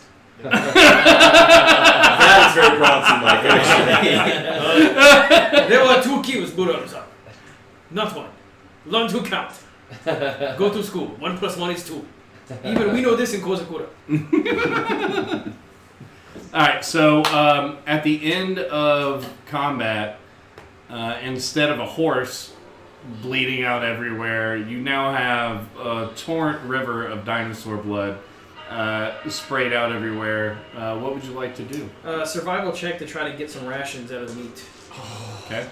Seeing Genji go to do that, Glass pulls out her knife. But before she pulls out her knife, she takes an antitoxin out of her inventory and pops it. Okay. Down to 1. Can I have it, please? 22 on the survival check. Nice. Roll a d8 and I don't have a card for it, but I have 2 in my inventory. that's and then times 10. That's how many pounds of meat you can harvest. 70 pounds of meat. 70 pounds of meat. So you go back to the rear haunch that really wasn't hit by much and just start cutting off chunks of meat. And you guys look and you see a beleaguered and feral Genji butchering a dinosaur in front of you. As this blade, instead of it being metal, it is spiritual in form, and you can see a very clear-cut, defined shattering of where the physical blade stops and the spiritual element begins. Glass is going to walk up and hand an antitoxin to Valkyr, expending her last one. She has none. And then... What is this for? The poison that's coursing through your veins. Wait, how do you get This would have been useful before I got poisoned, wouldn't it have? It cures it too, doesn't it? Oh, so this is a cure poison potion that you're it's giving me. antitoxin. Shit. So you now have advantage against being poisoned going forward. Yeah, this would have been useful about 5 minutes ago, Glasmaline.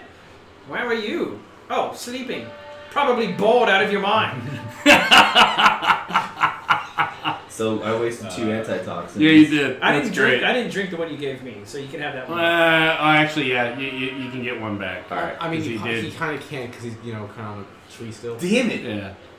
It's, And That's we'll good. high five Genji for finding us in the middle of absolutely nowhere, out of the blue. Good to have you back, my friends. It is a good to be back. Were Your you twin. able to tie up the loose ends that you were able to? Hoi. I will tell the story this evening over the fire. dun, dun, dun. If we make it that far. So Glass is gonna hold her hand in front of herself and touch her and say, Afnes chest nakroka, and cast Lesser Restoration, and then walk up to Valkyr, Afnes chest nakroka, and cast Lesser Restoration, Okay. burning 2 spell slots. Is that better? Am I no longer poisoned? Yes. Oh. Okay. Thank you. You're welcome. Sorry, I'm an idiot. Now it is just the venom in your words and not the venom in your veins. All right. What would you guys like to do? I think we should expect this giant token thingy. Yeah, you could go play some skee ball at a giant Chuck E. Cheese. How many of these do we need for an Xbox? 20,000? 110,000. We actually. can do it. 110,000. Well, it's inflation for nowadays. Oh yeah, it's 110,000 to get the Xbox S at pinballs, and we're at like 40 something How much thousand. money did 45. you have to spend to get Let's not talk about that, Tim. The point is that we're memories we having made. fun. Yeah, it's the memories we made, Oh, right. which I don't remember a lot of because we tend to drink a lot of pinballs because the drinks are pretty cheap. Yeah. Oh, they actually serve alcohol at that particular pinball. Yeah, Oh, 'cause yeah. they The one don't. up north, they Right. yeah, Well, they they serve grind alcohol. What do I see on the statue thingy? All right. Roll an investigation check, please, Bronson. Thank you for actually wanting to play the game. 6. 6. So you see a giant talisman I have no clue laying what that is. that thing right there. Oh, okay. You see the giant talisman standing there, and it appears to be made out of gold. It's fashioned in the way that you guys have seen. God damn it. Not. I always go to Manti Te'o and his fucking fake girlfriend and start laughing in my head. I can't think of what's his name. Dendar versus.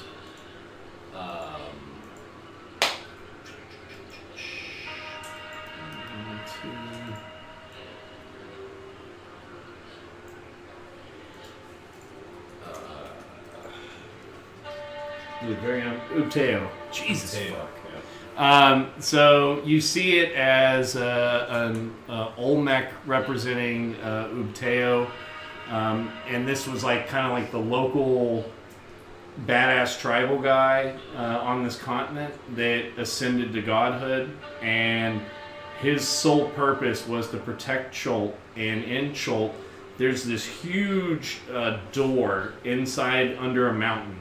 And behind it is this giant snake that is prophesied once somebody cracks open and lets it out, it's going to fly out and eat the sun and end creation.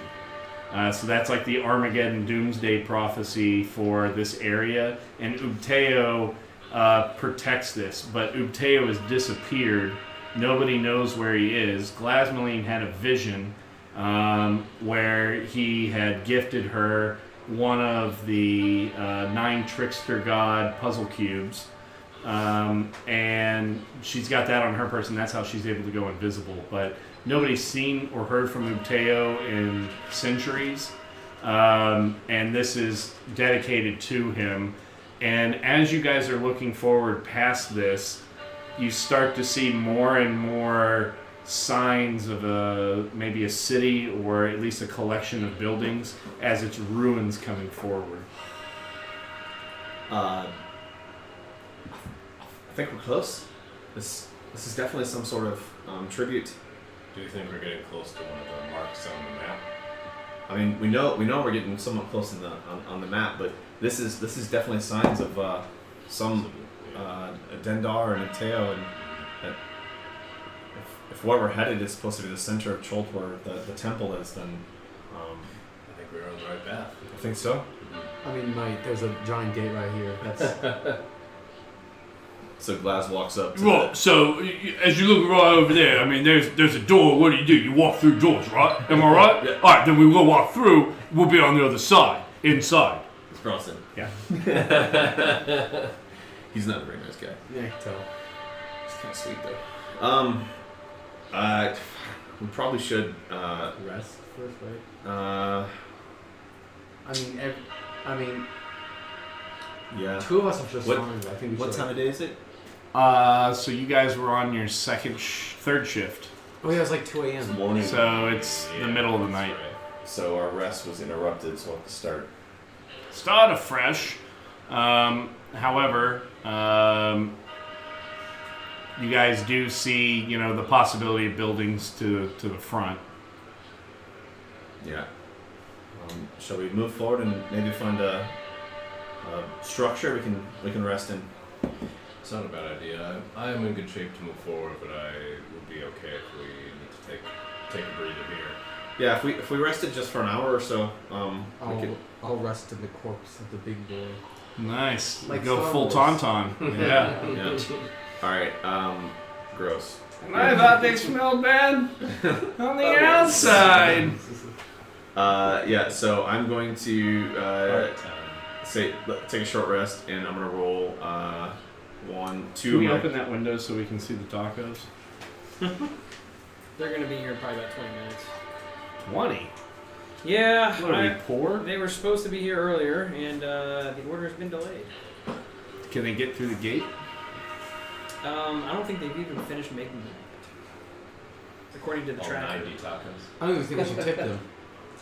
We fund their payment when they get here. It's not the driver's fault. 9 and 7, 16 plus 4 is 20, and then a D8.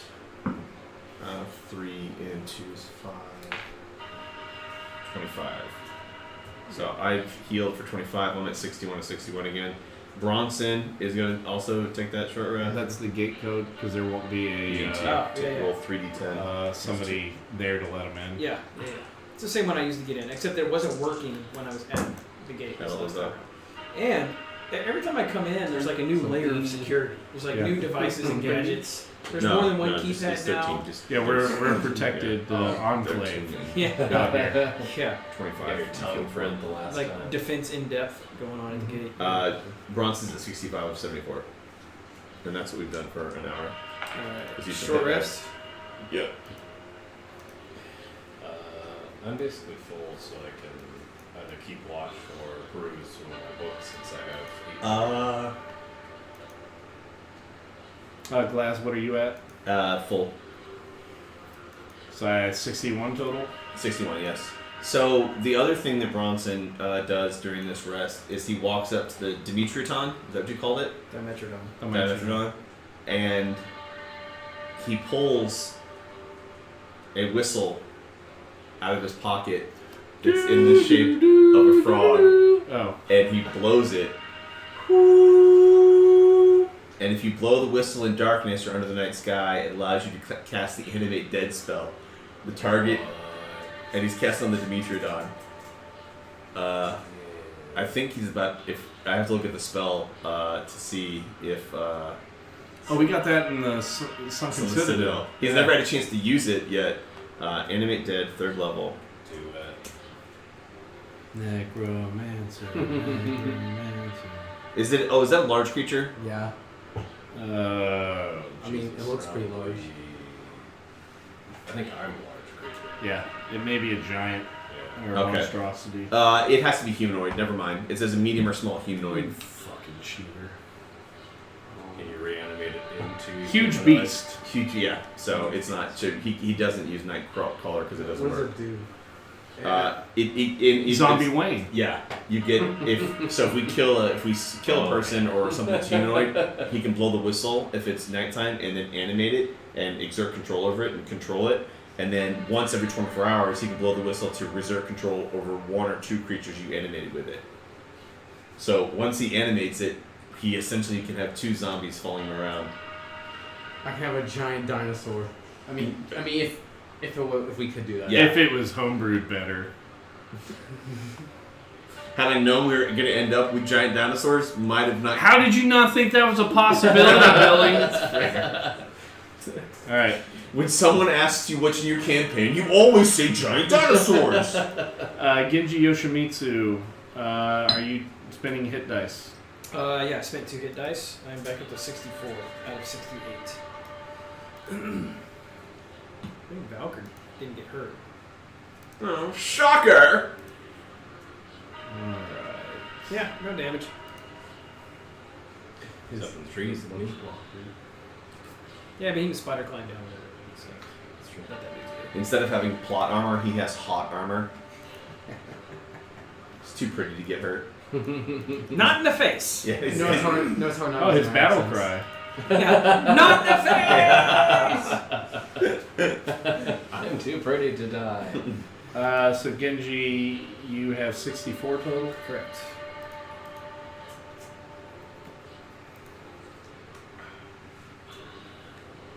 I mean, that was pretty good. Yeah, that was pretty good. And we didn't blow that many spell slots, so we couldn't move forward. I mean, I don't have any third So level Genji, slots. how many hit points are you at?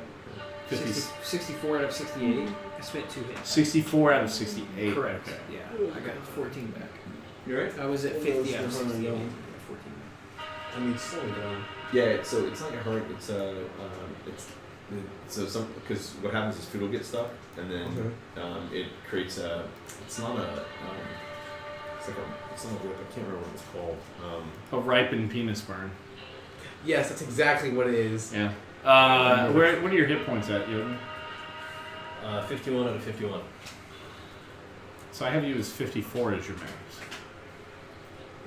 Well, I might not have It's not. added my con from the last That's like 3 days ago. level up. Yeah. That's If probably you're doing a because D&D it's 3. Beyond, it should have done that automatically. even if it's Unless you were fixed doing or- manually. Yeah, because If I you're- think I'm on manual. Okay, so you're doing it manually. If you're rolling, then it's not going to do this. Yeah, Yeah. I think I'm actually 54. Yeah, so be a 54 total. Yeah. All right. So you guys, sorry at home for that housekeeping break. You guys see the beginning of a ruin in front of you. Genji, coming from the direction, relays to you that there is a sunken crater that is directly to the east.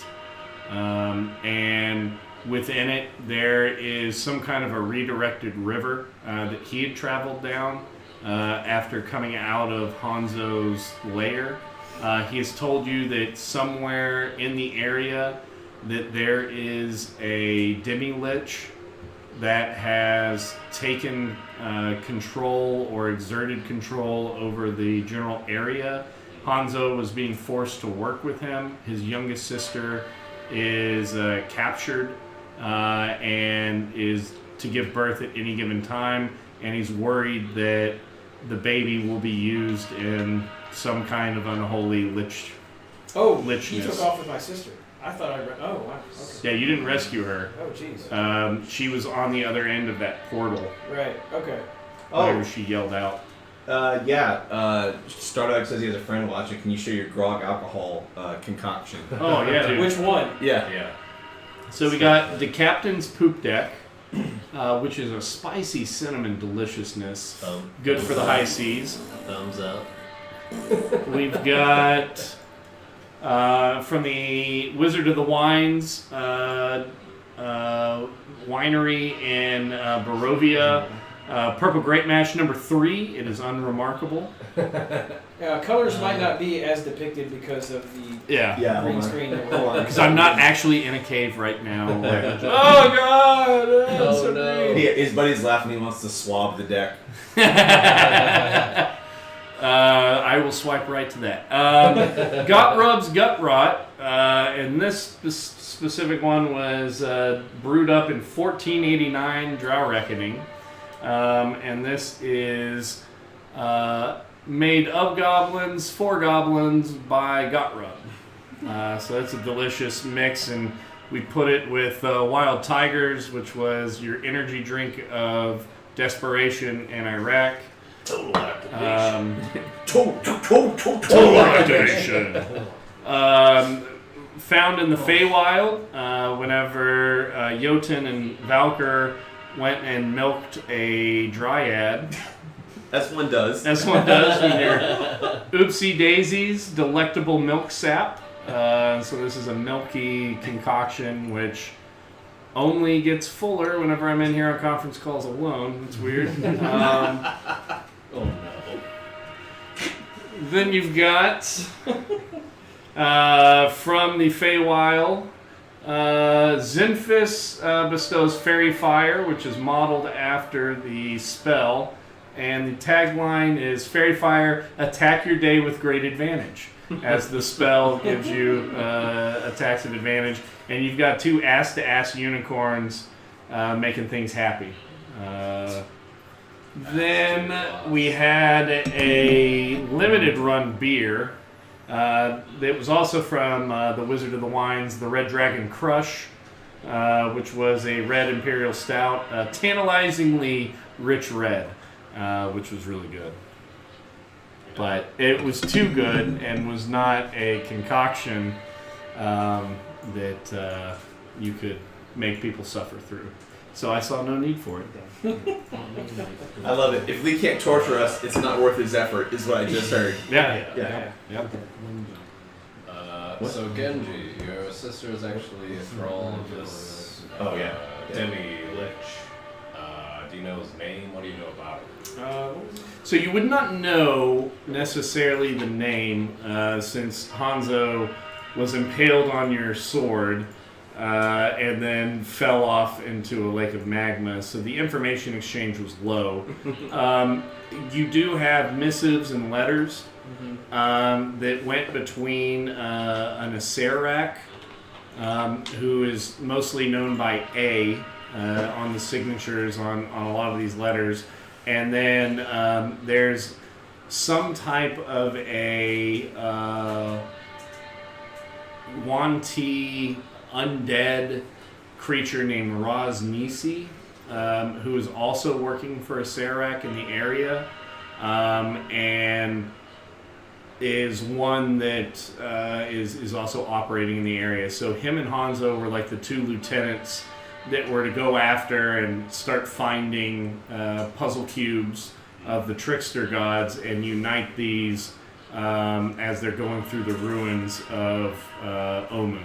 And Genji thinks that he may have found Omu, as there's a river he used to track down to it. It comes over some falls into this crater, and there's a whole area that's missing, and there's a huge like magma crater that's bubbling up in there. So, and then I'm going to mention... Oh, yeah? Yeah. I think I have part of missing map. It looks pretty promising.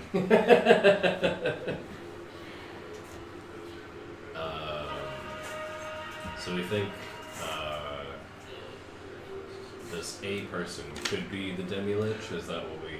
oh, I think it's We don't know And so for whenever you sure. guys unite those together, they burn and seal together, and then there is an outline around them that is gold filigree that burns in the same style as your book that you have of the Fall of Onderon.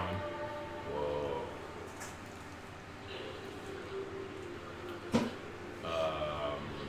Did I notice any missing pages in the book? You haven't gone through page by page to look at the spine to see if there's anything that's been torn out. You've Okay. kind of just been reading it, going through. At the next break, I'd like to go through and see if there's any, Okay. if it would match up with any pages. Okay. Well, it's kind of a lucky find, Genji.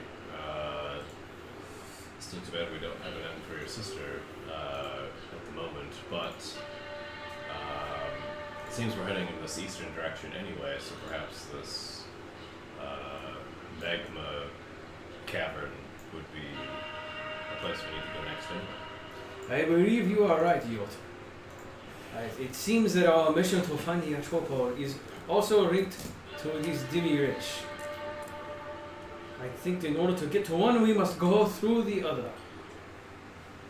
oh goodness. So, that's the X right there that we need on the map. Genji, is it this X or that X? The closer one. Yeah, it's gonna be First one. it's gonna be the one on the one on the western end of the mountain range. That's the crater. Hi. we think. That is the crater. That is the skull rock. That was the lair of my nemesis Hanzo. But was he really my nemesis? I do not know. Questions. We'll have to watch the session. So then clearly we're coming towards the end of our, or at least our destination, if not our journey. Shall we continue to move to the east then? And I think this is the direction we need to go. We need to at least find more about this Demi-Lich person. all right. So I'll go back and we'll get Hugh's litter and Zendala. Oh, okay. Thought you guys were gonna go without him. No. Get Hugh's litter and Zendala. Zendala, thanks for watching after Hugh while we took care of the dinosaur. Appreciate it. Yeah. No problem, sugar. Jotun, would you mind bringing your strapping back to strap this poor, unfortunate soul to your back and bring him forth on the litter? Of course, milady. Strap him on. Brano-san, I fear my footing through these treacherous vines and untoward piles of gore. Would you mind escorting me as we head our way, venturing forth into the ruins? Milady. Ruins? Runes? Ruins. I hate us. Yeah. So if we could pop back to the. I feel like I'm in Fort Lewis on PT run. A is for airborne. I get whipped for this shit. I guess we're going to continue moving to the east. We can Okay. pop us back to the map view, and then we'll. So the jungle parts ahead of you to reveal a dead city enclosed by sheer cliffs. Ruined buildings and stone boulevards rise like ghosts from the floor of the misty basin. Colorful birds glide overhead. A waterfall pours into the basin, creating a swollen river that floods much of the city before draining into a deep rift filled with molten lava. A ruined palace lies a few hundred feet from the edge of the steaming abyss.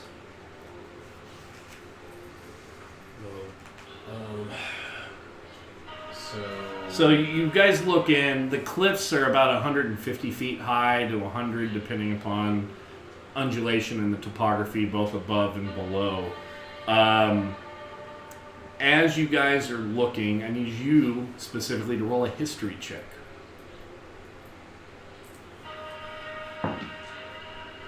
That is a 16. So 16, you remember in reading The Fall of Onderon that he fell upon the prime material plane and they had built a city around where he had fallen, and that it was considered some type of a site to make a pilgrimage to. And it's still night, so it's hard for you guys to really get any detail out there of what lays ahead of you, but that's what you're seeing. Genji does warn you, as he imparts that he had come across two individuals. One you guys know, Pachua Kochanik, who sends his best regards, and then a very odd hermit druid that was named Erdos, who was a very filthy animal. It's pretty disgusting. Erdos had given Genji some guidance, and sure enough, if he had been starting to come to the waterfall and was going to look at a way to climb himself down, Erdos had warned him about the gargoyles that surround the crater, and that he needed to come down the entrance to the city. You don't break into the city, you need to enter through the door. And as he was started to climb down, the gargoyles started to animate. And these are massive four-armed gargoyles that are adhered to the wall, almost as if they had been placed there purposefully. And so Genji was circling around to come to the main entrance when he had heard the sounds of combat, and there are those that run from those sounds and others that run towards. Genji runs towards. So if we're on the precipice of the final stage of our journey, perhaps we should find a structure here on the edge and rest and recuperate, gather our wits, get Hugh back on his feet, and then head in when we've got the entirety of our party together. Yeah, given the amount of defenses that are in the way that we know of already, I think it would be smart to go in at full strength. Agree? So, from where you guys are standing, a guardhouse stands near the entrance to the city. Arrow slits are cut into its limestone walls, and a lopsided iron portcullis hangs over the gateway, beyond which you can see an open plaza. You think that of all the areas, that guardhouse might actually be something that's defensible that you could move into. Locker, you think maybe you can see if there's any traps on that entryway or in that room itself before we proceed inside? Entry to the guardhouse? Is that what you're asking? Yeah. Oh, before- sure. I'll go check and see if there are any traps here. And as you're walking away, Of course I can do that. I touch my hand in your back and I say, "Still right," and cast guidance on you, so you have advantage on your check.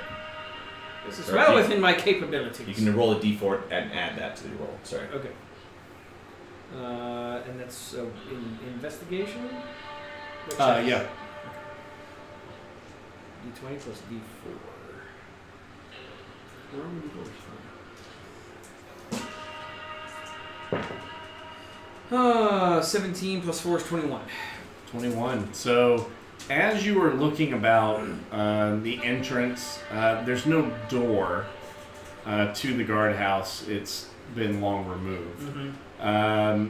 As you look about the inside of the interior, much of it is collapsed into rubble. Creepers cling to the walls, so different types of centipedes, millipedes, and the like, different jungle insects. What is going on in here? This is disgusting. Are on there, and high grasses sprout between the flagstones amid evidence of long dead campfires. One wall is completely covered with graffiti, some words painted, others etched. What does the graffiti say? Do you guys want to go in and... Are you motioning at us, or? Oh yes, the doorway is completely clear of traps. I have expertly cleared the doorway. There are no traps. Yeah. Expertly cleared. And sure enough, as you look, there's a completely clear doorway, no door, no nothing. Just an opening into this guardhouse. It's really, really well done, Valker. Appreciate you. How high is the door? Can I fit in here easily, or Yeah. should I? Okay. So we all hunker in there, and we see the etchings and stuff, and walk up and start examining them and trying to read them and It's stuff. kind of a bit dark. Okay, that's not a problem. I have light as a cantrip. That's probably best then. So you cast light and fill the inside with daylight. Among the wall, in graffiti, written in common, you hear sayings like, "Fear the fangs of Rosnisi." Eric, I've gone in search of the 9 shrines. Signed V. Ooh. I'm sorry. Just 1 minute ago, we completed the path to affiliate. Hey! So we. Look at us. That's awesome. Yeah. Yay! Yay! We can now, by our next session, I have to go in and sign some forms or whatever. But we will now have a subscribe button on our channel. Oh, cool. Yay! We will be able to. Well, thank you guys very Thanks much for all the listening. viewers out there. Yeah. Yeah, very much. Including Seriously. Star Dog and your buddy. Yes, very much appreciations to Stardog. So, as you guys are continuing Sorry to looking interrupt you. through, That that was absolutely terrible. Should be sorry. Warranted, but terrible. The puzzle cubes are the key. Beware the frog monster. Who is Unk?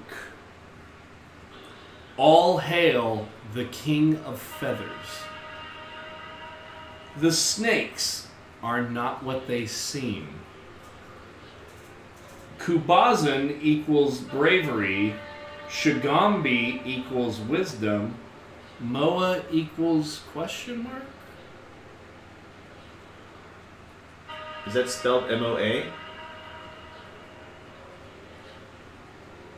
Moa equals truth, doesn't it? Puzzle cubes. I wonder if this is what they are referring to. And I will pull out the Kubazan puzzle cube that I have. I have found this in Hanzo's lair.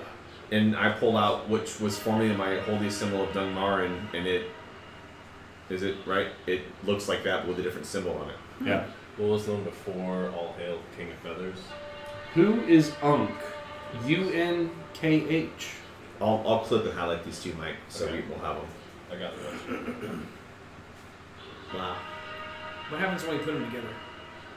Yeah. They next to each other. touch. Whoa. Text touch. Whoa. Wow. Yeah. A bond. I wish I could say I was surprised. But I am not. It's a real shame. Does anyone recognize these words? Kubazan, Shinganu? Well, Moa is in some of my visions, and when I was granted when my holy symbol converted into this, that's Moa is that. It's the symbol of Moa, and it says Moa equals question mark. And in your looking back on your fights with Hanzo, it starts to make sense how he was so deadly in his attacks is because of the power that accepting that into you, what that ends up giving you. And so Genji has a strength of 23 now. Wow. Only while I have the thing, though, right? Yeah. Okay, and so Glaz looks for the first time and notices how ripped he looks in his armor. Genji, I have to say, I'm not one for the pleasures of the flesh, but if I was going to take a bite out of a Kit Kat bar, that'd be a Kit Kat bar I'd take a bite out of. So play this both as Genji and Valkyr. Okay, so Valkyrie's gonna be like, ho ho, who's getting frisky now? And then Genji will be like, oh, maybe I give you a break of Kit Kat bar.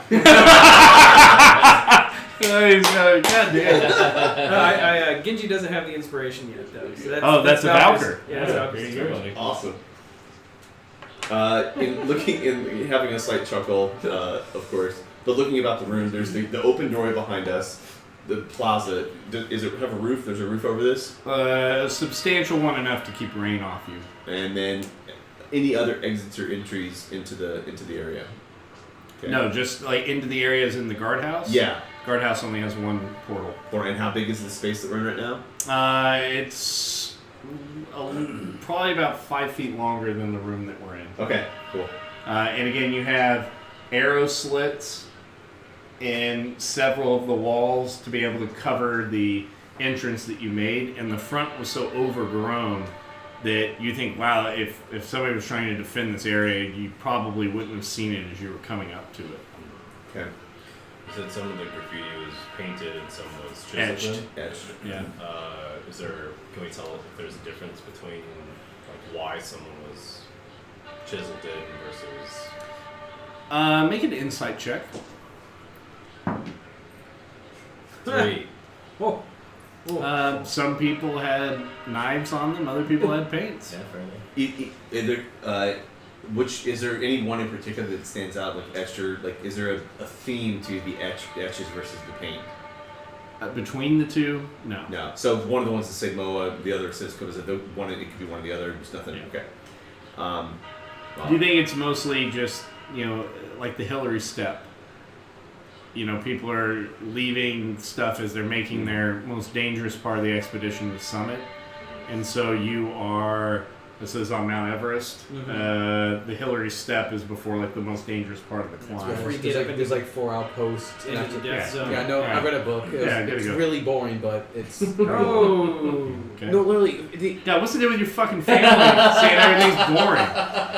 it was 300 pages, and the first 200 were meaningless, and the last 100 was a guy who was at his base hearing that like 10 people died. 256 pages, and I had to read this just so you could play. Not boring.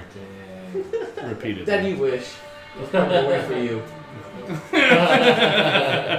I actually enjoy this. It's a lot of fun. No, you wish. This is good. Something So, you guys are able to look over, and you think the feeling that you get off of this is that whatever they had with them, as far as composition of the party, could have something to do with what's been etched versus what isn't, and then the individual personality. Some people just want to put the intelligence up there. Some people want to make their mark. A lot of these factors play in. That's just the information that's been captured on this wall. So I think perhaps we should set up a base camp here, and rest and refit. I've got to spend some more time with you and see if we can't get him on his feet, because we can't move forward with him like this. Okay. So go ahead, and are you going to do your restoration? Yeah. See you, Stardog. Thanks for showing up, man. And again, appreciations. Your viewership helped us get to affiliate. So You're the man, Stardog. Thank you. we will be a channel that can get subscriptions as per our next stream. So thanks a lot. Enjoy your game. May you roll many 20s and few 1s. Yeah, I'm gonna use. I've got one more lesser restoration slot for the day that I'm gonna use on Hugh. Okay.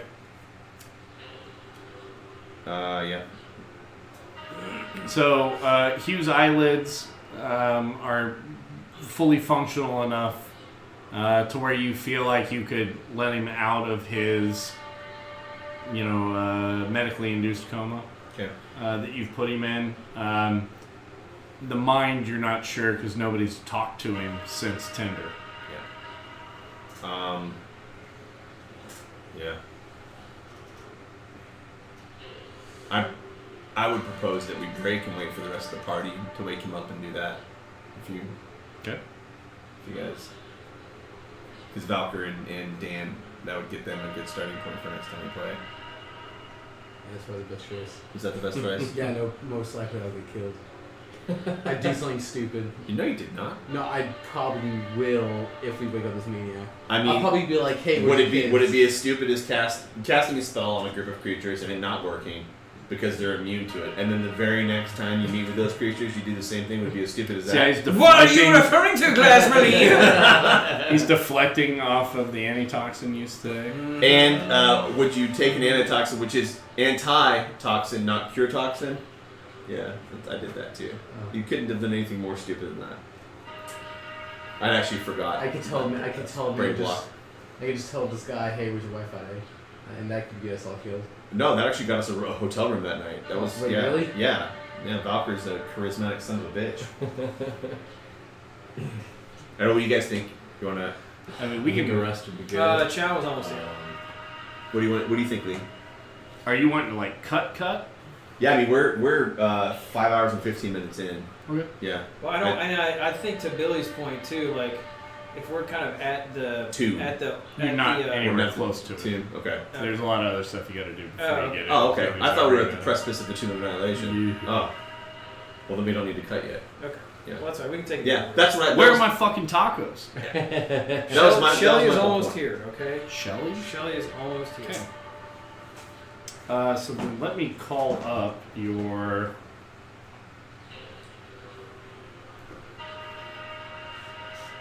Gaius Crotchmoss. Guys, crotch moss. He was an NPC I created for the one shot. Well, according to this, Shelly's on the wrong road. Yeah, she may be back there. That's exactly where she's gone. Alright, you need to call her, and then you can go to the back fence and pick it up. And that'll be easier than her having to go through. Should we take all the train off, Lee? Yeah.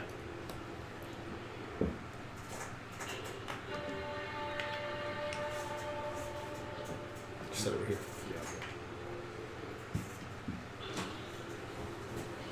That's the plan, baby. So then let's go ahead and do a dinner break for 20 minutes. And then we can pick up.